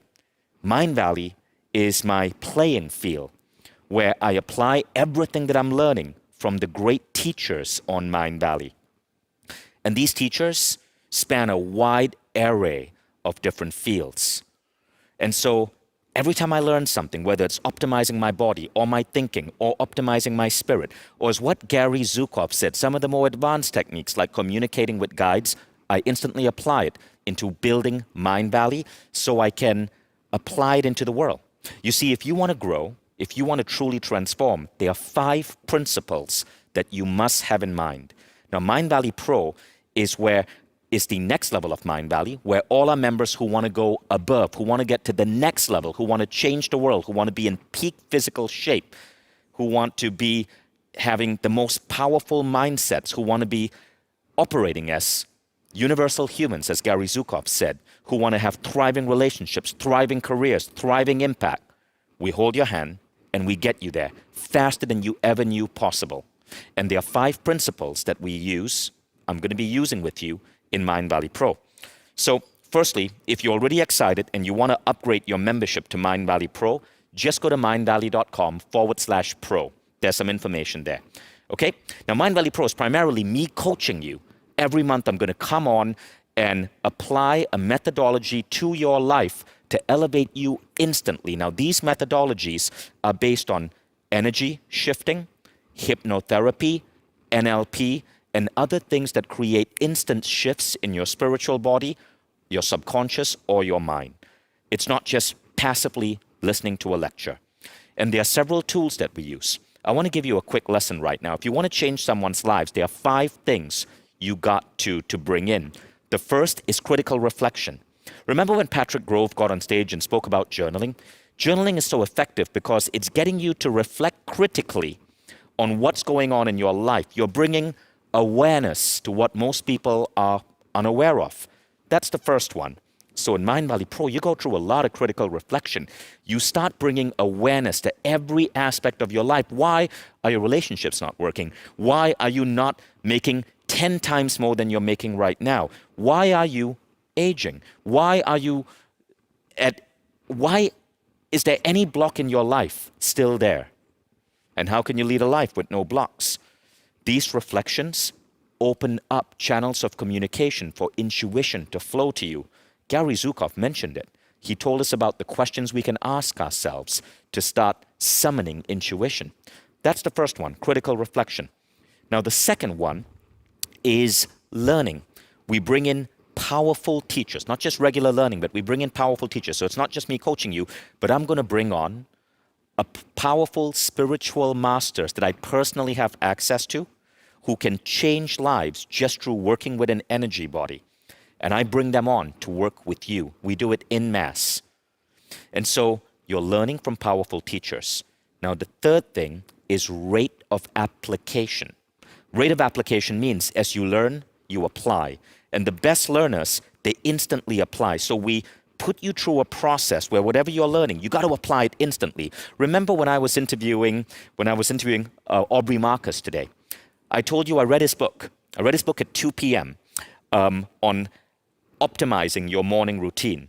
And I've already done that. I literally went out, I got Himalayan salt, I set it up on my table, I added Himalayan salt to my water, and I prepared my Himalayan salt water with lemon for tomorrow morning. That's rate of application. No delay, you apply instantly. Now, when you learn to do this, learning is more than just learning. Learning immediately leads to transformation. So let's recap. You want to transform like a master. First step, critical reflection. being aware of what most people are unaware of. Second step, learn from the best. We curate the best for you, so you don't have to seek them out yourself. Third step, rate of application. Now, there are two more steps. The next step is altered states. This means you go into altered states of mind using either plant medicine, neurotraining, meditation, or breath work. In Mindvalley Pro, we do not use plant medicine. We do not use neurotraining because it's too expensive. We use breath work and we use advanced meditation to put you in altered states of mind, then give you the tools to work on your energy body. And then the final one is community. Community means you have allies, you have friends that hold you accountable and elevate you. So one of the things that you get in Mindvalley Pro is not only am I coaching you, but we take everyone in Mindvalley Pro and we developed an AI called Eve. Eve stands for Everyone Elevates. Our AI is already deployed and it's studying everything that's going on with Mindvalley members, with your permission, of course, and it's deciding which members are compatible with each other. Right now, the AI isn't able to predict love, but we'll be able to do that. This sounds, like I said, like a Black Mirror episode, but in 12 months, we'll be able to predict who you are likely to fall in love with. We're, of course, going to use that power for good, not like Mark Zuckerberg. There will be no ads.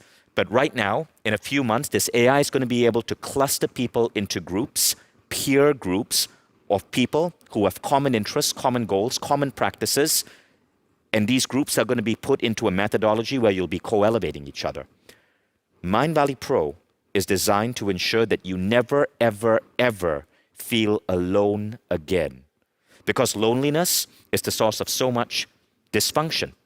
Loneliness is often why we overeat. Loneliness is why we get addicted to Instagram. Loneliness is why we date people who aren't good for us. So all of this is coming together in Mindvalley Pro. Now, the lesson that you're about to go through right now on forgiveness is one of the classic types of lessons and protocols that we bring into Mindvalley Pro.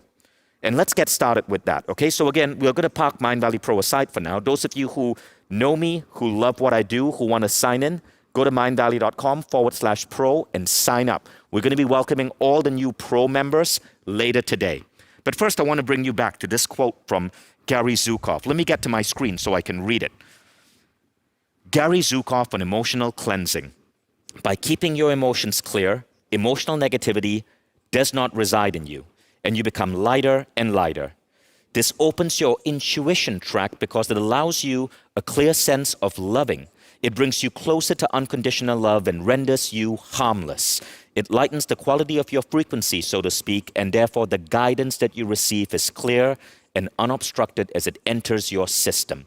What Gary is saying here is that when you can clean your emotions, your intuition becomes crystal clear. But it's not just intuition. Every spiritual teacher I've worked with has said that the cleaner your emotional field, the faster you manifest. In short, luck goes up. Now, we're going to go a little bit deeper. This requires that you clean yourself each day of your emotional impacts. Just as you dispose of your physical body waste and toxins, so too dispose of your emotional waste and toxins by finishing emotionally unfinished business, by not going to bed in anger, by seeing that you do not feel contaminated emotionally, and by learning to work with and to honor your emotional currents of energy. This is what we're going to be talking about next. Now, in my book, I coined a word called unfuckwithable. The word unfuckwithable is actually an internet meme. I popularized it, rather. I didn't coin it, but it means this. When you are truly at peace with yourself and nothing anyone says or does bothers you and no negativity can touch you, that is when you're emotionally clean. No negativity can touch you. Someone can yell at you. You can be walking down the street and someone says a comment that is vicious. Nothing happens. At the same time, you have no negativity towards anything in the past. Past, nothing. Fears of the future, nothing. That is unfuckwithable. You are truly at peace with yourself. Now, ironically, there have been scientists who have been studying this state. They call it by different names, but what they found is that this unique state can be represented by certain changes in the brain. Specifically, alpha brainwave amplitude that's really high, and left-right brain coherence. We're going to come to that in a moment. The question is, how can we put you in a state of unfuckwithable? So here's where the story gets really, really, really interesting. It turns out that there's this one practice that has the highest correlation with putting you in this emotionally clean state. And that's what you're about to learn right now. It's called forgiveness. Forgiveness is getting a lot of interest right now from scientists. Studies show that it decreases anger and hostility. It increases feelings of love, or what Gary calls reverence. You feel deeply connected to all life. It enhances your capacity to trust. And this is really important. Gary mentioned something earlier. He said, the truly reverent being loves all life. He sees other people, even in their nastiest form, as souls having a human experience. This is trust. Even when someone is wrong or is angry, you can see that they are a soul going through an experience. Now, the next thing that happens when you practice forgiveness is freedom from events of the past. So many of us carry baggage from the past. Forgiveness helps you remove this baggage. Next, improve health. I shared a little bit about this yesterday. University of Utrecht found that forgiveness improves your vertical jump. Israel study found that forgiveness improves your endurance. Other studies shows that it relieves back pain. It's crazy how powerful this is. And then it improves it gives you improvements from psychiatric disorders. All of this from a simple practice that you're about to learn. So I got into forgiveness one day when my friend Dave Asprey invited me and famous author J.J. Virgin and entrepreneur pioneer Joe Polish for an experiment he was doing in British Columbia at an institute called 40 Years of Zen. And 40 Years of Zen, basically what they do is they put you in a chamber, they measure your brainwaves, and what they're seeking to do is use a concept called neurofeedback to train your brain to operate like the brainwave states of Zen Roshi monks. So again, these Zen Roshi monks, they had particular brainwave states that were measurable. But using biofeedback, you can implant those same brainwave states in human beings. You then sit down with scientists, they analyze your brainwaves, and they show you when you are hitting those ideal states. Those are what my brainwaves happen to look like. Now, here's the really, really, really funny thing, okay? So, at 40 Years of Zen, there was this one lady who was scoring crazy high. And I don't mean score like it's a computer game. It was just that they were seeing incredible progress in her. So they would put people into these chambers and you had to meditate for like 4 to 5 hours a day with a computer analyzing your brain. And this one lady just kept, her alpha amplitude, the desired state was just soaring. And so the scientists asked her, ma'am, what are you doing? And she says, I don't know. I'm just trying to forgive that asshole husband of mine. Turned out, she had gone through a really, really, really horrible marriage. And all she was doing in these chambers was forgiving her husband. And they noticed that this act of forgiveness was shifting the way her brain was operating.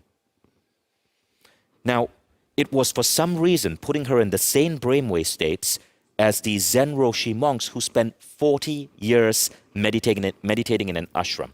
And so they started bringing more and more people in and studying forgiveness on how it influenced brainwaves. These are some of the rules that they found. The first thing is, you can be trained to forgive anything. Remember, Nelson Mandela forgave his jailers. No matter how traumatic or bad the event was, you can elevate yourself to a level of understanding and peace where you can forgive anything. I read a story in the newspapers last week about a guy who accidentally killed a boy in a car accident. And he beat himself up over it. He became suicidal. He fell into a depression until the parents of that boy invited him to dinner and forgave him. Those parents learned to forgive a man who killed their son by accident. And if you can forgive that, there's a lot that we can forgive. Yet most of us hold on to petty little grudges. Yet, with the right approach, you can forgive that. And we're going to teach you this approach. Next, they found that forgiveness frees you. It frees you of negativity. It frees you of worry. For some reason, it improves your physiology. And it gets weirder. We're going to come to the weirdness bit in a moment. Forgiveness, though, doesn't mean dropping the charge. In other words, if someone did something that was criminal, you can forgive them because you see them as a soul that maybe they didn't know what they were doing. but you don't drop the charge. You would still report them to the police, right? That is our duty in society. So forgiveness is not dropping the charge. Please know the difference. And then the other party does not have to forgive, only you do. I used to believe that when you're practicing forgiveness, you must get the other person to forgive you as well. You don't have to have any dialogue with the other person. They can be hateful, but that hate will not influence your energy if you forgive them.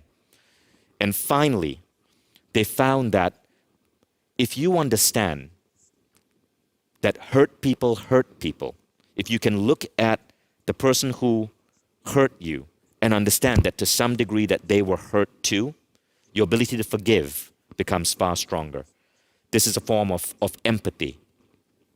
Neil Donald Walsh wrote a really remarkable book called The Little Soul and the Sun. Neil Donald Walsh, of course, is one of our Mindvalley authors. He has a program in Mindvalley called Awaken the Species, which is, it's really powerful. If you enjoyed Gary Zukav's work, you're going to love Awaken the Species. Members, this is part of your account. Take it. It is a program that goes deep into spirituality, right? But Neil wrote a book called The Little Soul and the Sun, which is really powerful. You can read it in about 45 minutes. It's on forgiveness. Just a little tip for those of you who want to go a bit deeper. And in the book, Neil says, it's important to understand that anyone, including the people who hurt you, are actually there in a larger universal aspect for your own good.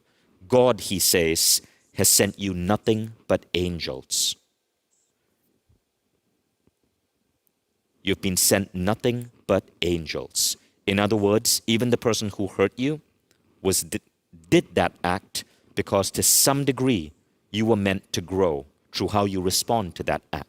Now that's a pretty heavy idea. We'll go through that deeper in concepts like, in trainings like Mindvalley Pro. We may even bring Neil on to educate you on this point.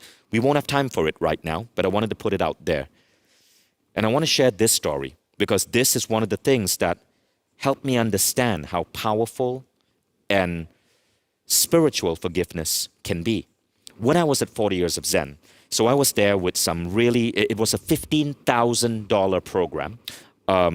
So there are two institutes that teach forgiveness as a form of neurotraining.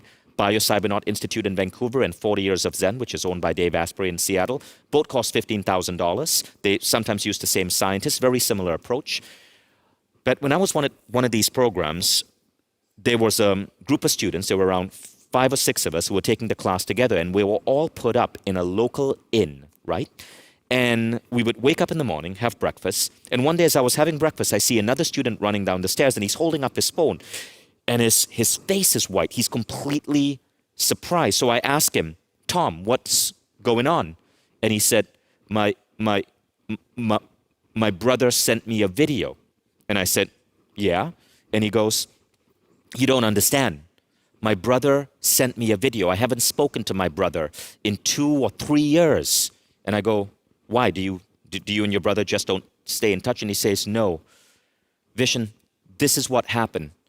When I was 10 years old, my brother raped me. That fucked me up. I could not have normal relationships. I lost my self-esteem. I got hooked on heroin and cocaine. It wrecked my entire life because I was raped by my brother. And I hated my brother. I hated him for what he did to me. But for the last 3 years, all I've been doing is practicing forgiveness and forgiving him and forgiving him and forgiving him as I'm in this chamber meditating. And he doesn't know I'm doing that because the scientist said you don't have to have the other person forgive you. But for some weird reason, after 2 years of not being in touch, he sent me a video apologizing for what he did decades ago. Now, right, 40 years had passed. And on that particular day, as this guy was in the chamber forgiving his brother, at that precise time, his brother sent him a video. Was this a coincidence? Or does forgiveness transcend time and space in some way and create healing, not just for you, but for the other person as well? I believe this is what's happening. And this is why I'm such a fan of forgiveness as a practice. So here is the technique that you learn when you are in these facilities, and this is the technique that I prescribe. This is part 3 of the 6-phase meditation. So if you do the 6-phase meditation, you'll notice forgiveness is a core part of it. Forgiveness is phase 3. We do a very rapid version of this in the 6th phase. What you're going to learn here is a slightly more extended technique. And again, those of you who are on Mindvalley Pro, we're going to go really deep in this. I'm going to teach you this technique, and in one of the months during the Mindvalley Pro curriculum, you're going to be assigned to go deep using this and clean every part of your energy field. And we'll be there supporting you, right? At the end of it, our goal is to get you to a state of unfuckwithable. Because not only are you then powerful, you have true authentic power, but you find that intuition flows through you like magic, and synchronicity happens. Whatever you want in life just happens. Some people call it the state of surrender, living in surrender. Surrender happens when you can completely clean your field of any negative emotion. And that's what we're doing here. Forgiveness is the most powerful practice for it. So this is what the process looks like. The method is as follows. Number 1, you identify the person or act to forgive. So who is it that you're seeking to forgive? Now here's the thing, right? Because you're doing this for the first time, if you are doing this for the first time, don't pick something too difficult. Forgiveness is like a muscle. You start small, you train it. You don't just go straight and forgive someone who, say, physically abused you. That can be challenging. You might start by forgiving your boss for maybe not appreciating you, forgiving your spouse for maybe a fight that you guys had, forgiving your children for maybe something that happened. You're going to start with forgiving someone that you genuinely appreciate and love for a tiny incident. As you build up that muscle, you're going to work on greater and greater things, okay? So the first thing is you identify the person to forgive. Now here's the power tip. That person could be a younger version of yourself. When I was at 40 years of Zen, I had to forgive younger versions of myself for stupid mistakes I made in business that cost me millions of dollars. I forgave a teenage version of myself for not having the self-confidence that I would have liked to have in those years. You can forgive a younger version of yourself. And if you're doing that in this forgiveness ritual, you're going to see yourself at that age. It could be a 17-year-old version of you or a 27-year-old version of you. That's part 1. Now, part 2 is you're going to create a space. A space is in your imagination, you're going to create an imaginary space where you're going to practice forgiveness. So one of the people I had to forgive was my high school principal. He was an abusive man. And one day, I forgot to bring my running shorts to school. And I got punished for that. I was made to stand in a basketball court at 31 degree Celsius heat. That is crazy hot for 3 hours till I almost fainted. My father was furious. He drove to the school to speak to the principal. The principal, of course, was an asshole. So in one of my forgiveness exercises, I had to forgive my high school principal because he made me so angry, and he abused me as a teenager. Now, creating the space meant when I saw that scene, when I saw him, I saw that basketball court. Because that basketball court was that scene. I wanted to forgive him in that space. Now, maybe you do not want to forgive your abuser in the space. Maybe it was a bedroom where something bad happened. You could create a scene such as the top of a mountain or a Greek temple or an ashram, whatever you want. But you're going to imagine that you're in this beautiful space and the person you're about to forgive is in front of you. You then go to the next step where you see them, you see their face, and you read the charge. This is where you are like a judge and you're reading the charge. So to my principal, I might say, Mr. G, you had a really awful attitude towards anything that you saw as the slightest violation of a school rule, even if it wasn't malicious, but a student simply forgot his running shorts. And putting a young boy, a kid, 3 hours in the sun until he almost fainted was ridiculous. I know you came from a military background. Maybe you thought discipline was the way to go, but you made me dread school as a result. And you should never do that to anyone. That's reading the charge. So you're going to read the charge as if you're the judge. That's part 3. Now, part 4, you're going to feel the anger and pain. Zukov said something interesting. He said, you don't push away emotions. You fully feel it. that you feel the emotion from the point of view as an observer. So in my case, like I really no longer feel anger for my principal, but I feel the emotion I felt when I did, right? And if it's something that I haven't forgiven yet, I let the emotion bubble up. And at this point, you can hit your pillow, you can yell, you can scream, just let the emotion come. Do not push away the emotion, let the emotion come. Don't text the person or WhatsApp the person or scream at them, but let the emotion come for 2 minutes and then you stop. Now, how do you know 2 minutes? Well, you can set a timer. What they teach you in these neurotraining facilities is if you feel the emotion for 2 minutes, no more than 2 minutes, and then you stop. And when you stop, this is what you do next. You think of what you learned from the event. What did I learn from standing on that basketball court? I learned that I was much tougher than what I thought I was. What did you learn from that person who cheated on you? What did you learn from that man or woman who abused you? What did you learn from that friend who violated your trust? Odds are you learned something. Michael Beckwith said, we grow through satori moments or insight, or we go through kensho or pain. Kensho is growth through pain. And the odds are if you experience pain, you grew somehow. So what did you learn from that event? And then we come to number 6. And this is the hard part. Think about how the other person may have been hurt in the past. This is where you see it from their eyes. You remember the phrase, hurt people hurt people. What happened? I think about my principal. I knew that he was a weightlifter in his past life. I knew that he came from a developing country where the culture was really, really, really strict. I knew he was a military man. I wonder, did he have an abusive father? Was he put through a lot of strain in the military? As a weightlifter, was he punished by his coach? I think about how he must have been hurt so bad that he believed that hurting other people was the way to set someone straight. Maybe that was his upbringing, his culture. And so you see it from the other person's eyes and you think about how could they have been hurt? It helps if you suddenly reduce them to a child and you wonder what did they experience in their childhood. And then you come to part 7. You see the situation from their eyes. How would they see you? This gets a little bit harder. I wonder, how did my principal see me?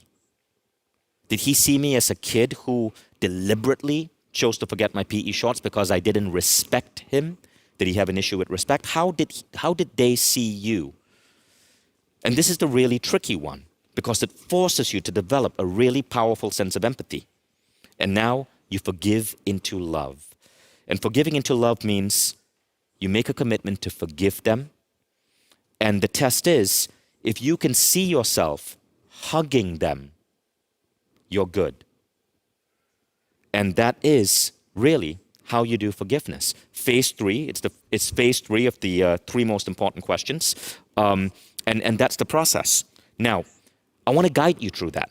And we're going to do it. The exercise actually doesn't take very long. So we're going to go back to we're going to go back through the steps and we're going to go through this process.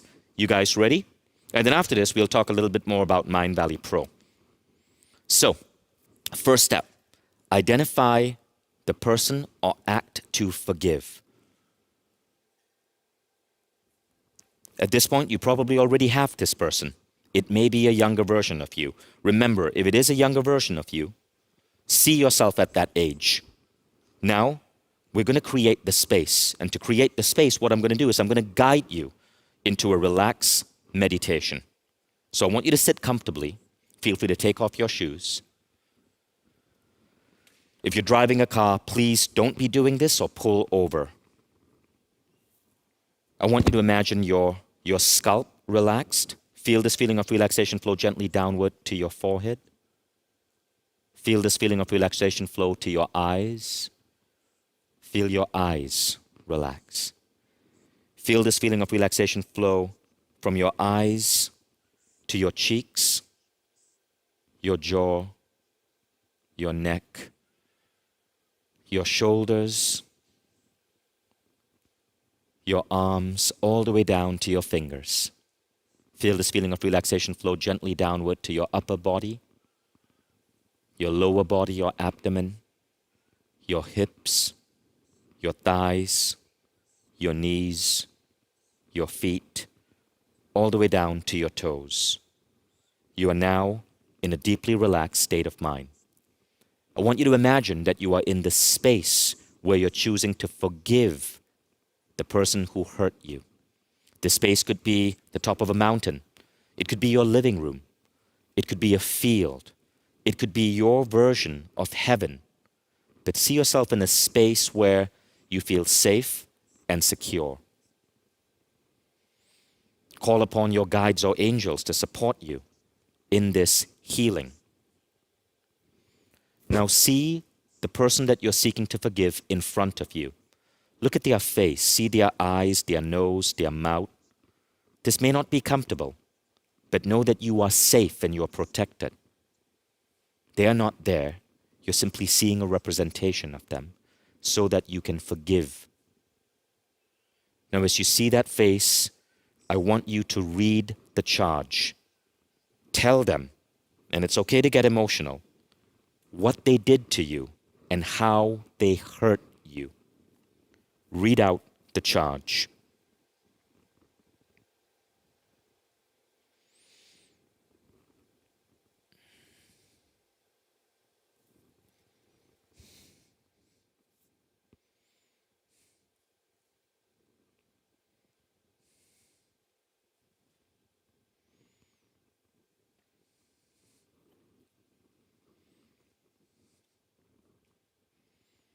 Now, you get to feel the anger and pain of what you experience.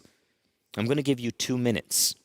I want you to actually allow yourself to feel that pain, to feel that anger, to feel how mad you are at them, to feel the pain of what they did to you. You have 2 minutes. You can yell, you can scream, you can pound your pillow. Now, maybe you're seeing a younger version of yourself. Feel the anger or the pain you might have because of a mistake you made in the past. But imagine this younger version of yourself as a younger brother or younger sister. And that you are a wiser version of them.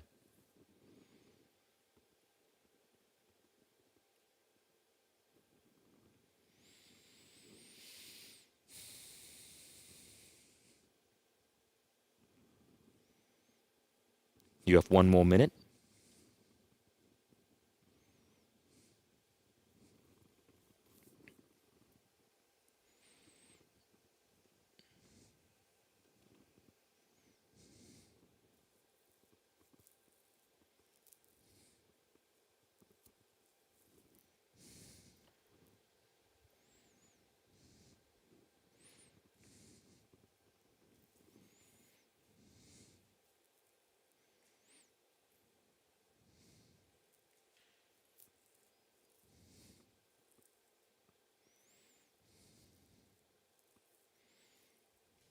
Stop. Now stop feeling that anger and pain, and we go to the next step. I want you to now reflect on what you learned from this situation. Or, if this was a mistake you made, a younger version of you made, reflect on what you learned because of that past mistake. Think about new knowledge, new awareness, how you grew.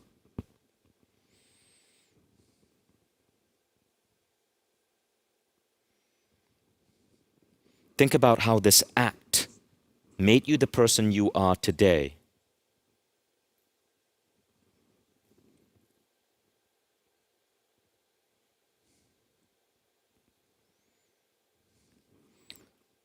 Now you move to step 6. Think about how the other person may have been hurt in the past. If you're forgiving yourself, think of an experience prior to the event that maybe made you make the wrong decision that you did. Try to imagine the other person, the aggressor, as a child. What might they have experienced as a child that made them do the act that they did? What you're practicing here, by the way, is what Gary Zukav labeled as reverence. You are seeing everyone as a soul having a human experience. And in this case, you're seeing them as a soul that's going through a learning that they needed to do.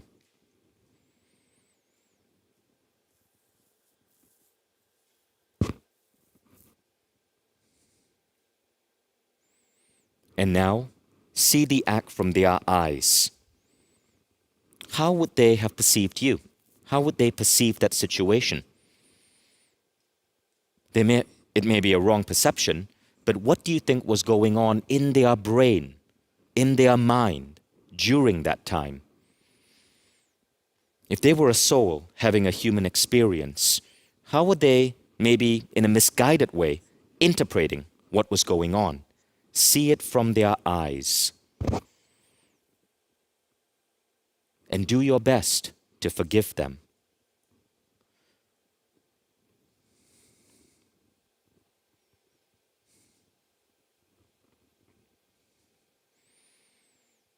In the next step, I'm going to ask you to forgive into love, which means getting into a state where you can actually feel, yes, love for them, to the point where you would feel comfortable hugging them. Some of you might be ready to do it, some of you not. And in these methodologies, if you feel you're still not ready to do it, it doesn't mean you will never forgive them. It means you will repeat this process for the next day or the next 30 days until you can. When you can get to the next step, step 8, which is forgive into love, and imagine them coming to you and imagine hugging them, you know that you have healed yourself, not them, yourself. You have removed this karmic scar from your energy body.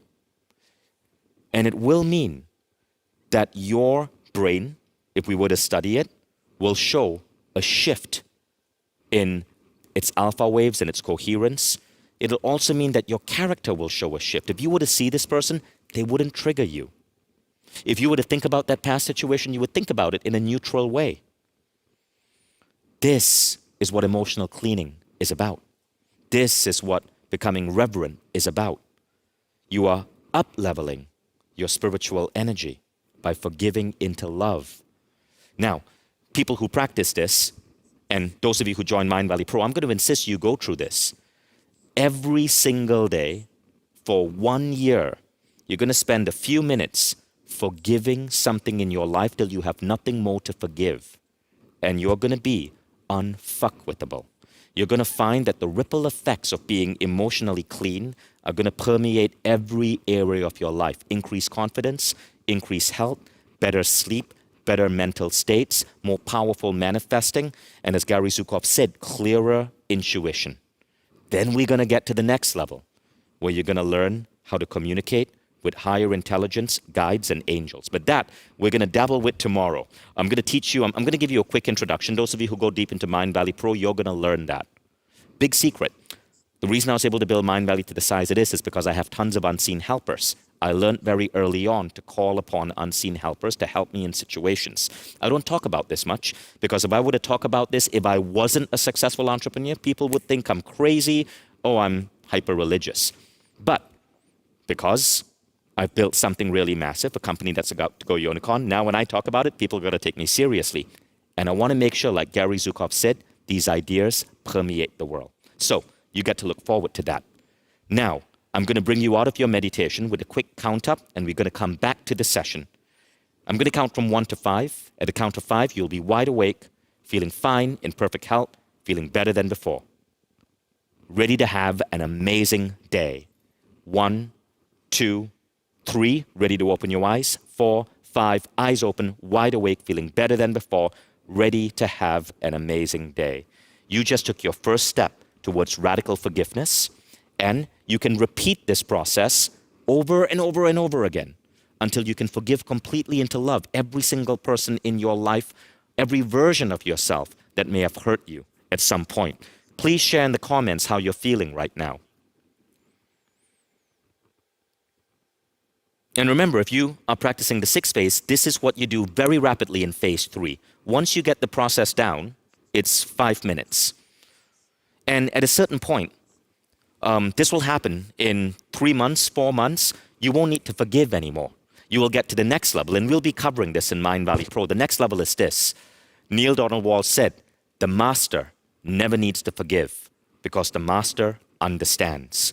You will get to a level in less than 1 year where you no longer practice phase 3 forgiveness. There's an advanced phase that you'll be practicing because you reach mastery where nothing bothers you anymore. There's nothing more to forgive because you have reached mastery.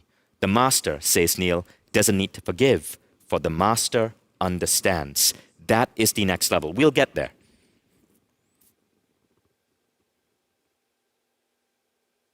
So people are saying they cried. Some people are saying, have tried to do this a long time ago. Some people are saying, can't find my keyboard. I don't know what that means. But I hope you guys had a good experience. Now, let me tell you about what the next steps are, okay? So many of you signed up to be Mindvalley members. Mindvalley membership is $500 a year. It adds up to about $1.37 a day. You get access to all the great Mindvalley teachers. You love Marie Diamond. You get to go into a 30-day program with her, 20 minutes a day, to feng shui your entire house. By the way, I did that program, and I saw my wealth grow like crazy. It was incredible. Or you could study with Shefali Sabari. You could study with Nureyal and develop power focus. If you think $500 is a lot, just do the NER program. It's 4 hours. You can finish it in a Saturday. The increased focus, you'll make back that $500 in less than 1 month. So it is ridiculous if you are not a member. Like, you are literally sacrificing the quality of your life because you're worried about $500. But the next level is Membership Pro. Membership Pro is another $500, and this is where I personally guide you into mastery of your entire self. So it's 500 plus 500, it's 1,000. So if you're a member and you want to upgrade to our new service, Membership Pro, it's just an extra 500. And you can go sign up at mindvalley.com/pro. So, quick recap. If you're a member, you get the following. Number 1, you get the world's top programs. You never have to buy another personal growth program because everything is on Mindvalley. Many of the world's top personal growth courses we have digitized and put on Mindvalley. All of this is open to you. Remember I shared with you that quote, that tweet from Bianca Andreescu, the woman who won the US Open? She was tweeting about the Be Extraordinary seminar that she attended in Toronto. Well, you don't have to fly to Toronto. It's in membership.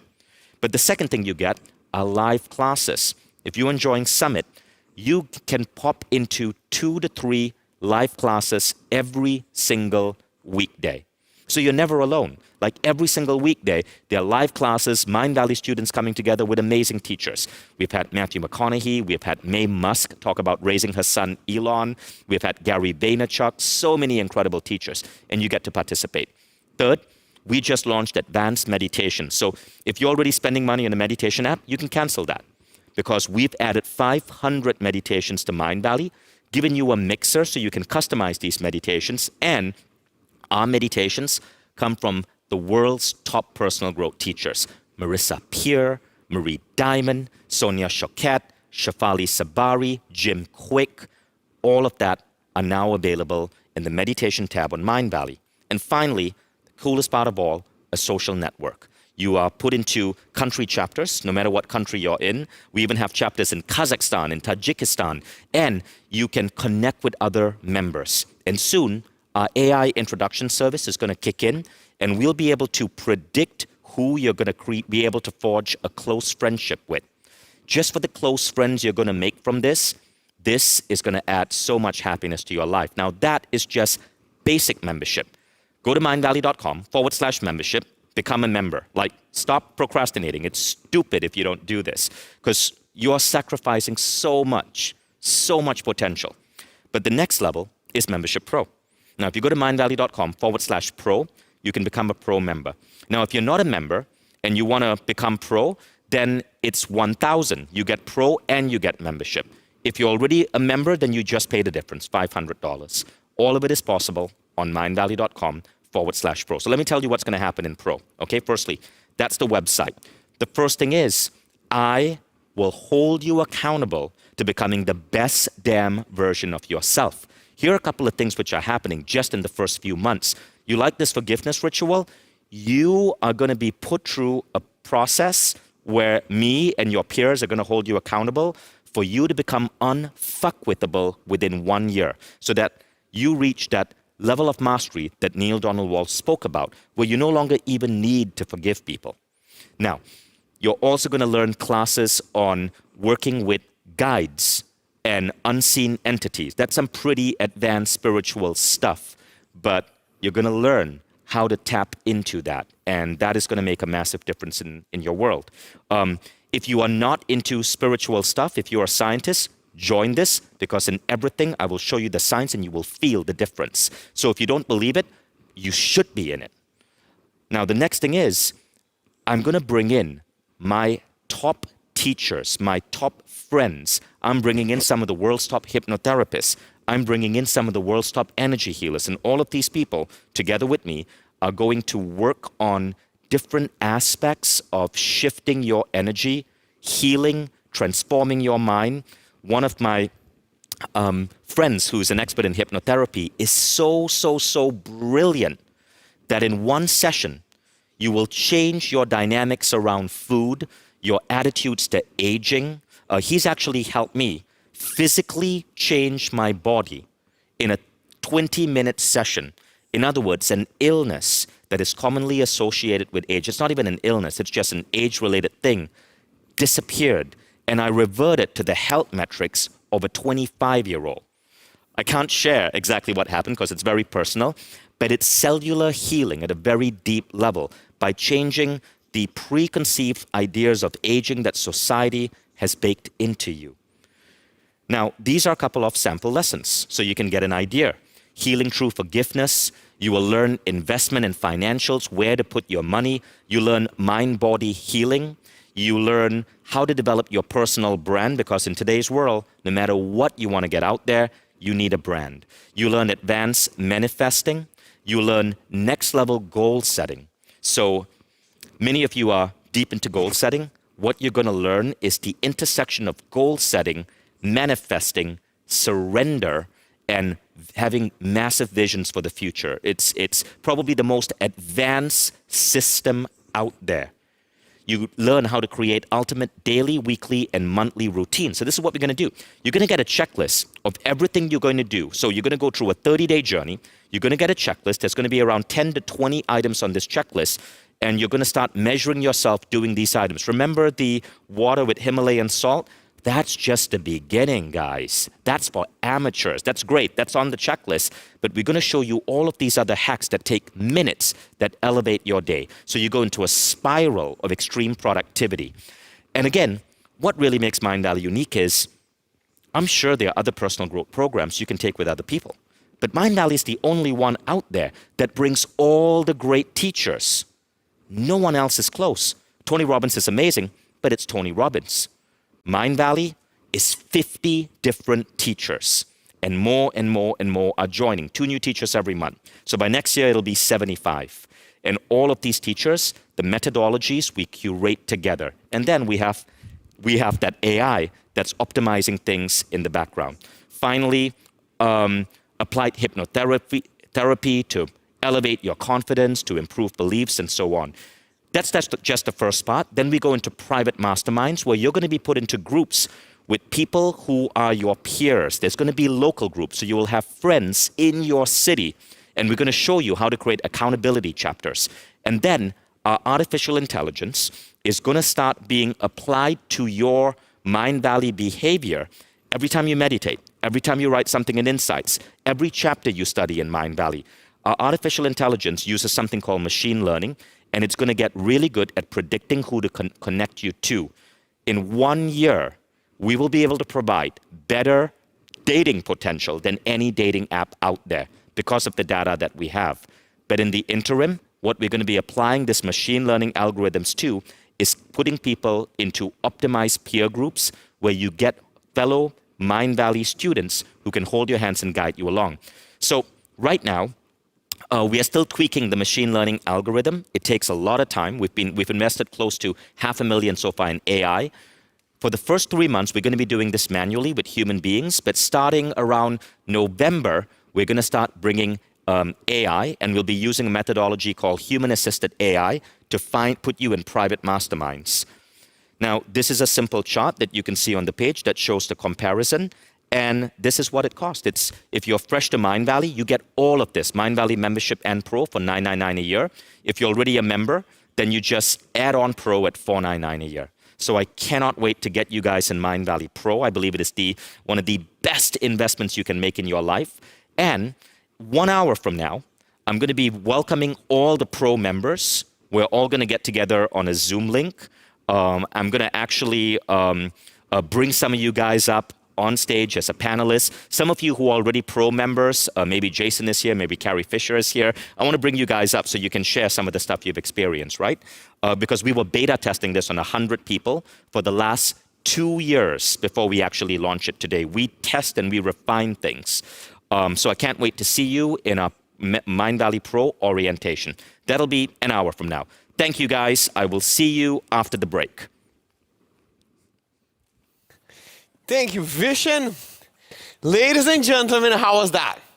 I saw you guys in the chat right after the whole exercise finished, and let me tell you that this is not the end. There's more coming, because this was one of the sessions guided by Vishen as one of the coaching exercises that he does for Mindvalley Pro members. But there's another one coming after the break. This is mind-blowing. After the break, we're going to have a identity shape shifting. That is also a coaching session guided by Vishen. So I know that you are looking forward. I want to give you some time to get some water, maybe wash the face, because maybe there's a time. We have more or less 5 minutes, and right now we don't need to break up rooms into parallel. So if you are in a Zoom room right now, which I know you are because we are talking at this moment, just stay there, but don't forget the process that you and I have.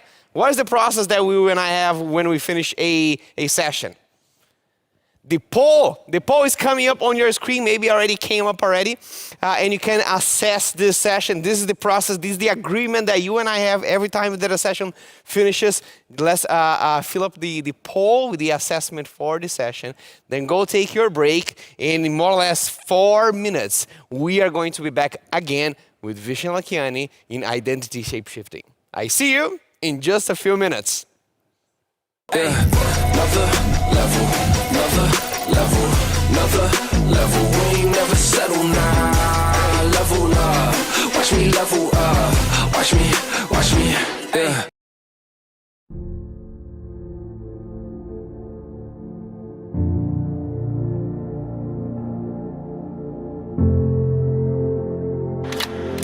I wish I took better care of myself. I wish I told her I loved her.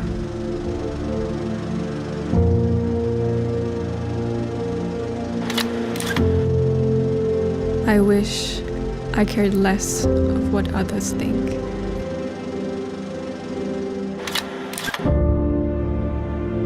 Your life is your life. Don't let it be clubbed into dank submission. Be on the watch. There are ways out. There is a light somewhere. It may not be much light, but it beats the darkness. Be on the watch. The gods will offer you chances. Know them. Take them. You can't beat death, but you can beat death in life. Sometimes. And the more often you learn to do it, the more light there will be. Your life is your life. Know it while you have it. You are marvelous. The gods wait to delight in you.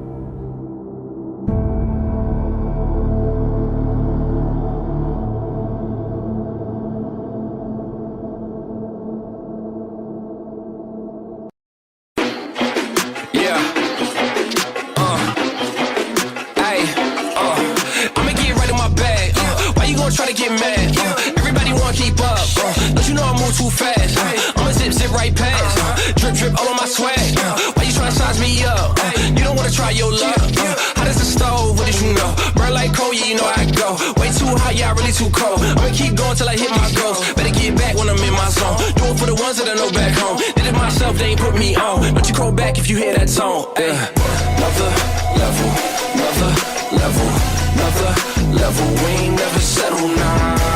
Level up, watch me level up, watch me level up, watch me, watch me.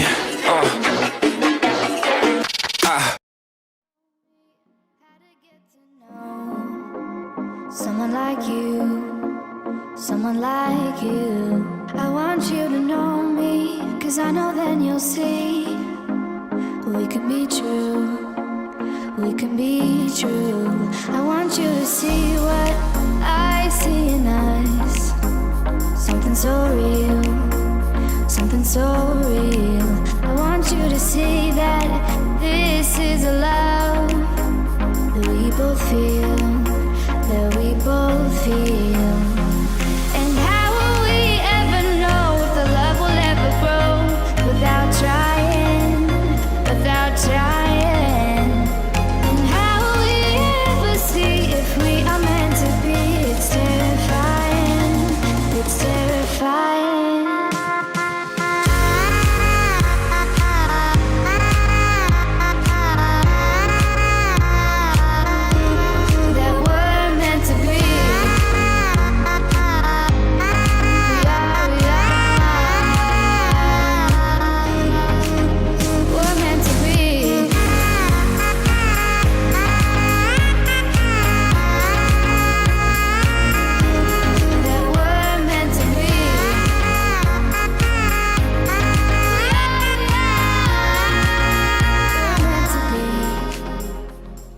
Another level, another level, another level. We ain't never settle, nah.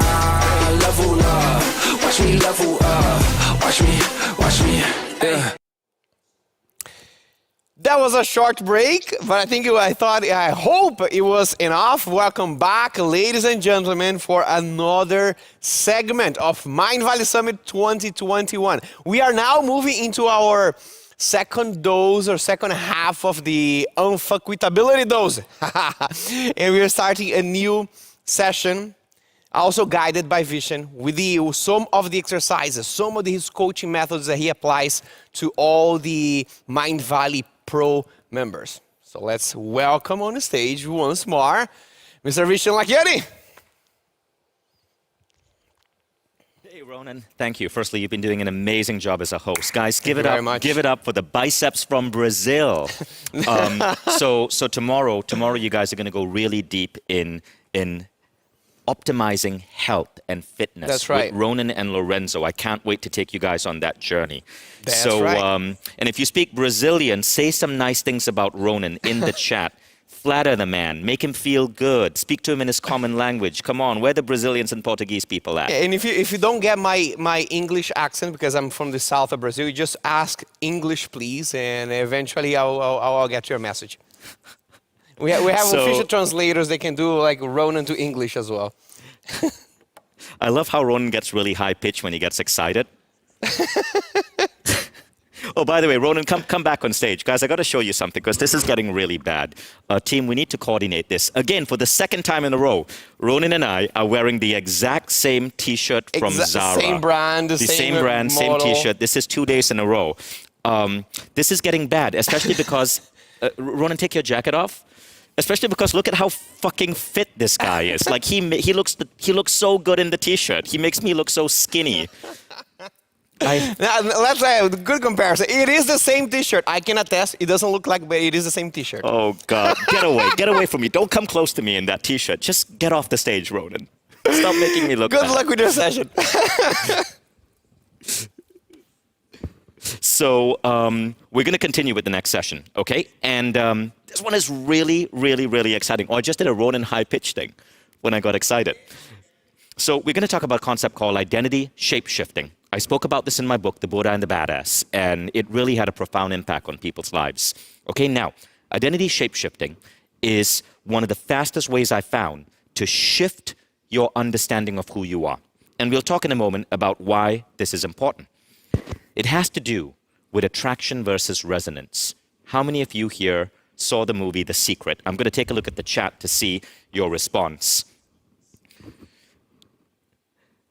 So a lot of people are saying, yes, they saw the movie The Secret. Do you believe in manifesting? Type out, yes, I'm a believer. Great, I see the chats coming in. Now, I really believe that our minds are able to influence reality because I get to connect with so many amazing people, not just spiritual teachers, but dudes like this guy. That's Patrick Grove. He's the guy who came on yesterday and spoke about the power of journaling. Patrick has taken 6 companies public. Think about that for a moment. Most of us would feel highly successful if we took one company public. He's done it 6 times. He's a huge believer in manifesting. He's one of our most active Mindvalley students.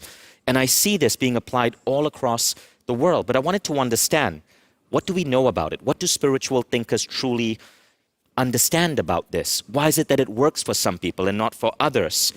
And a key insight came to me one day in Portugal, 2 years ago, when I was hanging out with this man, the Reverend Michael Beckwith. Michael Beckwith is a phenomenal teacher, spiritual teacher. And he explained to me a really interesting concept. We were having breakfast, and I asked Michael, you were in the movie The Secret. It's now been almost 20 years. What would you say differently than what you said in that movie? And he said, Vishen, I would explain to people that it's not about the law of attraction. You see, it's about the law of resonance. The universe, he said, doesn't give you what you want. Rather, it will reflect to you that which you are. That's an important statement. I want to bring it up on screen. The universe acts as a mirror. It reflects back to you what you are. The miracle of this is that you can shift your identity and the world will obey. The universe will not give you what you want, but it will reflect to you who you are. This is why so many teachers of this science of bending reality talk about not having wants, but being that which you are, tapping into the emotion of who you are. You will notice this in the teachings of Esther Hicks. She says when you want something, you are putting out the energy that you lack it, and therefore the universe reflects back to you that lack. If you study Joe Dispenza, he teaches a manifesting meditation, and part of this manifesting meditation is to understand the feelings that you would have if you already had that which you desire. The boy or the girl, the beautiful beachside home, the successful company, the fame, the body. You identify the feelings associated with that. And then you bring those feelings into present reality.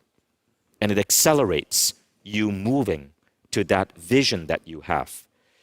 We see these across all these different teachings that talk about bending reality.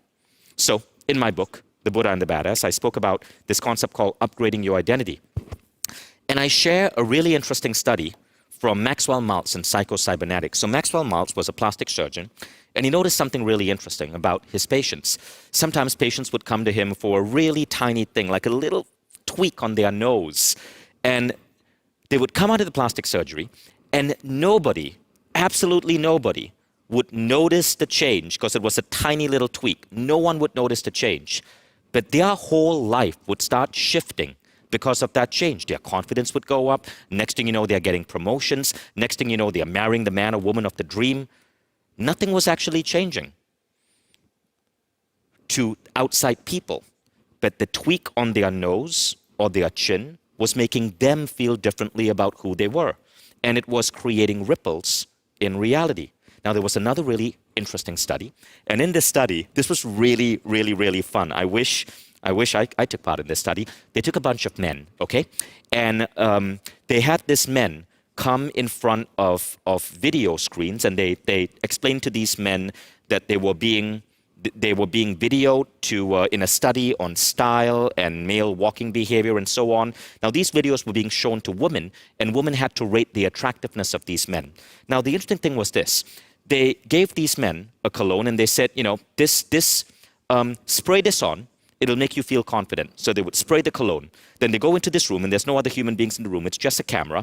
But somehow, because they had the cologne, it was like that nip on their nose or that nip on their chin. They somehow stood differently. They walked differently. They spoke to the camera differently. And women, watching them on a screen, these women couldn't smell the cologne. Women rated them as more attractive. So whether you have a tiny fix on your face that no one else notices, or you spray on cologne that nobody knows is on you except you because you're in a room with no human beings, the idea that something has shifted causes an actual shift.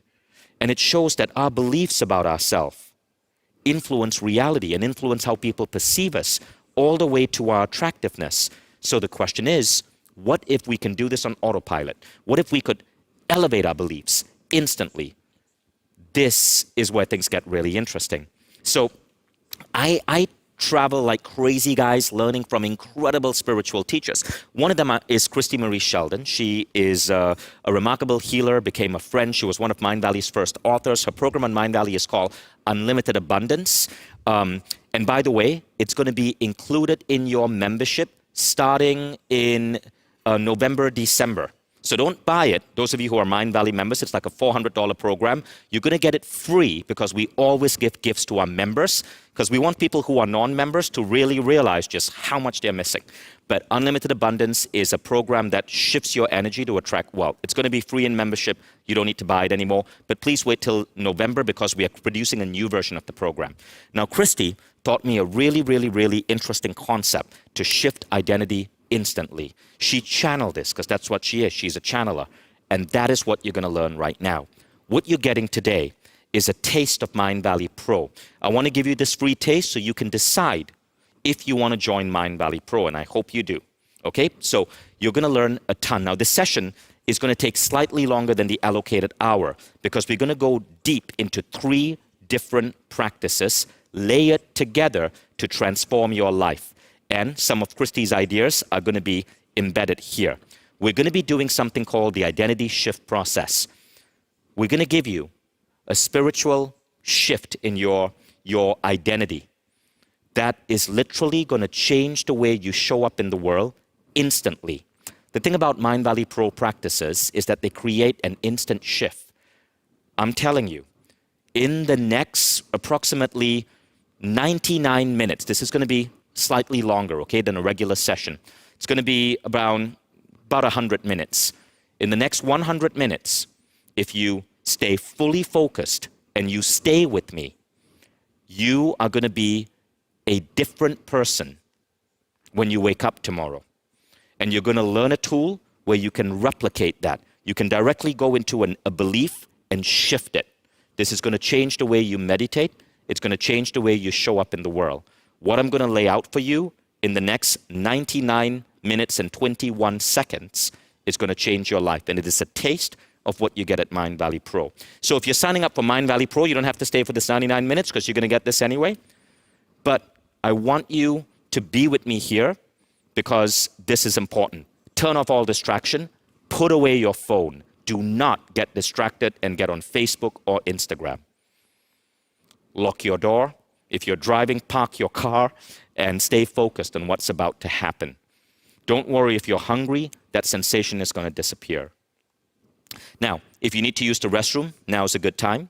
Keep the sound running because there are parts of this session where you're going to be put into an altered state. Now, this is what we're going to do.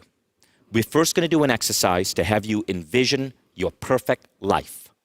Then we're going to go to step 2, where you're going to create a new identity to attract this perfect life. Remember what I mentioned. All the great spiritual teachers, whether it's Joe Dispenza or Esther Hicks, says that the desire will actually push things away. It's not about wanting. Rather, it's about feeling within you the feelings that you would have if you already had what you desire. That's what we're going to do over there. We're going to create that new identity. Then we're going to program this identity into your subconscious using a precision tool that allows you, in the alpha state of mind, to slowly tweak your belief system. It's a form of self-hypnotherapy, or what people commonly call auto-suggestion. So, let's get started with part 1. Now, if you're excited, I want you to see, I want to see some noise in the comments thread.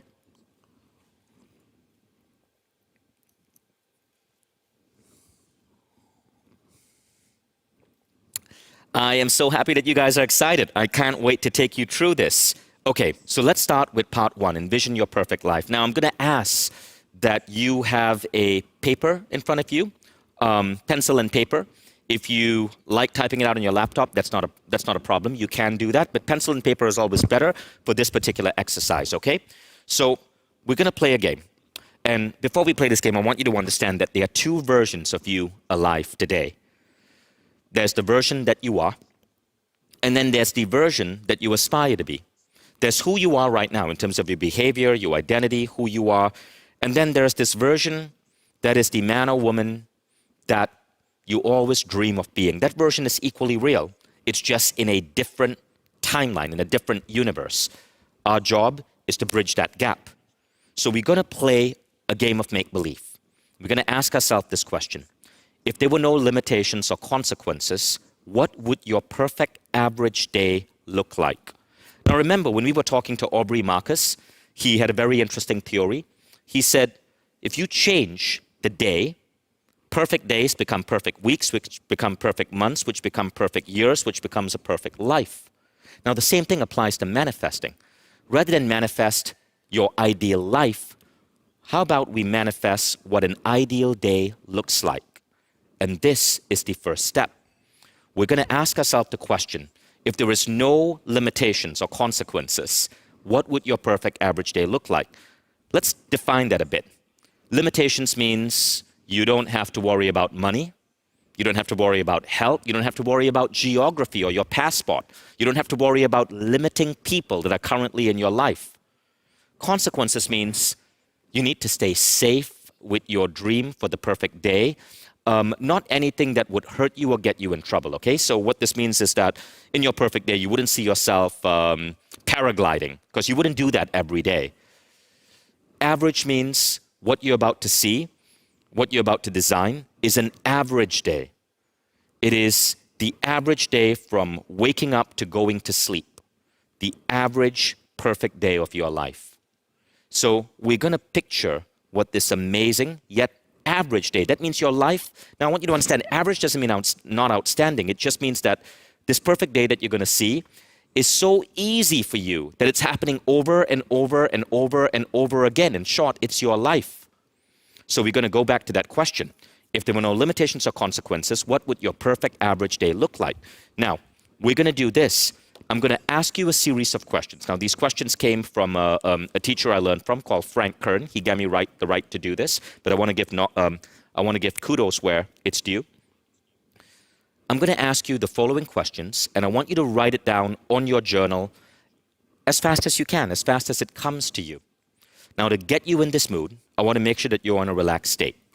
So sit down in a meditative posture or whatever keeps you in a relaxed state. Play some music if you want. If you're a Mindvalley member, you can open up the Mindvalley app and choose a track from the meditation panel. Don't choose a vocal track, choose an ambient track, in other words, a sound, like a peaceful sound. Okay, now, as you get into this relaxed state, we're going to start asking the questions. The first question is, in this perfect day, where would you live? What country are you in? Is it by the beach? Is it maybe a beautiful European city with cobblestone streets? Is it a massive, exciting metropolis like Tokyo or New York? Next, what would your house look like? Now, you don't have to overthink it. Right now, the first thought that comes, is it a beautiful condo with a pool? Is it a luxury bungalow? Is it a cabin in the forest? What would your house look like? Next, what time would you wake up? On this perfect day, at what time would you arise from sleep? Are you an early riser? Or is your perfect day waking up at 1 p.m.? No judgment. What time would you desire to wake up?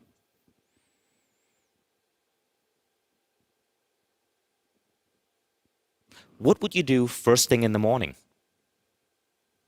You already have some ideas.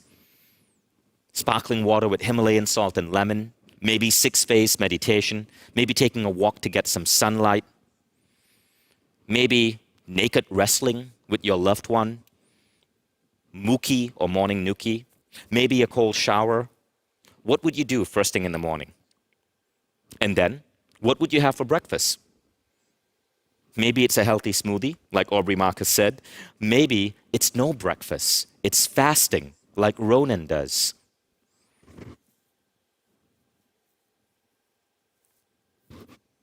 And then, what does the mundane stuff look like? For example, taking the kids to school. What does that look like?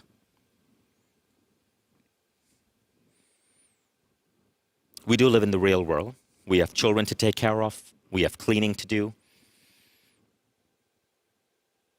What would that look like?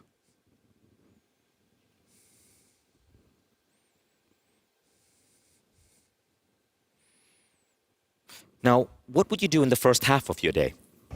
What would that first half look like? Maybe you're reading for an hour. Maybe you're diving into a Mindvalley quest for 20 minutes, followed by a meditation. Maybe you're working out with 10x at the gym.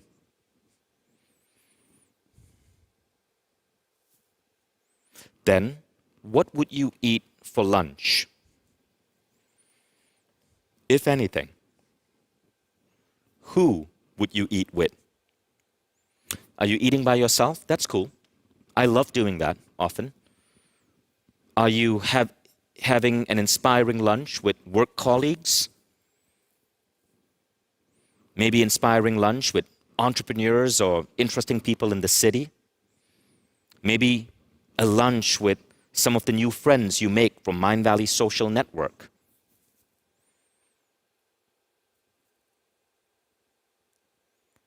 What would you be eating for lunch? Think about what you learned from Mindvalley teachers like John Robbins, Eric Edmeades. What does that lunch look like? And while we're on that topic, what does your body and health look like? Imagine your musculature, your energy levels, your fitness. It's lunchtime. Are you feeling tired and needing a nap? Are you full of energy?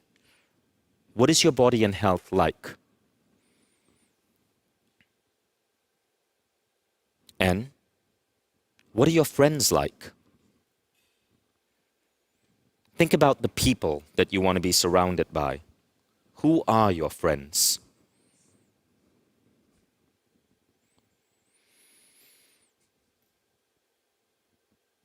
Now, some people are saying, lunch with Jim Carrey. No, you're missing the point of the exercise. You're not going to have lunch with Jim Carrey every single day. Remember, we are talking about the average day. When I did this exercise, I said, I want to have lunch with inspiring entrepreneurs and really smart people every day. And now I live in Tallinn, Estonia, which actually has the highest number of entrepreneurs per capita. And very frequently, I have lunch with really brilliant people. So it must be an average day. You're not going to have lunch with Jim Carrey every single day. Now, what would your friends be like? Are they people who uplift you? People who share the same goals? People in the same industry? Think about the people closest to you. And now we come to the next session. What purpose would you strive for? Mine is creating the greatest education company humanity has ever seen. What would yours be? It could be something small. It could be something bigger. You could be thinking boldly like Naveen Jain, but there's no pressure to do that. Your purpose could simply be that you want to be the best damn dad to your 3 kids. And that's equally legit, as long as you are happy. But what is that purpose?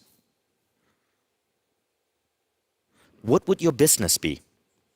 Maybe you have your own business. Maybe you're working for a great business. Maybe you're a scientist at NASA. There's no judgment to be self-employed or be an entrepreneur. All of those are BS terms anyway. The important thing is, what are you doing to earn a living? And how do you feel about it? What are your clients like? These are the people that are buying your products and services. Are they people who are crazy about what you're working on? Or are they difficult? Nobody wants difficult clients. You know, when I did this exercise, I said, I want my customers to be so cool that I want to party with them. And that's actually what happens right now. If you're a Mindvalley member, you'll probably be partying with me half clothed, covered in glitter, under the moonlight at A-Fest, which is happening in Jordan in October, or Mindvalley University. That's going to be happening right here in this building in Tallinn, Estonia, in the same time, 2022. So I literally manifested a lifestyle where I party with my customers. And some of our Mindvalley members have actually become my closest friends in my life. It's really bizarre how fast these things manifest. I did this exercise, by the way, in 2009. Next, what are your relationships like? What do you like about each other? Remember what Gary Zukav spoke about in terms of spiritual partnerships. The best relationships are the ones where you're helping each other grow. There's no judgment here to be married or to be in any type of archetype relationship, to use Gary Zukav's words. Rather, define this any way you want. Next, what would you do for family time?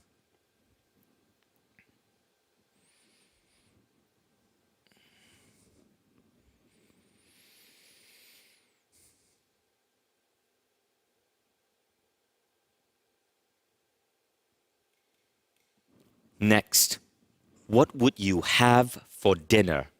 And where would you eat? So a really funny story, but when I did this exercise, I said, you know, I want to have really healthy, amazing dinners, around half the time at home, half the time in gorgeous restaurants. And as a result of the pandemic, I ended up living in Tallinn, Estonia, which happens to have some of the best damn restaurants in the world. If you guys have ever been to Tallinn, you'll know what I'm talking about. French people come here because they say the food here is better than Paris. And I have a gorgeous apartment right in the center, and there are so many restaurants around, so I frequently get to like live this life. What would you talk about over dinner? Over lunch, I love talking about business. Over dinner, I love talking about personal growth in Mindvalley. I'm kind of a geek that way. Next, what would you do at night? Side question, who would you do it with? So maybe your idea of a great night is reading a good book. Maybe your idea of a great night is wild sex. You decide.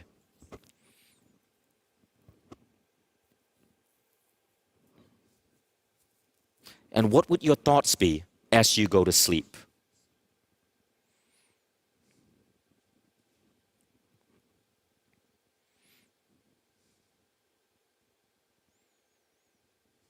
I love seeing the comments. You guys are cracking me up. So that's the point of this exercise. What you just did was, you just created a tiny vision of your perfect day. Most people don't do that.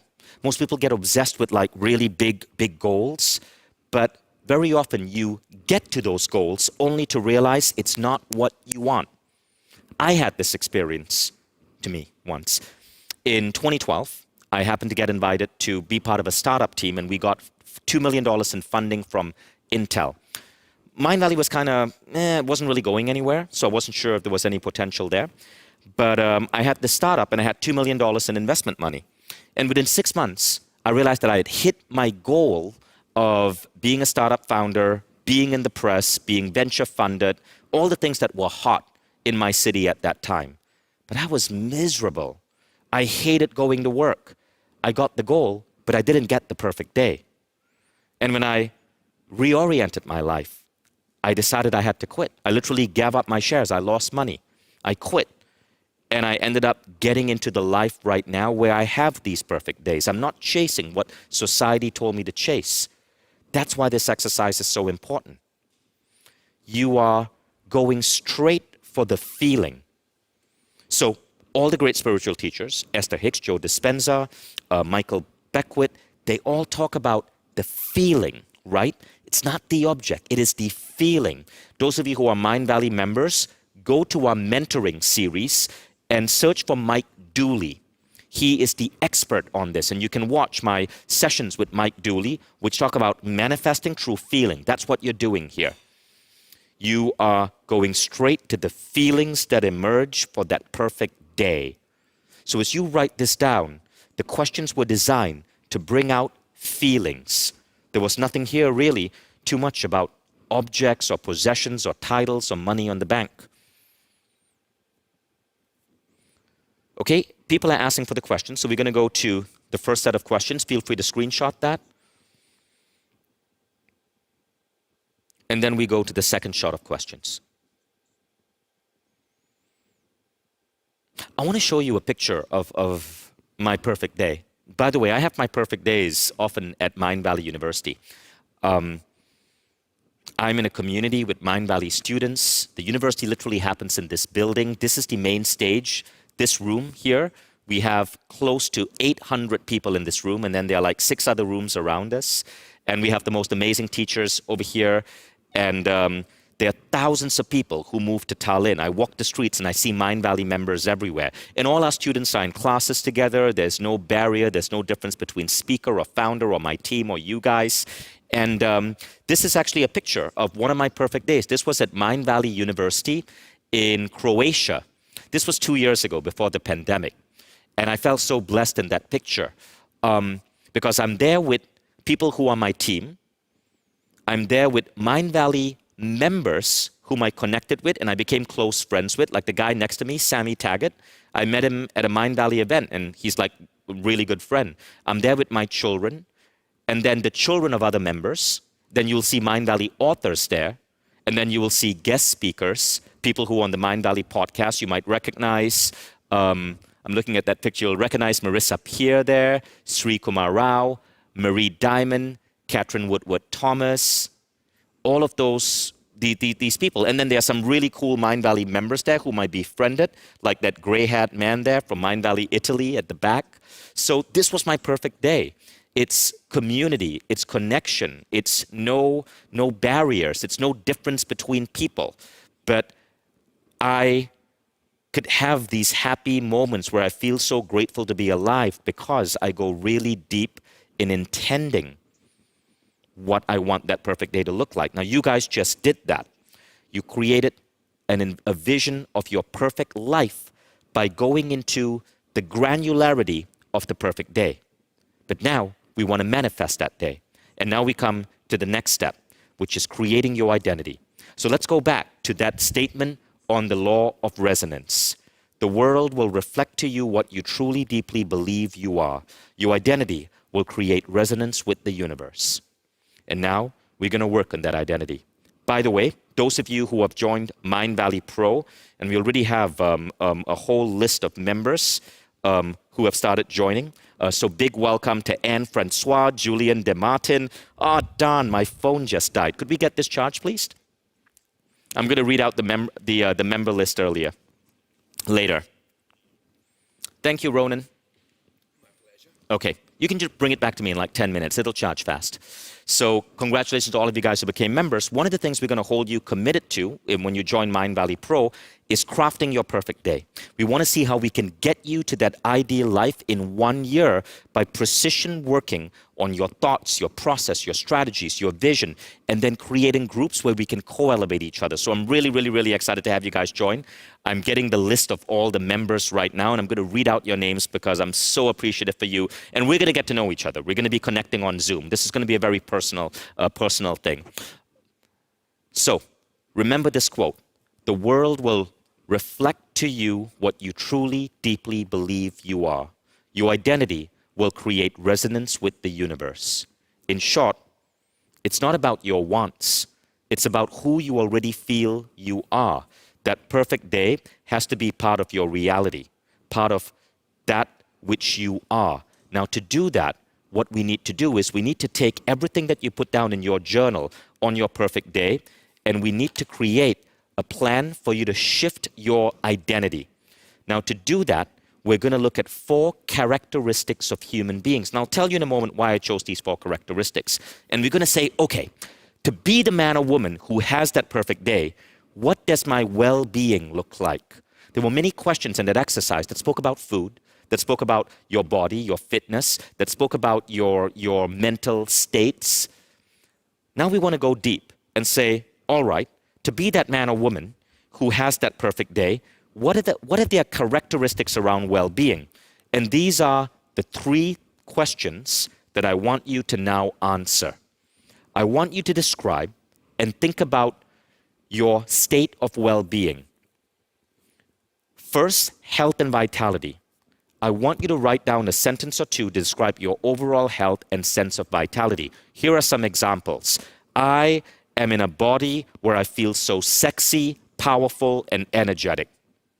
I only eat foods that I know are great for me. I'm in perfect, radiant health, and everyone tells me I look 10 years younger than I should be. Write down your sentence. Now, as you're doing that, we're going to think about the next area of health and vitality, which is energy. I want you to think, how energetic do you feel throughout the day? Now, again, there's nothing wrong if you need to take an afternoon nap. I do that. But yesterday I spoke on stage for 6 hours. 6 hours on stage. I gave 3 talks and 3 interviews on the stage, and I still felt great. Because I programmed that. That's the energy level that I need to do my job. What is it for you? And then we go to emotional states. What are the emotional states you experience on a day-to-day basis? What are the states, the feelings that are going through your head? Do you ever go through those days where you want to go, I want to pinch myself because my life is that good?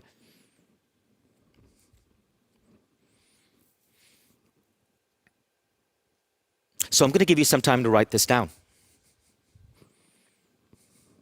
And I'm pulling up a list of our new Mindvalley Pro members.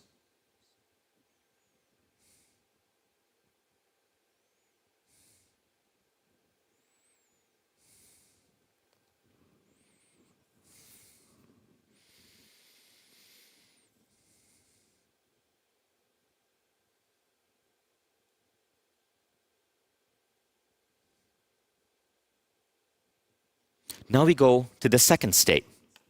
So the second characteristic of Mindvalley Pro members that I really want to help curate, other than well-being, is your levels of creativity and inspiration.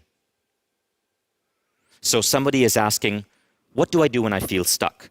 Well, creativity and inspiration is how you get unstuck. But a lot of people think creativity and inspiration is a function of the brain. It's not. Gary Zukav mentioned this. He said when you can have a clean emotional slate, you can tap into intuition. That is the source of ultimate creativity. So, great teachers, Lisa Nichols does this, Marie Diamond does this, Shefali Sabari does this, Gary Zukav does this, Neil Donald Walsh do this. They often don't know what they're about to say until they say it, because they are that tapped in. And I do this as well. Recently, I've started doing this for humor. A lot of the videos you see on my Instagram, which people have been commenting are really funny, they're not scripted by anyone.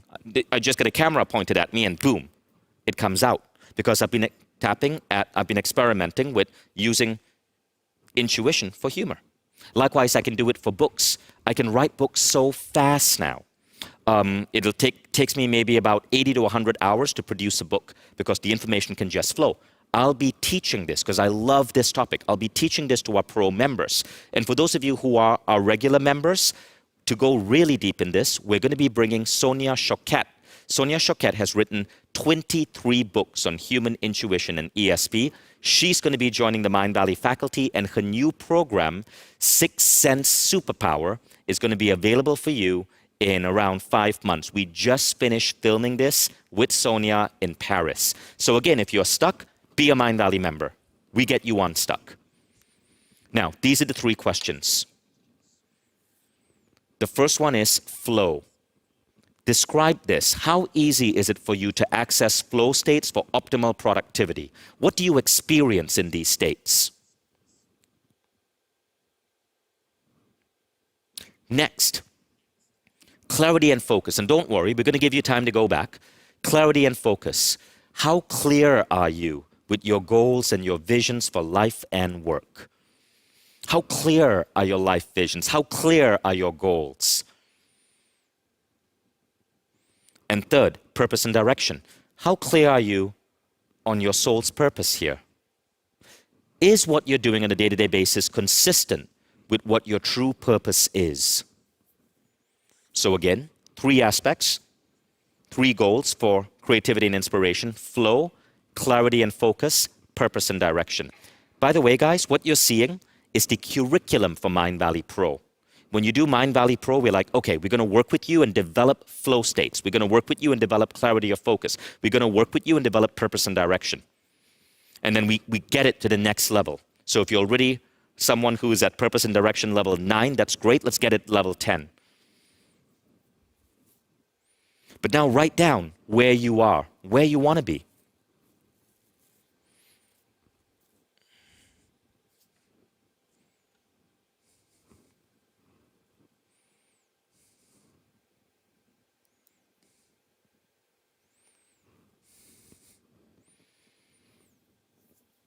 People are asking for the Mindvalley Pro link. Can we always make sure that we are posting it in the chat?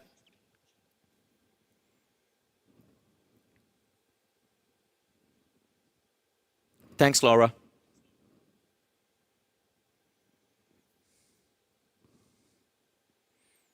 Okay, I'm going to give you a few more minutes to write that down.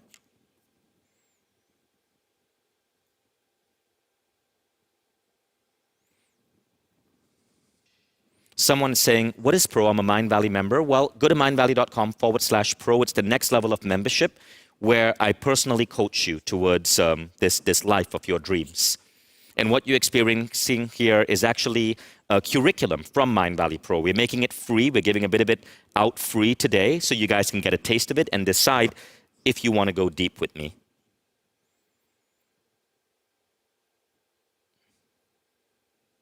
Someone is saying, turn down the music. We're not playing music. So if you're hearing music, you must be in some really amazing, blissful state. I don't know what you're taking, but let me know.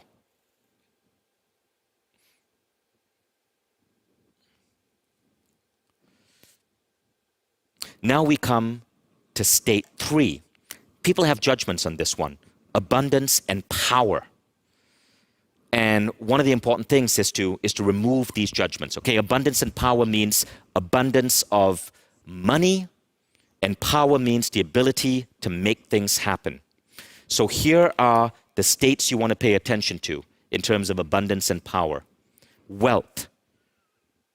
What are your attitudes, your feelings, your access to money, connections, home, offices, and assets?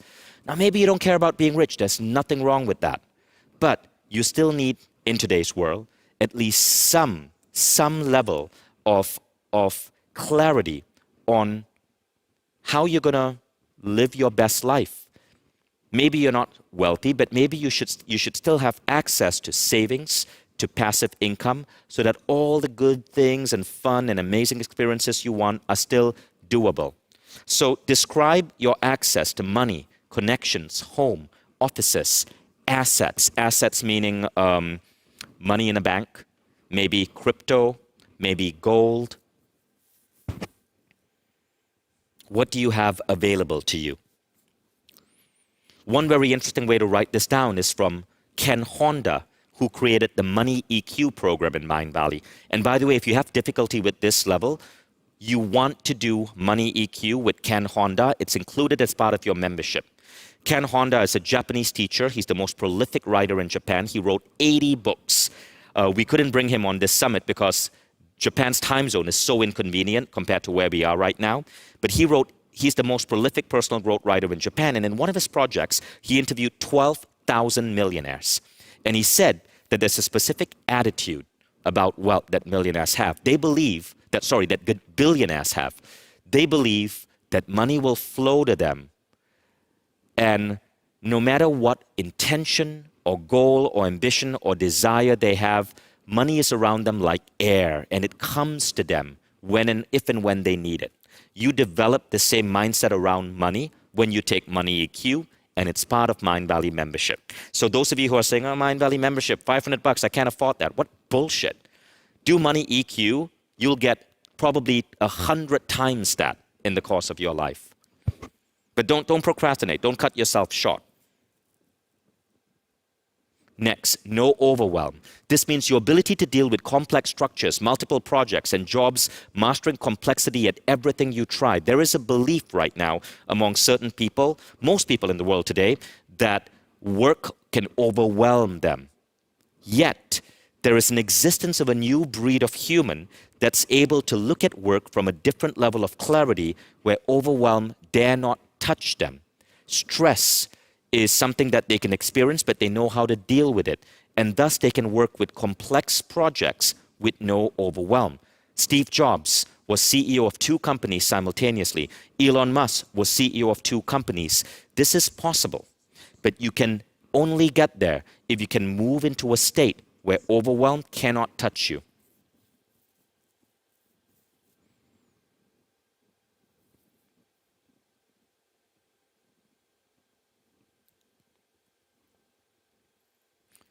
And finally, ease and synchronicity.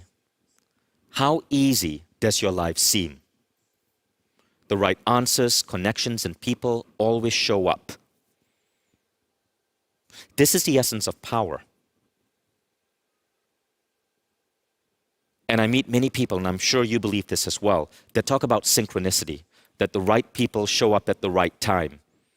This is actually a state of living. Some people call it surrender, some people call it manifesting, but you can move into the state as well, where life is ease and synchronicity. It's as if the universe has your back.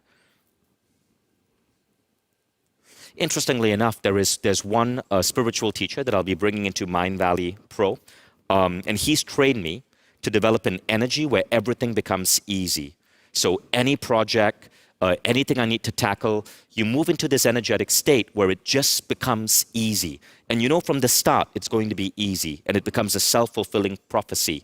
It's a really, really, really interesting way of working with energy. You're going to get a little bit of a glimpse of it tomorrow. But you actually want to set goals for these things. Now notice, what I'm asking you to write down and set goals for are not conventional things. What I'm asking you to pay attention to, this is actually part of the curriculum for Mindvalley Pro. Where does this curriculum come from? In the past 10 years, I've interviewed close to 1,000 people who were experts in different fields. Some were world leaders. Some of them, like Richard Branson, I spent 3 hours one-on-one with over the last 10 years. And I notice these patterns, and I try to look at these characteristics and these abilities and these things that these people have.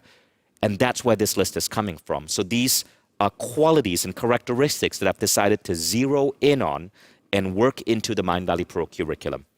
Okay, so that's why you see things like no overwhelm, because I'm starting to notice this as an emergent quality. Ease and synchronicity, I'm noting this as an emergent quality in certain people who are living a really spectacular life.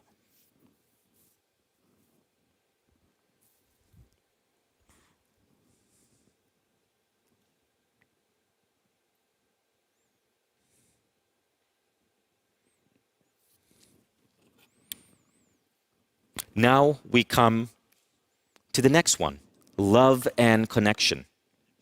This is really important, right? Human connection is so crucial to our well-being, to our health, to our longevity. And here, these are the 3 questions I want you to answer. The first is win-win relationships. How are your relationships with your team members, your colleagues, your clients, your customers, the people you date, your friends? Are your relationships honest and about everyone winning? Or do you create win-lose relationships where for you to win, somebody else has to lose?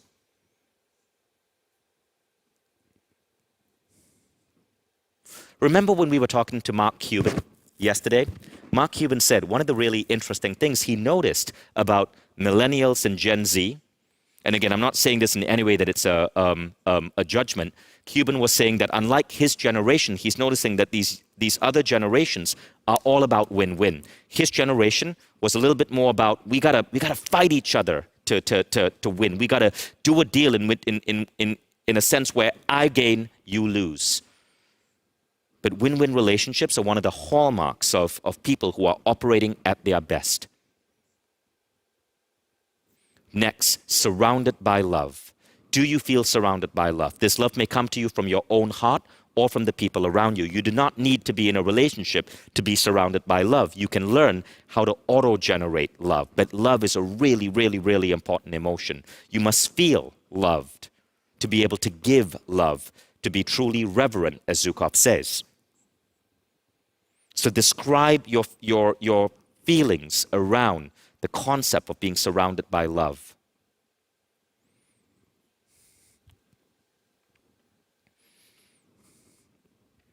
And then we come to authenticity. Do you believe in yourself? Are you fearless about standing up, being an original, living your own life free of the expectations of others? Or are you pretending? Are you trying to fit into some cultural mold? Are you trying to fit some archetype that society says you need to belong to? Are you pretending to be happy in your marriage? Are you pretending to be secure in your religion? Then authenticity may be something that you need to work on. Describe the ideal you.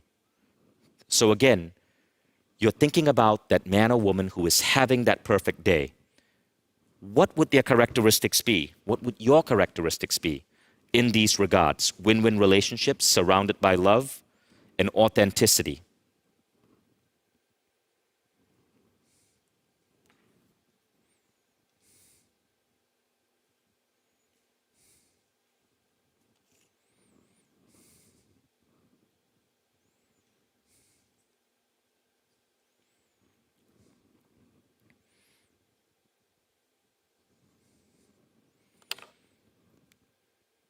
So we just finished step 1 and step 2. Now, as we're doing this, I want to read out the names of some of you guys who just joined Mindvalley Pro. We have well exceeded 100 new members, so thank you for welcome to the graduating, the first class. We're going to be connecting shortly. Big welcome to Anne Francois, Julian DeMartin, Karine Hauser. Please give them a welcome on the chat. Shelley Ehrman, Jeff Spencer, Tiffany Golden, Saria Takagi, Gurmeet Bhatia, Achana Reddy, Cheryl Sharp, Cara Mayo, Jose Luis Gonzalez. Amazing. Thanks, guys. Jennifer Heath, and there are more and more names coming in.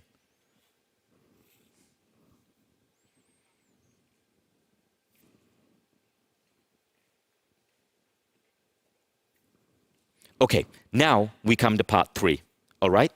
And we are, now to go into part 3, we are going to go into the next session.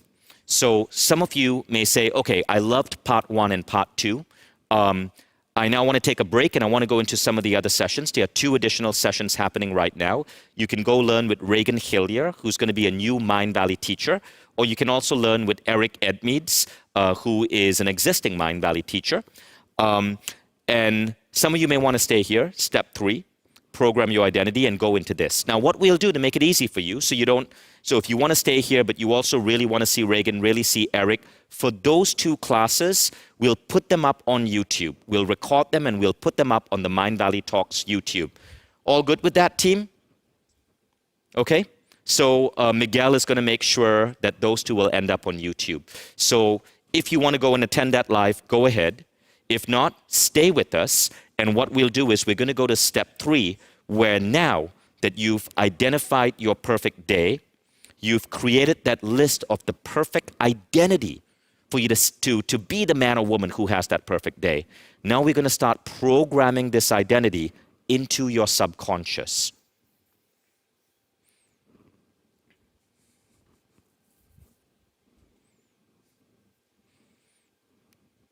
Okay, so we now come to programming your identity.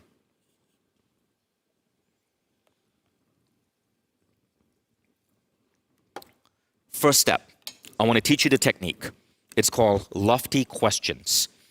I learned this from Christy Marie Sheldon. She's one of our Mindvalley membership teachers. I told you her program Unlimited Abundance, which uses this, is going to be part of your Mindvalley membership starting around November, December. Now, Christy explained to me something really important. It's the power of questions. And what she said actually reflected some earlier work by Jose Silva. Jose Silva found that affirmations don't really work. Like you could tell yourself, I have incredible help, but there's this voice at the back of your mind that's going to go, no, you don't. You drank a glass of wine and ate pizza last night, fatso.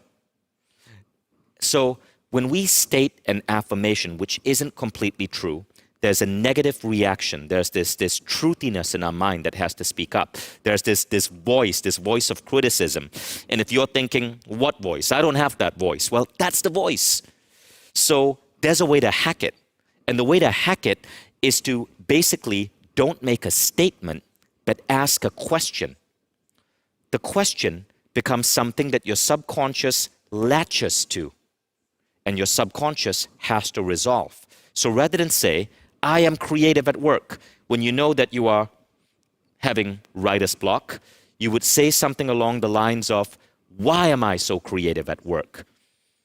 Why am I going to be in flow today as I write my book? Why do I have such badass levels of focus?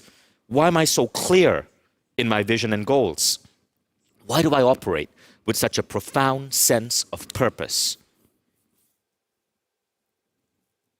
So these are examples of the questions, okay? Now, getting started, this is how you're going to turn your vision and your identity into questions. You're going to look at the journal entries you made for each of the 4 aspects of your new identity and start constructing lofty questions that will reinforce the shifts you want to make. Write down a lofty question for each aspect of your identity. So remember, you were asked to write down these identities. You're going to create a lofty question for each aspect of this identity. Now, the next step gets a little bit more complex, but I'm actually going to show you how to do it. You commit them to memory and ask yourself these questions while meditating in the morning or before going to bed at night. As these questions sink in, you add more questions. As the circumstances of your life change, you modify or ask questions. So here are some example questions. Lofty questions for well-being. Why am I always learning and growing? Why do I eat only the foods that are best for my body? Why do I have such a sexy, ripped, muscular body?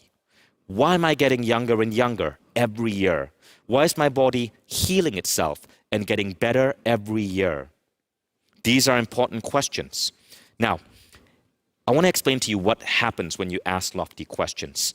Firstly, I'm a big believer that we are living in an illusion, that the physical world isn't really physical. It's a construct of consciousness, of our mind. And I believe we can play with this reality. And I have so much fun doing this. Now, when I started using lofty questions, what I found was that it was a far more effective way to manifest than many traditional tools, including creative visualization. So when you get to advanced levels of Mindvalley, like in Mindvalley Pro, and you do the 6th phase, when you come to phase 4, you don't do creative visualization, you do lofty questions. And I'll show you how in a moment. But I want to give you an example, okay? In January 2016, I woke up and I looked at myself in the mirror.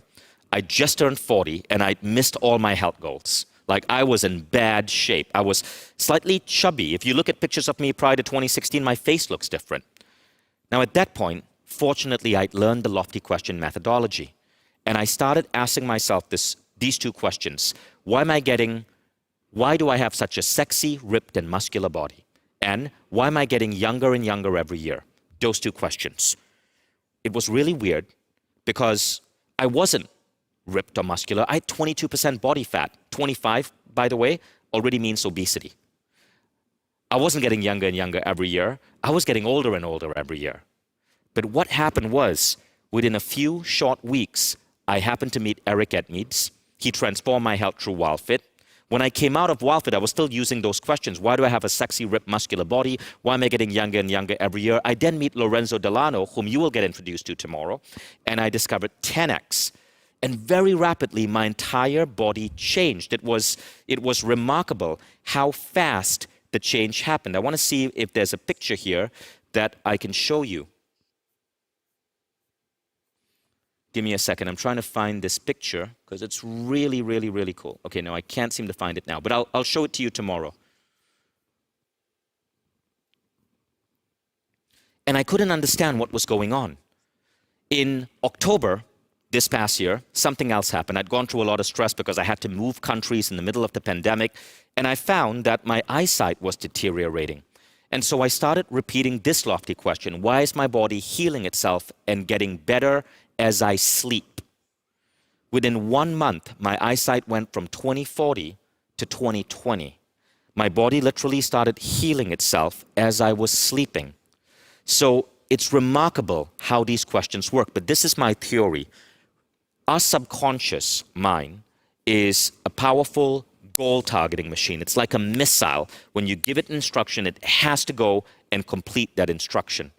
When you ask this lofty question at the alpha level of mind, so you're not asking this at the waking level, you're going into an alpha or relaxed meditative state, or theta, and you're asking it at the alpha theta level of mind.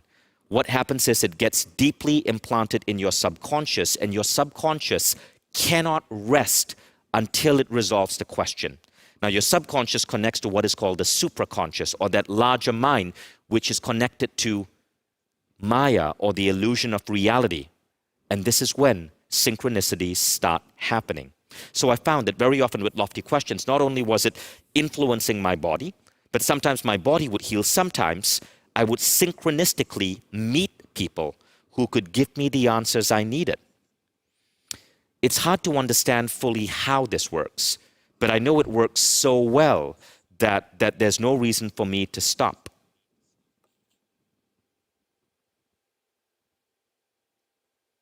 Now, if there's anyone here who has used lofty questions, who has learned it from me before, and wants to share their story, go ahead and share it. Now, I also want to welcome the following people who just joined Mindvalley Pro. So congrats to Jennifer Heat, Elvia Ruiz, Bunny Bishop, Christian Sanet, Stephen Krempel, Katerina Perry, Gianna Aurora, nice to see you there. Mary Abel, Lauren Papp, nice to see you. I know many of our members, even though we have 65,000 members because we see each other on live calls. Becky McCarthy, Bobby Billman, Wendy Geese, Manju Banerjee, Rosa Davis, Shali Singh, Alina Ane, Tisa Giovasoni, Rachel Frank, Sean Hanna, Pia Mekeshana, Talita Midi, Natasha Trosher, Shruti Sanganaria, Donald Crow, Emily Estevaz, Sarah Montgomery, Lisa Marie Charles. Amazing. Just in the last 5 minutes, we had 50 new people sign up for Mindvalley Pro. So thank you so much, guys. I'm so excited to be rocking reality with you. All of you guys are going to be masters at bending reality. They're so, and by the way, you're going to be my guinea pigs. I'm going to be experimenting on new techniques with you.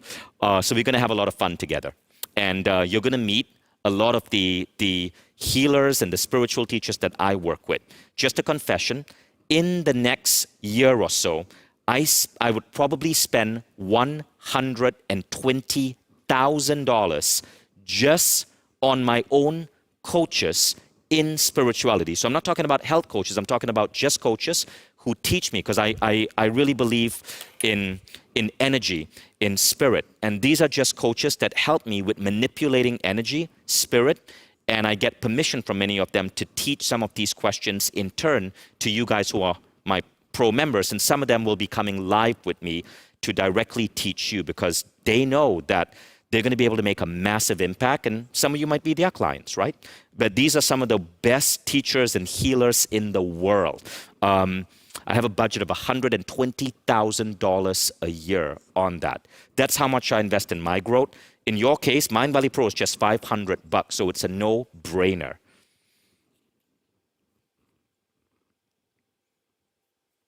Oh, another mass of people just signed up. So congrats to Frances Varner, Manju Banerjee, Sean Rock, Cheryl Snap, Tracy Ferrer, Roshanak Tagavi, Amal Gul, Mark Sanchez, Toy Parker, Becky McCartney, Anne Lafreniere, Billy Billman, Daniel Shipman, Catherine Krim, Lauren Papp. If you're on the fence, just sign up anyway. Join the first class. On Mindvalley, if you're not happy with anything, you can, with one click, give yourself a refund. So it's just mindvalley.com/refund. One click, you get a refund. Test it out. But seriously, like, at least be a member. If you're a member, like, your life is going to change. If you're Mindvalley Pro, then it's not about just your life changing. It's about me getting you to a whole different level of mastery. And this is where we go really, really, really deep in cutting edge personal growth. And you start to see the world and your relationship energetically and spiritually in the world in a completely different way. And you get powerful tools that create these shifts, some of which you're experiencing right now. Okay, so these are lofty questions for well-being. Now let's go on to lofty questions for creativity and inspiration. Here are some examples. Why do I have such powerful intuition? Why are my days always so filled with inspiration? Why am I so clear on my goals and vision? Why am I such an amazing writer, producer, filmmaker, coder? Why is my day-to-day work so inspiring for me? Pick one. These are all ideas, or create your own.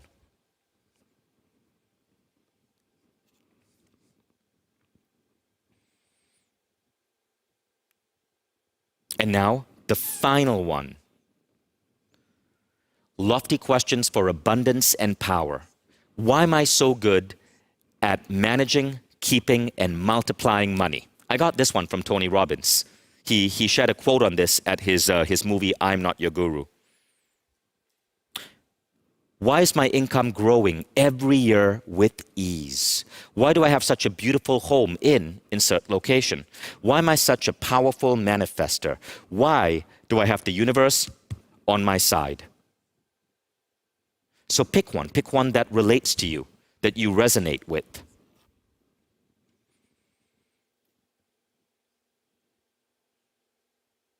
Some people are asking, are lofty questions available on Insights?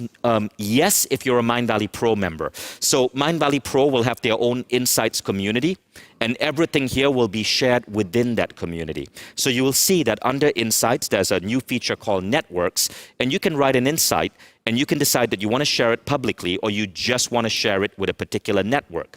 Mindvalley Pro will be a network. It's going to be a very close network, and we'll be sharing it with that network. But no, this is part of a curriculum that is typically the highest level curriculum in Mindvalley. So it won't be public. It's only for Mindvalley Pro members.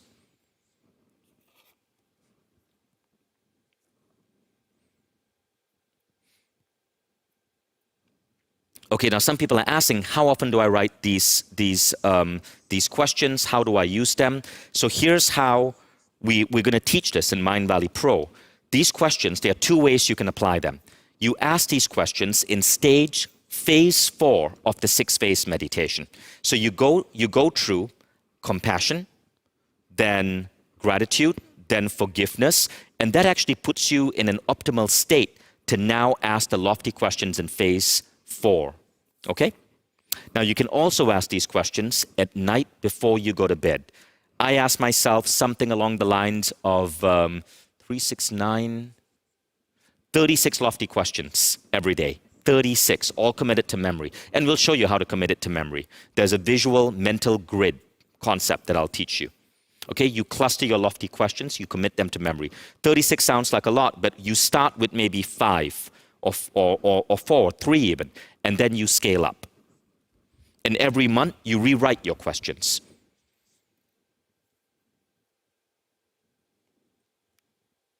And now we come to the final one. Lofty questions for love and connection. Why do I spark love and joy to everyone who comes into my life? Why am I always surrounded by love? Why do I have such an amazing relationship with my kids? Why do I have such an amazing relationship with my partner? Why do I have such an amazing relationship with the team of people working with me? You can choose any of these or all of these and insert them into your list of lofty questions.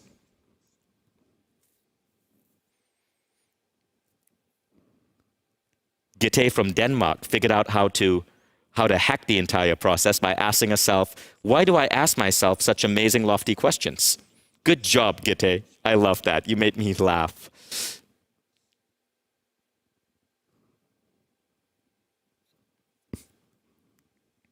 Okay, now someone said, is the goal to answer the lofty questions? No, you don't have to answer it. You are programming this into your subconscious, and that's what we're about to do right now. So, the next step is this. I'm going to guide you through some of my favorite lofty questions. Don't worry about taking this down.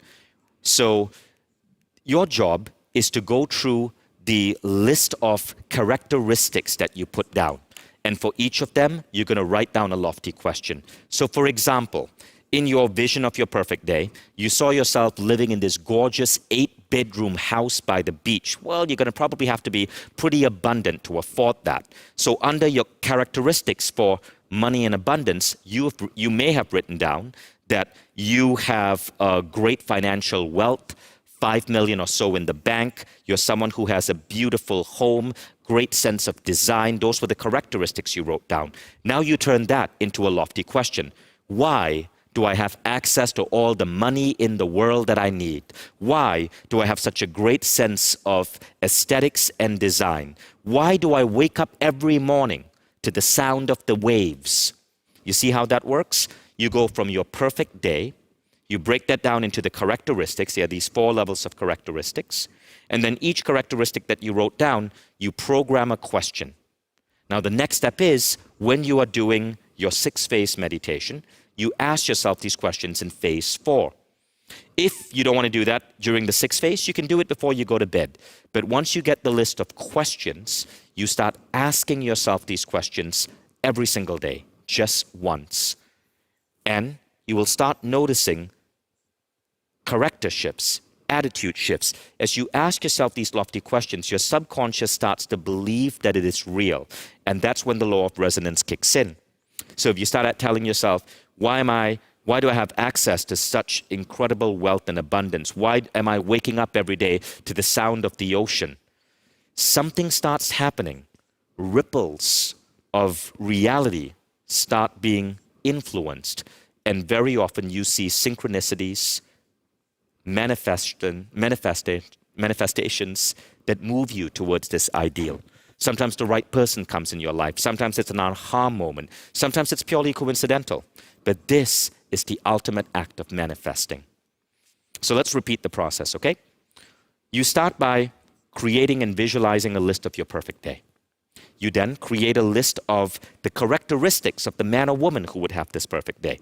You take each of these characteristics in those 4 areas and you turn them into a lofty question. You program these lofty questions into your mind during your meditation when you're at the alpha or theta level of mind. If some of you don't know how to get to alpha or theta, do the Silver Ultramind program on Mindvalley. It guides you how to get to what is called the waking theta level, which is a very deep level of mind where most people fall asleep, but you stay totally focused, and that's when you can program your lofty questions. The deeper you can go, the more you can program it.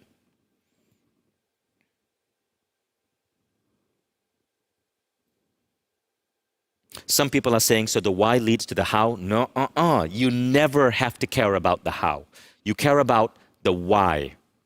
The how is what gets resolved for you. If you study the spirituality of Abraham Hicks, right? She says the same thing. She says, focus on the what and the why, never the how. Never the how. Because if you focus on the how, you will only be able to see the how based on your current knowledge. But it's not just about our current knowledge. There is our ability to influence reality through synchronicity. There's the ability for us to channel ideas through intuition. And so people who are obsessed with the how will only see one step.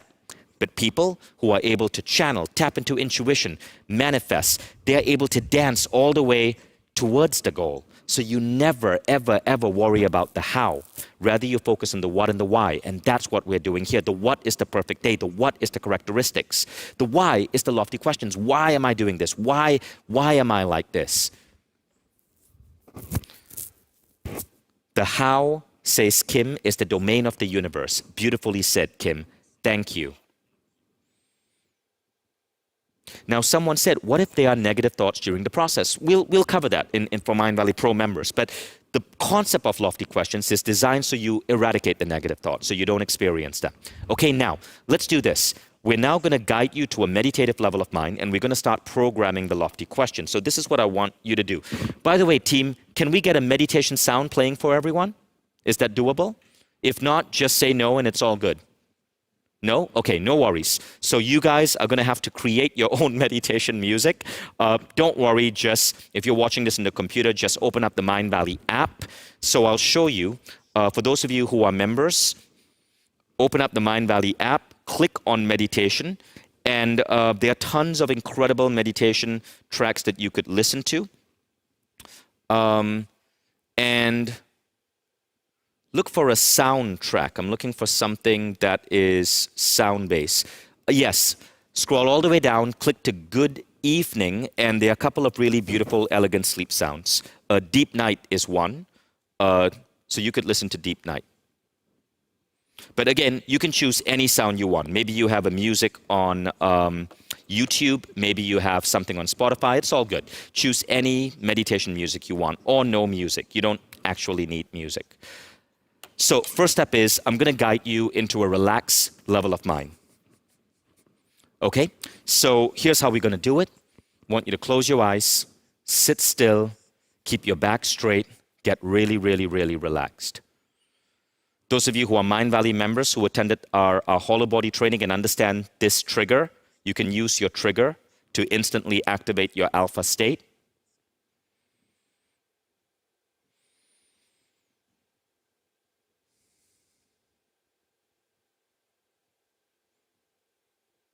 Okay, now I want you to feel your top of your head relax. Feel this feeling of relaxation gently flow downward to your forehead, your eyes. Feel your eyelids relax. Feel how relaxed they are. Feel this feeling of relaxation flow gently downward, all the way down your face to your jaw, your chin, your neck, your shoulders,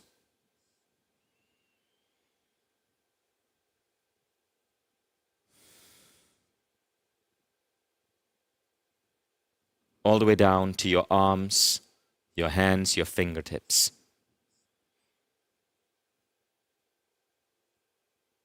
Now feel this feeling of relaxation flow to your chest, your abdomen, your hips, your legs, your knees, your lower legs, all the way down to your toes. You're now in a deeply relaxed state of mind.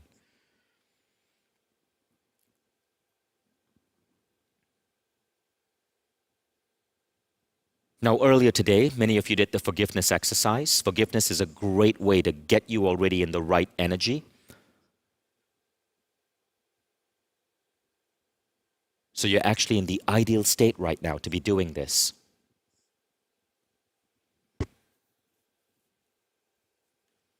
So first, I'm going to read out the first lofty question.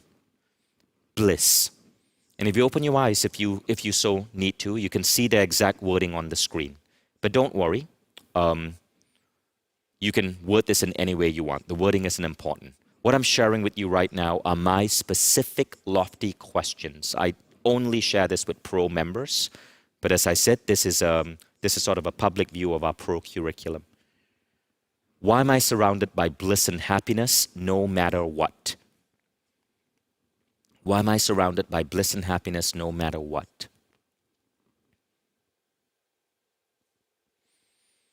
You might be wondering why we add the words no matter what to it. I learned that from Lisa Nichols, who's a great mentor of mine. It means that no matter what negative things happen, you can bounce back to bliss and happiness. Next, immunity to overwhelm. Why am I able to do so much in so little time? This question literally changes the way you work. You start getting obsessed with productivity. You start discovering productivity hacks. Your mind starts getting more focused. Why am I able to do so much in so little time? Your coworkers are going to get annoyed with you because what takes them 2 hours, you can do in like 20 minutes. And you can't understand why everyone else is so slow. But you can program this. It's a mental shift. Why am I able to do so much in so little time?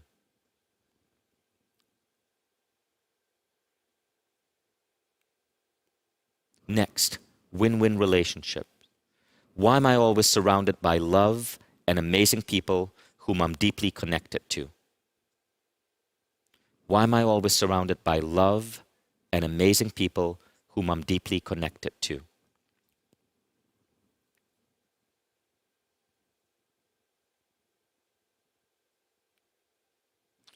Then, inspiration on demand. Why am I so brilliant, so genius, and so able to tap into source for instant inspiration? Why am I so brilliant, so genius, and so able to tap into source for instant inspiration? Feel free to change the word source to God or universe or whatever you believe in.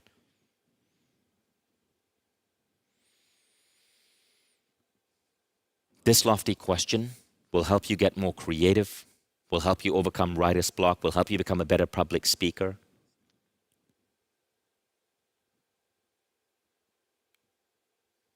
Next, on abundance.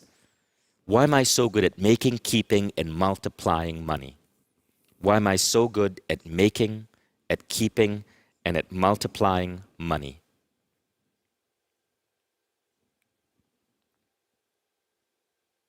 Next, on flow and ease.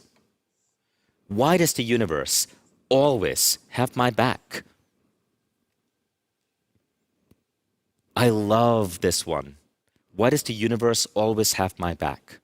This is a great lofty question to tell yourself every single day. For our members who have been studying Sri Kumar Rao's work, Quest for Personal Mastery, he says that one of the most important mental models that a human being can have is the idea that the universe is benevolent and has their back. This puts this belief directly in your subconscious, and you start not just feeling lucky, but experiencing luck. Next, a lofty question on bending reality. Why do my dreams and goals come to me with such ease and speed?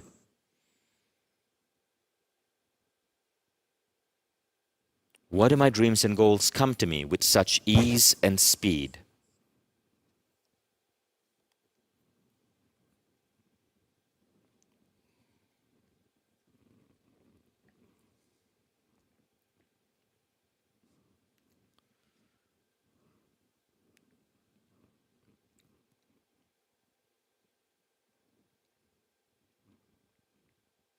And that's it.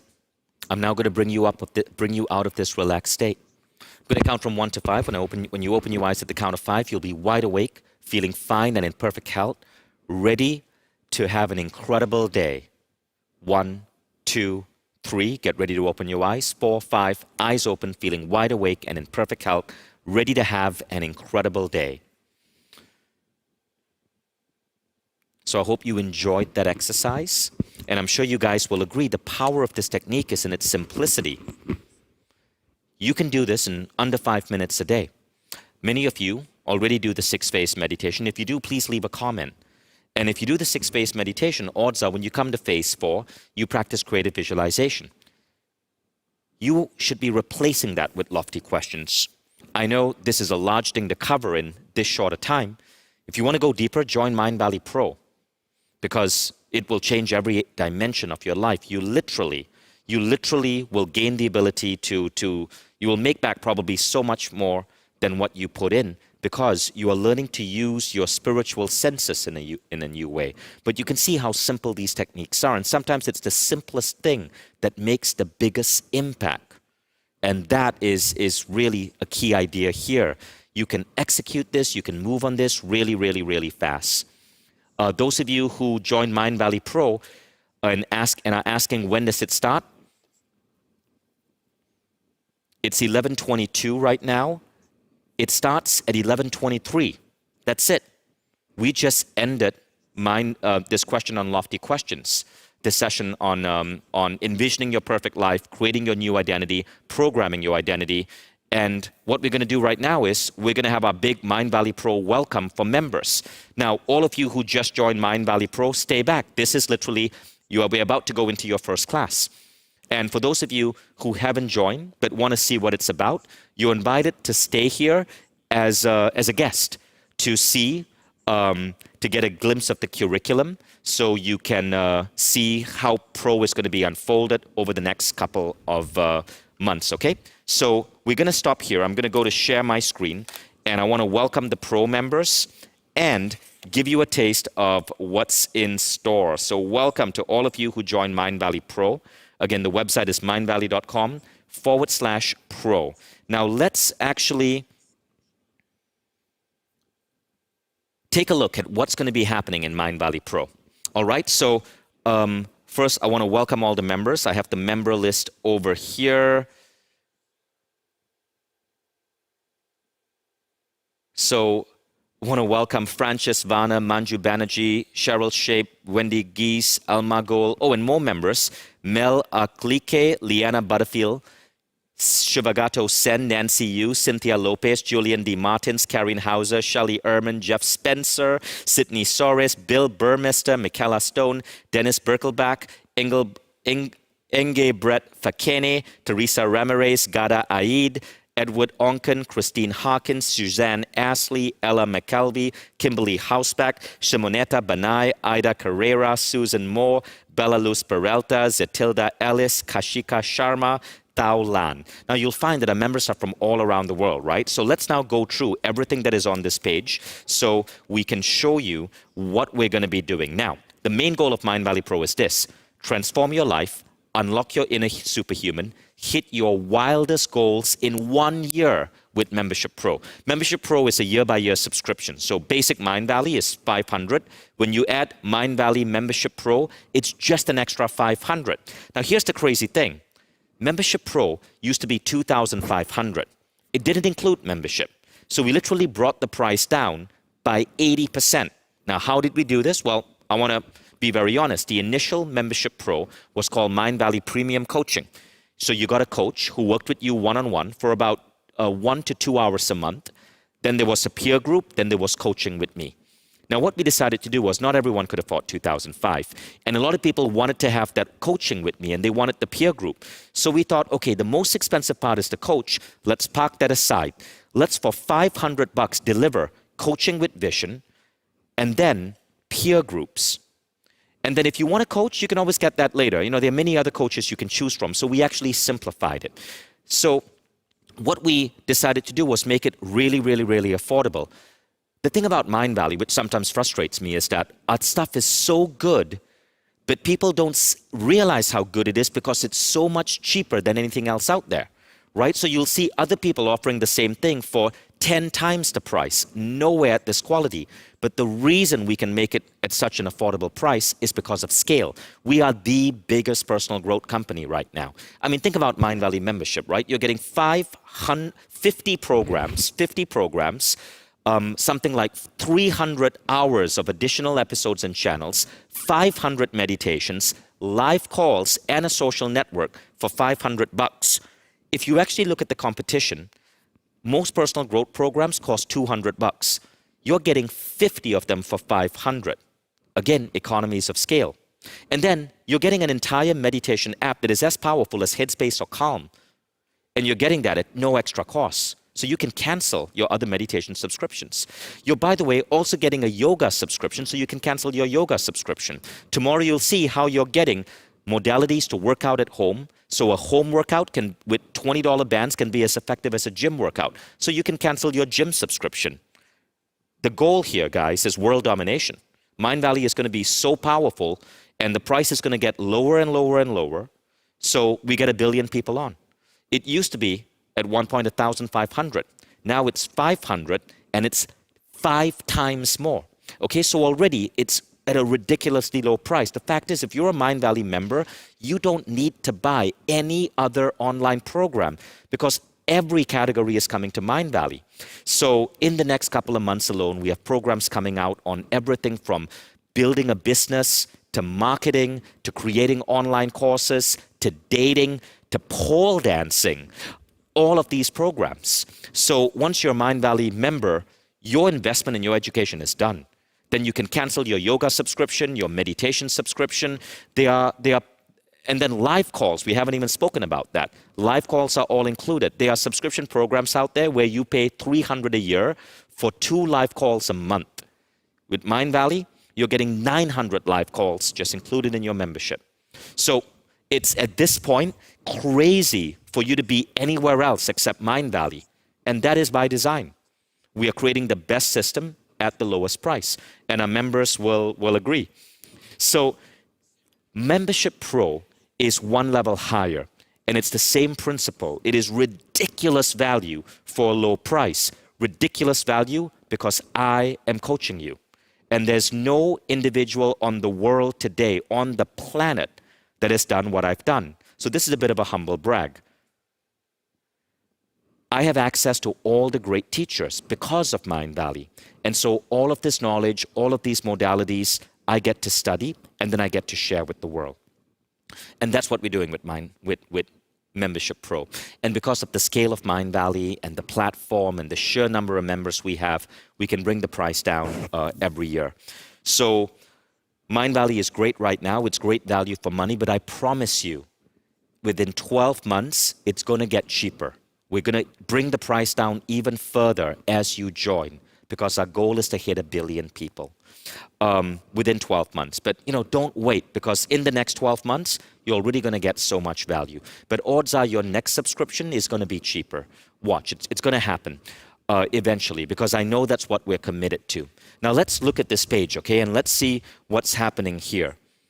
Membership Pro adds an advanced layer over Mindvalley membership with direct coaching and a peer mastermind group. Your transformation and success are now guaranteed. So we found that some people can join membership, but then they get caught up in life, they get busy, and that's a shame.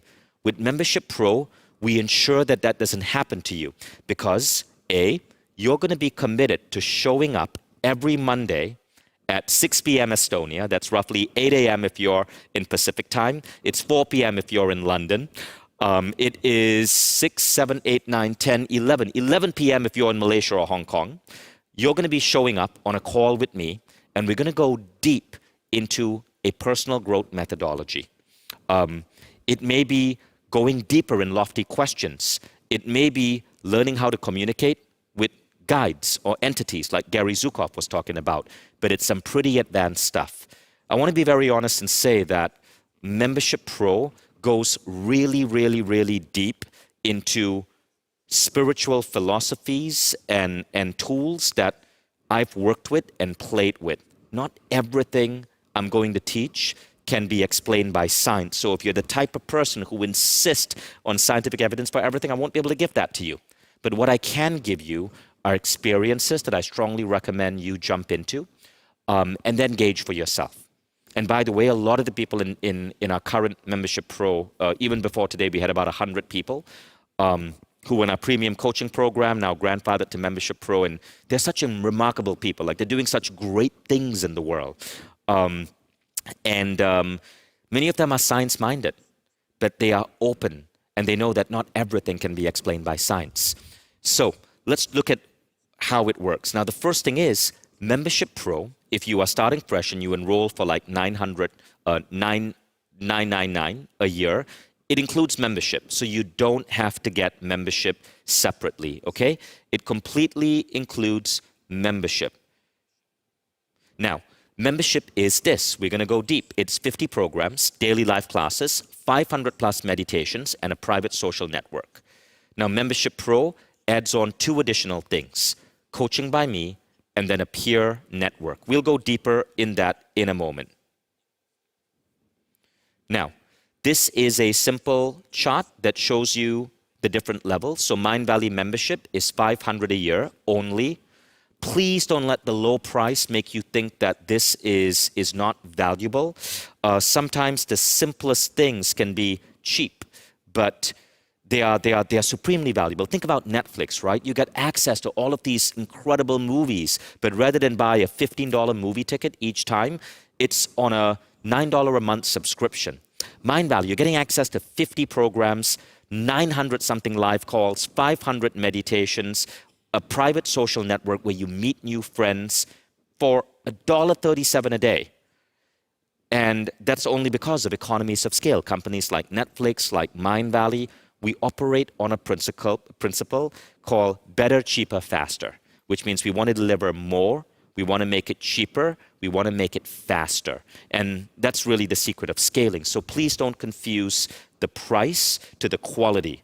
That's like saying, oh, Netflix doesn't have any good shows because it's only $9 a month. The reality is Netflix wins the bulk of the Academy Awards today. So please don't let the low price make you think that the quality of the content is not good. You've experienced so many great teachers here, and the vast majority of them are already on Mindvalley membership or currently filming their membership program. Now, you can read here some stories of Membership Pro. What was really interesting is that the first batch of 100 students, 70 of them had such transformative experiences, they left a case study. And if you go to stories.mindvalley.com and you choose premium coaching, you will see those case studies. And you can see some of our members. Tatsuo Iwamura is an online marketer in Japan. Mike Simler, clinical pharmacist in the United States. Lana is a university lecturer. So these are all incredible people.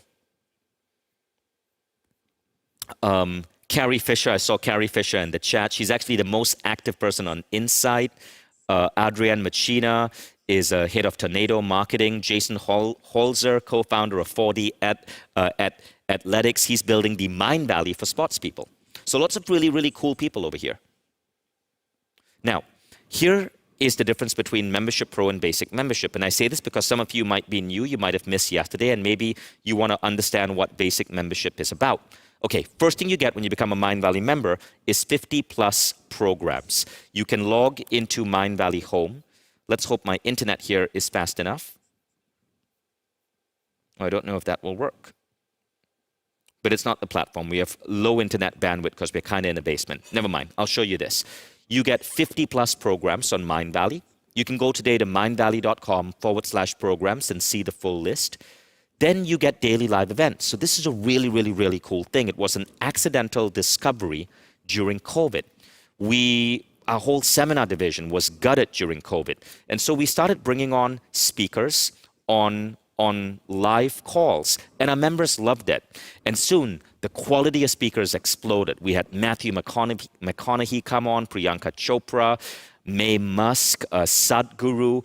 And all of these speakers are there giving private lessons to our members. And it was really, really cool. So now this has scaled up. So many people want to speak on Mindvalley because we've become the largest platform that every single day, there are 2 to 3 live classrooms that you can jump into. This is like being able to jump into a live classroom with a leading edge teacher. Let me tell you what this means. If you were to enroll in Harvard today, Harvard right now is $50,000 a year for Zoom classes. There is no campus. I think the campus is only now opening up. For the last 1 year, it's $50,000 a year for Zoom classes. The people we get are all equal to Harvard lecturers. They have written best-selling books. They are celebrities. And it's all included in Mindvalley membership. And it's Zoom classes. So there is no way a few years from now Harvard can compete with us. This is why I did $1 million bet with Harvard. Now, the next thing is 500 meditations. So if you open up the Mindvalley app, you will see meditations, 500 of them. Now, by the way, someone just said, Harvard gives you a network. Wait till you see what we're doing. Okay, we're going to come to that in a moment. So 500 meditations, okay? Now, so recently, this is a new innovation we added last week. We are acquiring meditation apps, taking all their meditations and making them free for our members. So in the long run, you save time. If you're in Mindvalley today, you don't need a separate meditation subscription, and you can also cancel any yoga subscription you have if you want to save money. Because in addition to this meditations, we also have a yoga channel that we acquired and we put into your membership. You will find it. It's called Zenword. So it's growing and growing and growing. And now we come to the networking part, private social network. So here's the thing. Harvard does give you a network. Great. You're paying through the frickin' nose for it, $50,000 a year. But the Harvard network is Harvard has access to a couple of thousand people. We have access to millions of people all across the world. And our network has already exceeded the technological-wise, the way Harvard is running it. Our private social network is getting pretty damn sophisticated. as you learn on Mindvalley, as you study on Mindvalley, as you write insights, as you show up for events like this, as you rate things, we understand different things about you. If you go to your Mindvalley account right now on Mindvalley Home, you will notice that we ask you to put in your job title, your city, and we don't just learn about you. If you are a CEO in Moscow, our artificial intelligence, based on your behavior and what you like, automatically starts crafting and understanding how to design a curriculum for CEOs in Moscow. Soon, we're going to give you all a way to put your goals and visions into Mindvalley. And again, a human being isn't seeing it. It's confidential. It's GDPR compliant. But an artificial intelligence is analyzing it using a concept called machine learning, analyzing trends. And in 12 months, mark our words, we will be able to deliver to you a new connection every single day. Screw the Harvard network. The Harvard network is just one network of people who happen to have graduated from Harvard. Some of them might be great, some may not be so great, but there's a limit to that. If I went to a university that was a top 25 university in the United States, the University of Michigan. My engineering school was the top 5 engineering school. You know how many people I'm in touch with from my university? Maybe 4. That's it, 4. With Mindvalley, you're going to get a new connection every single day. Every single day, 12 months from now, when you open up the Mindvalley app, because of the information that you have shared with Mindvalley, we can predict who you'll become friends with, who you should connect with. If you decide that you want to use it for dating, so you get to choose options. You get to choose, I want a mentor, I want a coach, I want a study buddy, I want to find love, I want to meet people in my industry, I want to meet people in my job title. And you can choose a variation of this. Every single day, we show you a friend, and you can choose connect or not connect. Now, if you choose connect, the next magical thing happens. If they also hit connect, we bring you guys together in a cafe, and both of you get a list of questions to ask each other. This is some pretty advanced AI. We have 3 patents coming up, and these questions are designed to create deep human connection, because we know that to truly grow in all areas, happiness, health, you need human connection. And so that is what we are building in. This is why, I'm sorry, but there's no way Harvard or any Ivy League university is going to be able to compete, because none of them are building the level of sophisticated machine learning-based connection utilities that we're investing in. And we can only do this because of the strength of our members. This whole idea came from you guys. Now, here's the other thing, right? If you go to Harvard, in 4 years, you're done. There are no like massive reunion parties. Like since I left the University of Michigan, I've not been back to my university campus. But with Mindvalley, by the way, our campus isn't just 4 years. That's such a bullshit, outdated idea dating back to the University of Bologna in the 13th century. Who needs that? Our campus is every single year. Every single year. And it happens right here. Every single year, in summer, you get to come to Estonia or other cities where we run Mindvalley University. Our private social network will literally, when you land, it will show you the events for you. It will suggest events for you based on AI. And every day, it will connect you to another member on that campus. And these are some of the best people in the world. They are people crazy about personal growth. Mindvalley Pro members will have an even higher level access. So I'm sorry, but screw Harvard. It's stupid today to say a college degree is any more valuable than Mindvalley. In 1 year, if you have to choose between a college degree or Mindvalley, I can guarantee you Mindvalley will provide more advantages to your life. And I spoke about this yesterday. We are even building job search and job matching tools within the system. So yeah, that's going to be happening. I actually want to play a video later if we have time of Mindvalley University, because all of our pro members, I would love for you guys to participate. Okay, but you guys now get an idea of Mindvalley membership. Now with pro, you get the live coaching with me, and these are some of the topics. So one of the first things we're going to do is we're going to have our first welcome class for all of you joining Mindvalley Pro, and I'm going to have you vote on the topics. This vote will help us figure out what are the key things that we want to focus on. Now, there are a couple of things that you're going to do as Mindvalley Pro members. You're going to get daily homework, literally daily homework. There's going to be practices and rituals that you're going to be committing to doing every single day. But these take minutes because we're big believers in microdosed and effectiveness, the efficacy of microdosed routines. That means routines you can do in minutes that have high potential for changing you. And then the next part comes in. We are going to put you into peer groups where you are connected to other members. These peer groups become really, really, really close, and people become friends with each other. Some of you are asking, when will the pro call start? We already just started, but the first pro meetup is going to be this coming week. And it is going to be, I think this first meetup, we're going to open it up to Mindvalley members who want to check out Pro, but it's going to be a Pro meetup. I'm going to be bringing some of our Pro members on screen. And then the first Pro meeting is going to be Monday, first Monday of July, 6 p.m. Estonia. And that will be our regular meeting time. So the first thing you want to do is 8 a.m. Pacific time, 6 p.m. Estonia, 4 p.m. London. You want to block off around 2 hours on your calendar.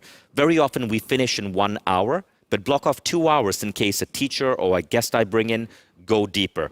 Or you have a massive shift and you just need to be in your own space rather than jump straight into work. Okay, so every Monday, first Monday of the year, 8 a.m. Pacific time. And again, if you can't make that time, everything is recorded for you, but I strongly recommend that you join live.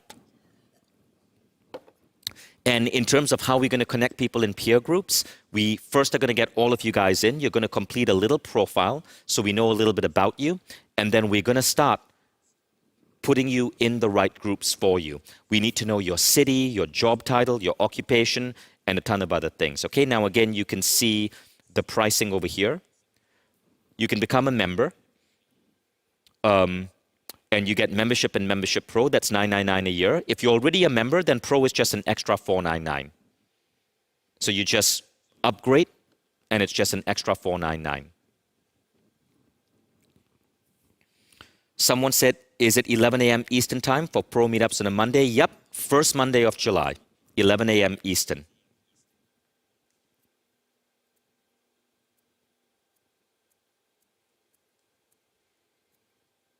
Now, if you're a pro member, a couple of things I want to have you do. If you get a chance, please make sure you take the Be Extraordinary program on Mindvalley. That's the program I designed. That is the default program. Specifically, I want you to complete that program and get to the merging chapter. Now, Be Extraordinary is designed where you don't have to go through it over 30 days. We just released a new feature on our platform where you can go at your own pace. So you can decide that you can choose to join a class or go at your own pace. You can dive into Be Extraordinary. And I want you to go as fast as you can so you can get to the merging chapter. Merging is one of the key principles that we're going to be bringing into Mindvalley Pro. You're going to get a little bit of a taste of it tomorrow, but it is a manifesting technique where you, whatever you want to bring into your life, you shift the you give that thing a consciousness, you merge with that consciousness, then you put the manifesting on autopilot. So it happens to you fast.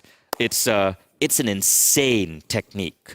But if you want to know why my students have done things like won the US Open, you will start understanding like how this works. So go through Be Extraordinary. It's a 30-day program, 20 minutes a day, so you can do the math. It's probably about 7 or 8 hours, but you don't have to do it over 30 days. You can if you want to. You can go at your own pace and finish it in one weekend. 4 hours on a Saturday, 4 hours on a Sunday. Okay? Somebody said, are monthly payments available? It is available for membership. Go to mindvalley.com/membership and you can get it on monthly payments. Pro is not available for monthly payments. And the reason is because we want our Pro members to commit to a year because we are forming a community, right? Imagine how annoying it would be to have a peer mastermind group and someone joins for just 1 month and you get to know this person and you become friends and then boom, they're out. Because it's a waste of everyone's time.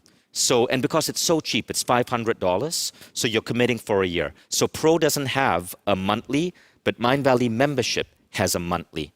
If you want to get it on a monthly, don't go to this page, don't go to mindvalley.com/pro, just go to our membership page, mindvalley.com/membership. Let me bring that up for you. Okay, and I just want to see and welcome our new pro members.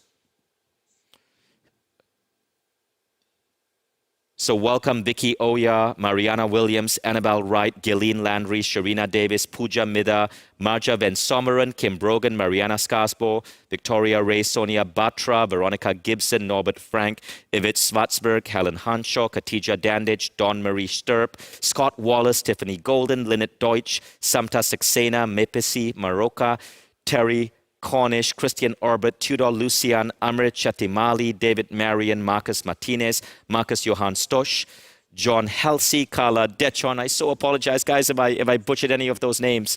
But we are rapidly approaching like 1,000 members, so I'm super excited. Now, by the way, this is Mindvalley membership. You'll notice I'm logging in from Estonia. So those of you who just want to become a member, you go over here and you can click to become a member. The page is kind of intelligent, so it knows I'm in Estonia, so it's showing me case studies from Estonia. These are really, really, really cool. And if you scroll down below, you will see that you can get it for monthly, right? Monthly is $99 a month. And then if you get it annually, then it's $41.60 a month. So you can get monthly or yearly. But Pro, we don't have monthly, and I explain why. Because we're investing in community, in peer groups, in people getting to know each other. So we don't do it for that.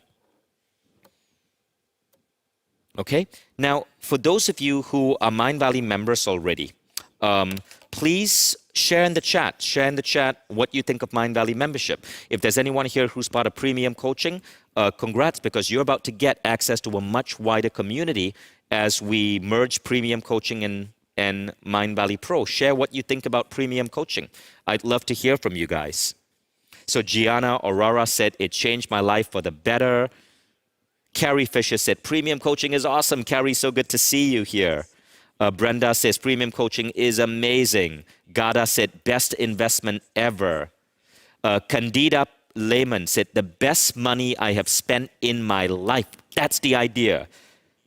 Carol Livermore said, Mindvalley is the best money I've spent on myself. Jason said, my self-image has transformed because of premium coaching. Sally Singh said, best investment of life. Nelly said, I'm loving Silver Ultramine and lots of other programs.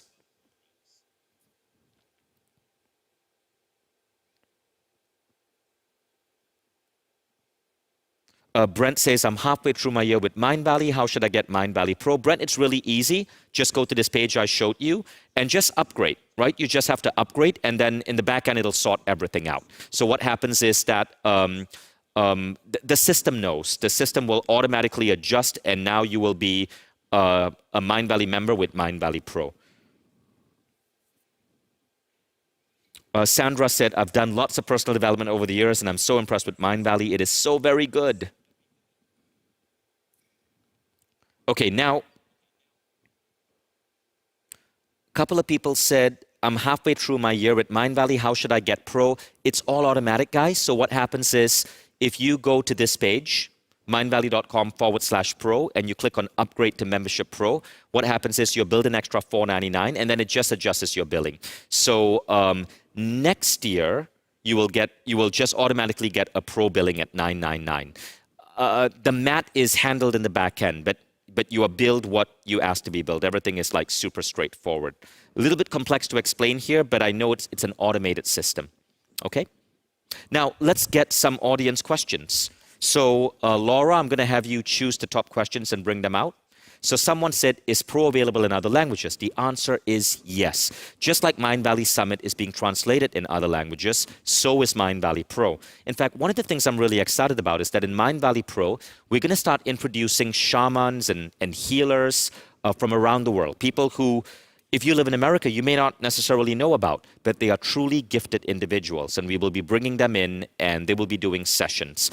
If you are part of our German, French, Portuguese, Spanish, or Russian tribe, Mindvalley Pro is going to be converted into your language, and we'll be matching you up in peer groups that speak your language. So you will be in a Portuguese peer group, for example, or a Russian-speaking peer group. We have so many members, we're able to do that now. Someone said, what if you signed up for a health certification? So, big news, but tomorrow we are officially announcing Mindvalley Certified Health Coaches. That's a different thing. you can easily do Mindvalley Pro, and you can easily still continue with your health coach certification. Mindvalley Pro is not a lot of time. It is, coaching with me is 2 hours a month. That's it. Now, there are practices that you're going to put in place. And yes, that does take a little bit of time a day. But the increase in productivity, in focus, means that already within the first month of Mindvalley Pro, you'll probably be able to shave off 10 hours of work. I'm pretty confident of that because of one of the things we're going to do in the first month is just optimize your biology. So you're going to get your time back. And this means that you don't have to worry about doing Mindvalley Pro and at the same time also going through your certified coach training. Certified coach training is a business training. You're going through around 3 to 3.5 hours a week. There's plenty of time for that. Someone said, how long is this offer available for? Well, for people who sign up until Friday. If you sign up on Friday, from now till Friday, one of the advantages that you get is you're going to get all of the recordings of Summit. Okay, so all our Summit recordings are going to be included. But we want you to sign up before Friday because we want to get the first class started on the first Monday of July. You can join in a month or two, but I think the class in July, the kickoff in July with all our members is going to be really, really amazing. So I would try to get in for that kickoff class because that's where we're going to start going into specific daily habits that create maximum shifts in your life. But if you absolutely have to join in 2 months, it's fine. You can always do that. The thing about Pro is that every month is different. So if you miss in other words, what I'm teaching in July and August, we aren't going to be going back to that. It's not a set curriculum. Pro grows as I grow, as I work with healers. And I told you, my budget for spiritual healers and coaching is $120,000 a year, just this coming year. Not because I'm so messed up, but because I so believe investing with the best minds and learning from them.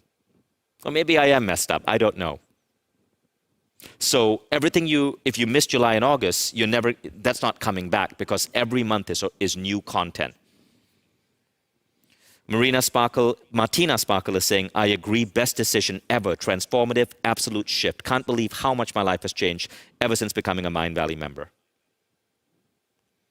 Laurie Miller is saying, MV has been the best decision I've ever made. Jason is saying, the relationships I've built have been amazing.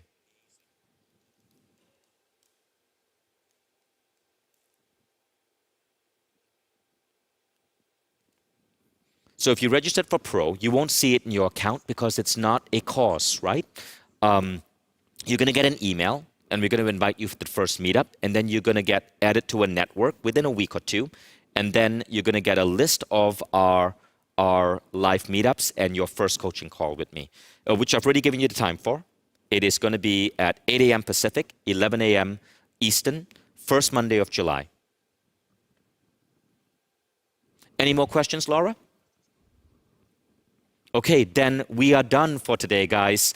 Wow, I've been on stage for 3 hours, but I'm so excited because this is one of the biggest new programs that we have launched in Mindvalley, and I cannot wait to get this out to you guys. Thank you so much, everyone, and congratulations again to all of you who joined Mindvalley Pro. I'm so excited about how your life is going to change. Ronan, back to you. Fantastic. Thank you so much, Vishen. And welcome to all our new Mindvalley Pro members. This is going to be an amazing ride. So it's time to celebrate. Maybe it's time for you to sleep, but it's also time to celebrate because there's a lot of exciting things coming on in your life and everyone who's joining the membership from now onwards. Ladies and gentlemen, if you look at the clock right now, you know that it's about time to close day 2. So what do we do when a session ends? There's the agreement that you and I have. Right now, let's fill in the poll that will assess how much you loved this session. And this is the step that makes us close each session. So without that, I cannot go to sleep. So let's make sure that you fill up the poll so I can close day 2 and head to day 3. And a couple of other things that I want to tell you. You know, I'm very curious to know in the chat. One, what is your favorite moment of the day, or the favorite session, or the favorite speaker? Just go crazy on the chat, what's your favorite moment. It can also be your second favorite in the moment of the day, because I'm very, pretty sure that your favorite moment is whenever I show up and say hi. So it can be also your second favorite moment, if that is the case.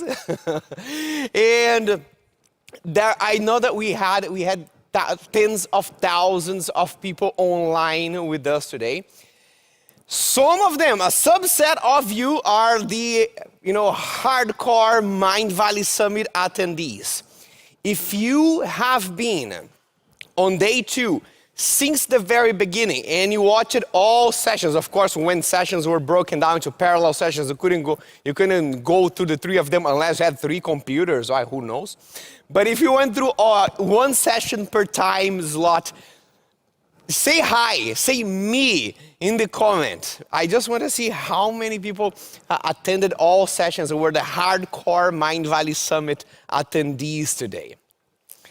We are getting ready to close day 2 and start day 3. And here is the time zones. This is where we are coming back at. If you are in Los Angeles, 7 a.m. tomorrow, we'll be on 3 p.m. in London, 7:30 p.m. in Indian Standard Time. And so now you can convert to your own and know exactly when day 3 arrives and when we are kicking off the last day of Mindvalley Summit. And once again, probably if you've been here for some time, you already have these links in the back of your hand, carved in your mind. But I wanted to remind you, especially to make sure if say anyone just joined right now in the evening, this is the link that you find all the sessions that are happening tomorrow. We are already starting with different sessions running in parallel, so you can know what are the speakers that you want to attend and what are the links that will guide you to those sessions. Another way of finding the sessions is also through the Mindvalley app. You can download the Mindvalley app whether you are an Android or an Apple user. And you can find there's a tab called Live at the bottom. You can RSVP to the events, to the talks that you want to be at, and you're going to be receiving all the information that you need in the time that you need to attend them. And you can also do my favorite hack, that is pairing everything and syncing all the sessions to your Google Calendar. You do this only once and your life is sorted. All the sessions in your time zone with the right link will appear magically there. You can just click and attend the sessions that you want.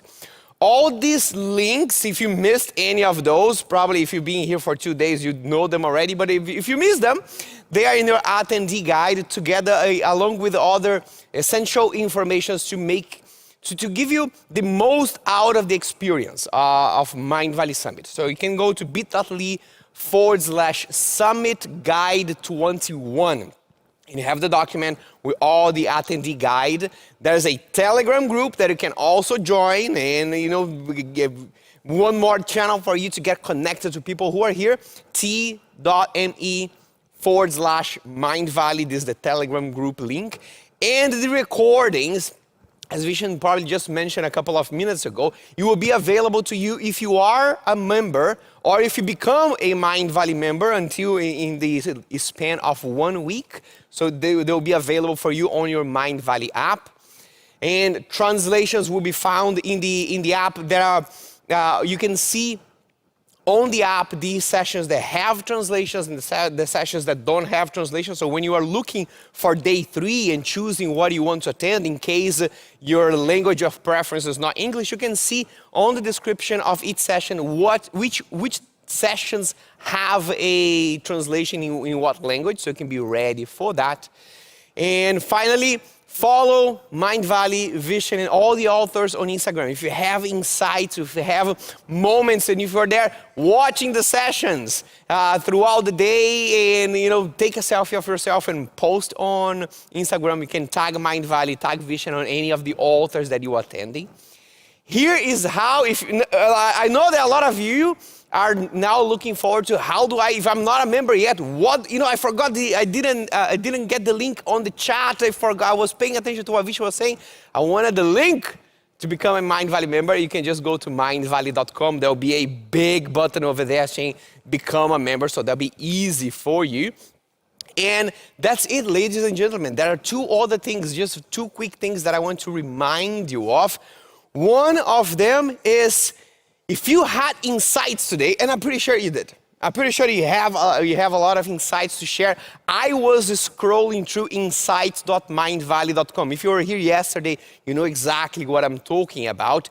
And I was amazed of seeing, I was subscribing to other people's brains and seeing the notes that they had in the sessions with Aubrey Marcus or Mary Diamond, or the forgiveness exercise, hacking forgiveness with Vishen. And it's amazing. So you can put your own notes there to share them with the community. You can vote on the best notes. It's a very amazing way of interacting, of posting your ideas.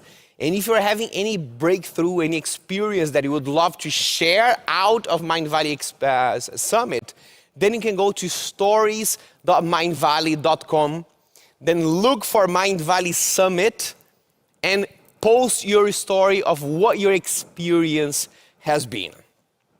This is a bunch of announcements, right? Ladies and gentlemen, this was a pleasure. It was an honor to have all of you here sharing this time, sharing this experience with us, and allowing us to share our ideas with each single one of you. Thank you very much, and I'll see you tomorrow for day 3 of Mindvalley Summit 2021. See you tomorrow.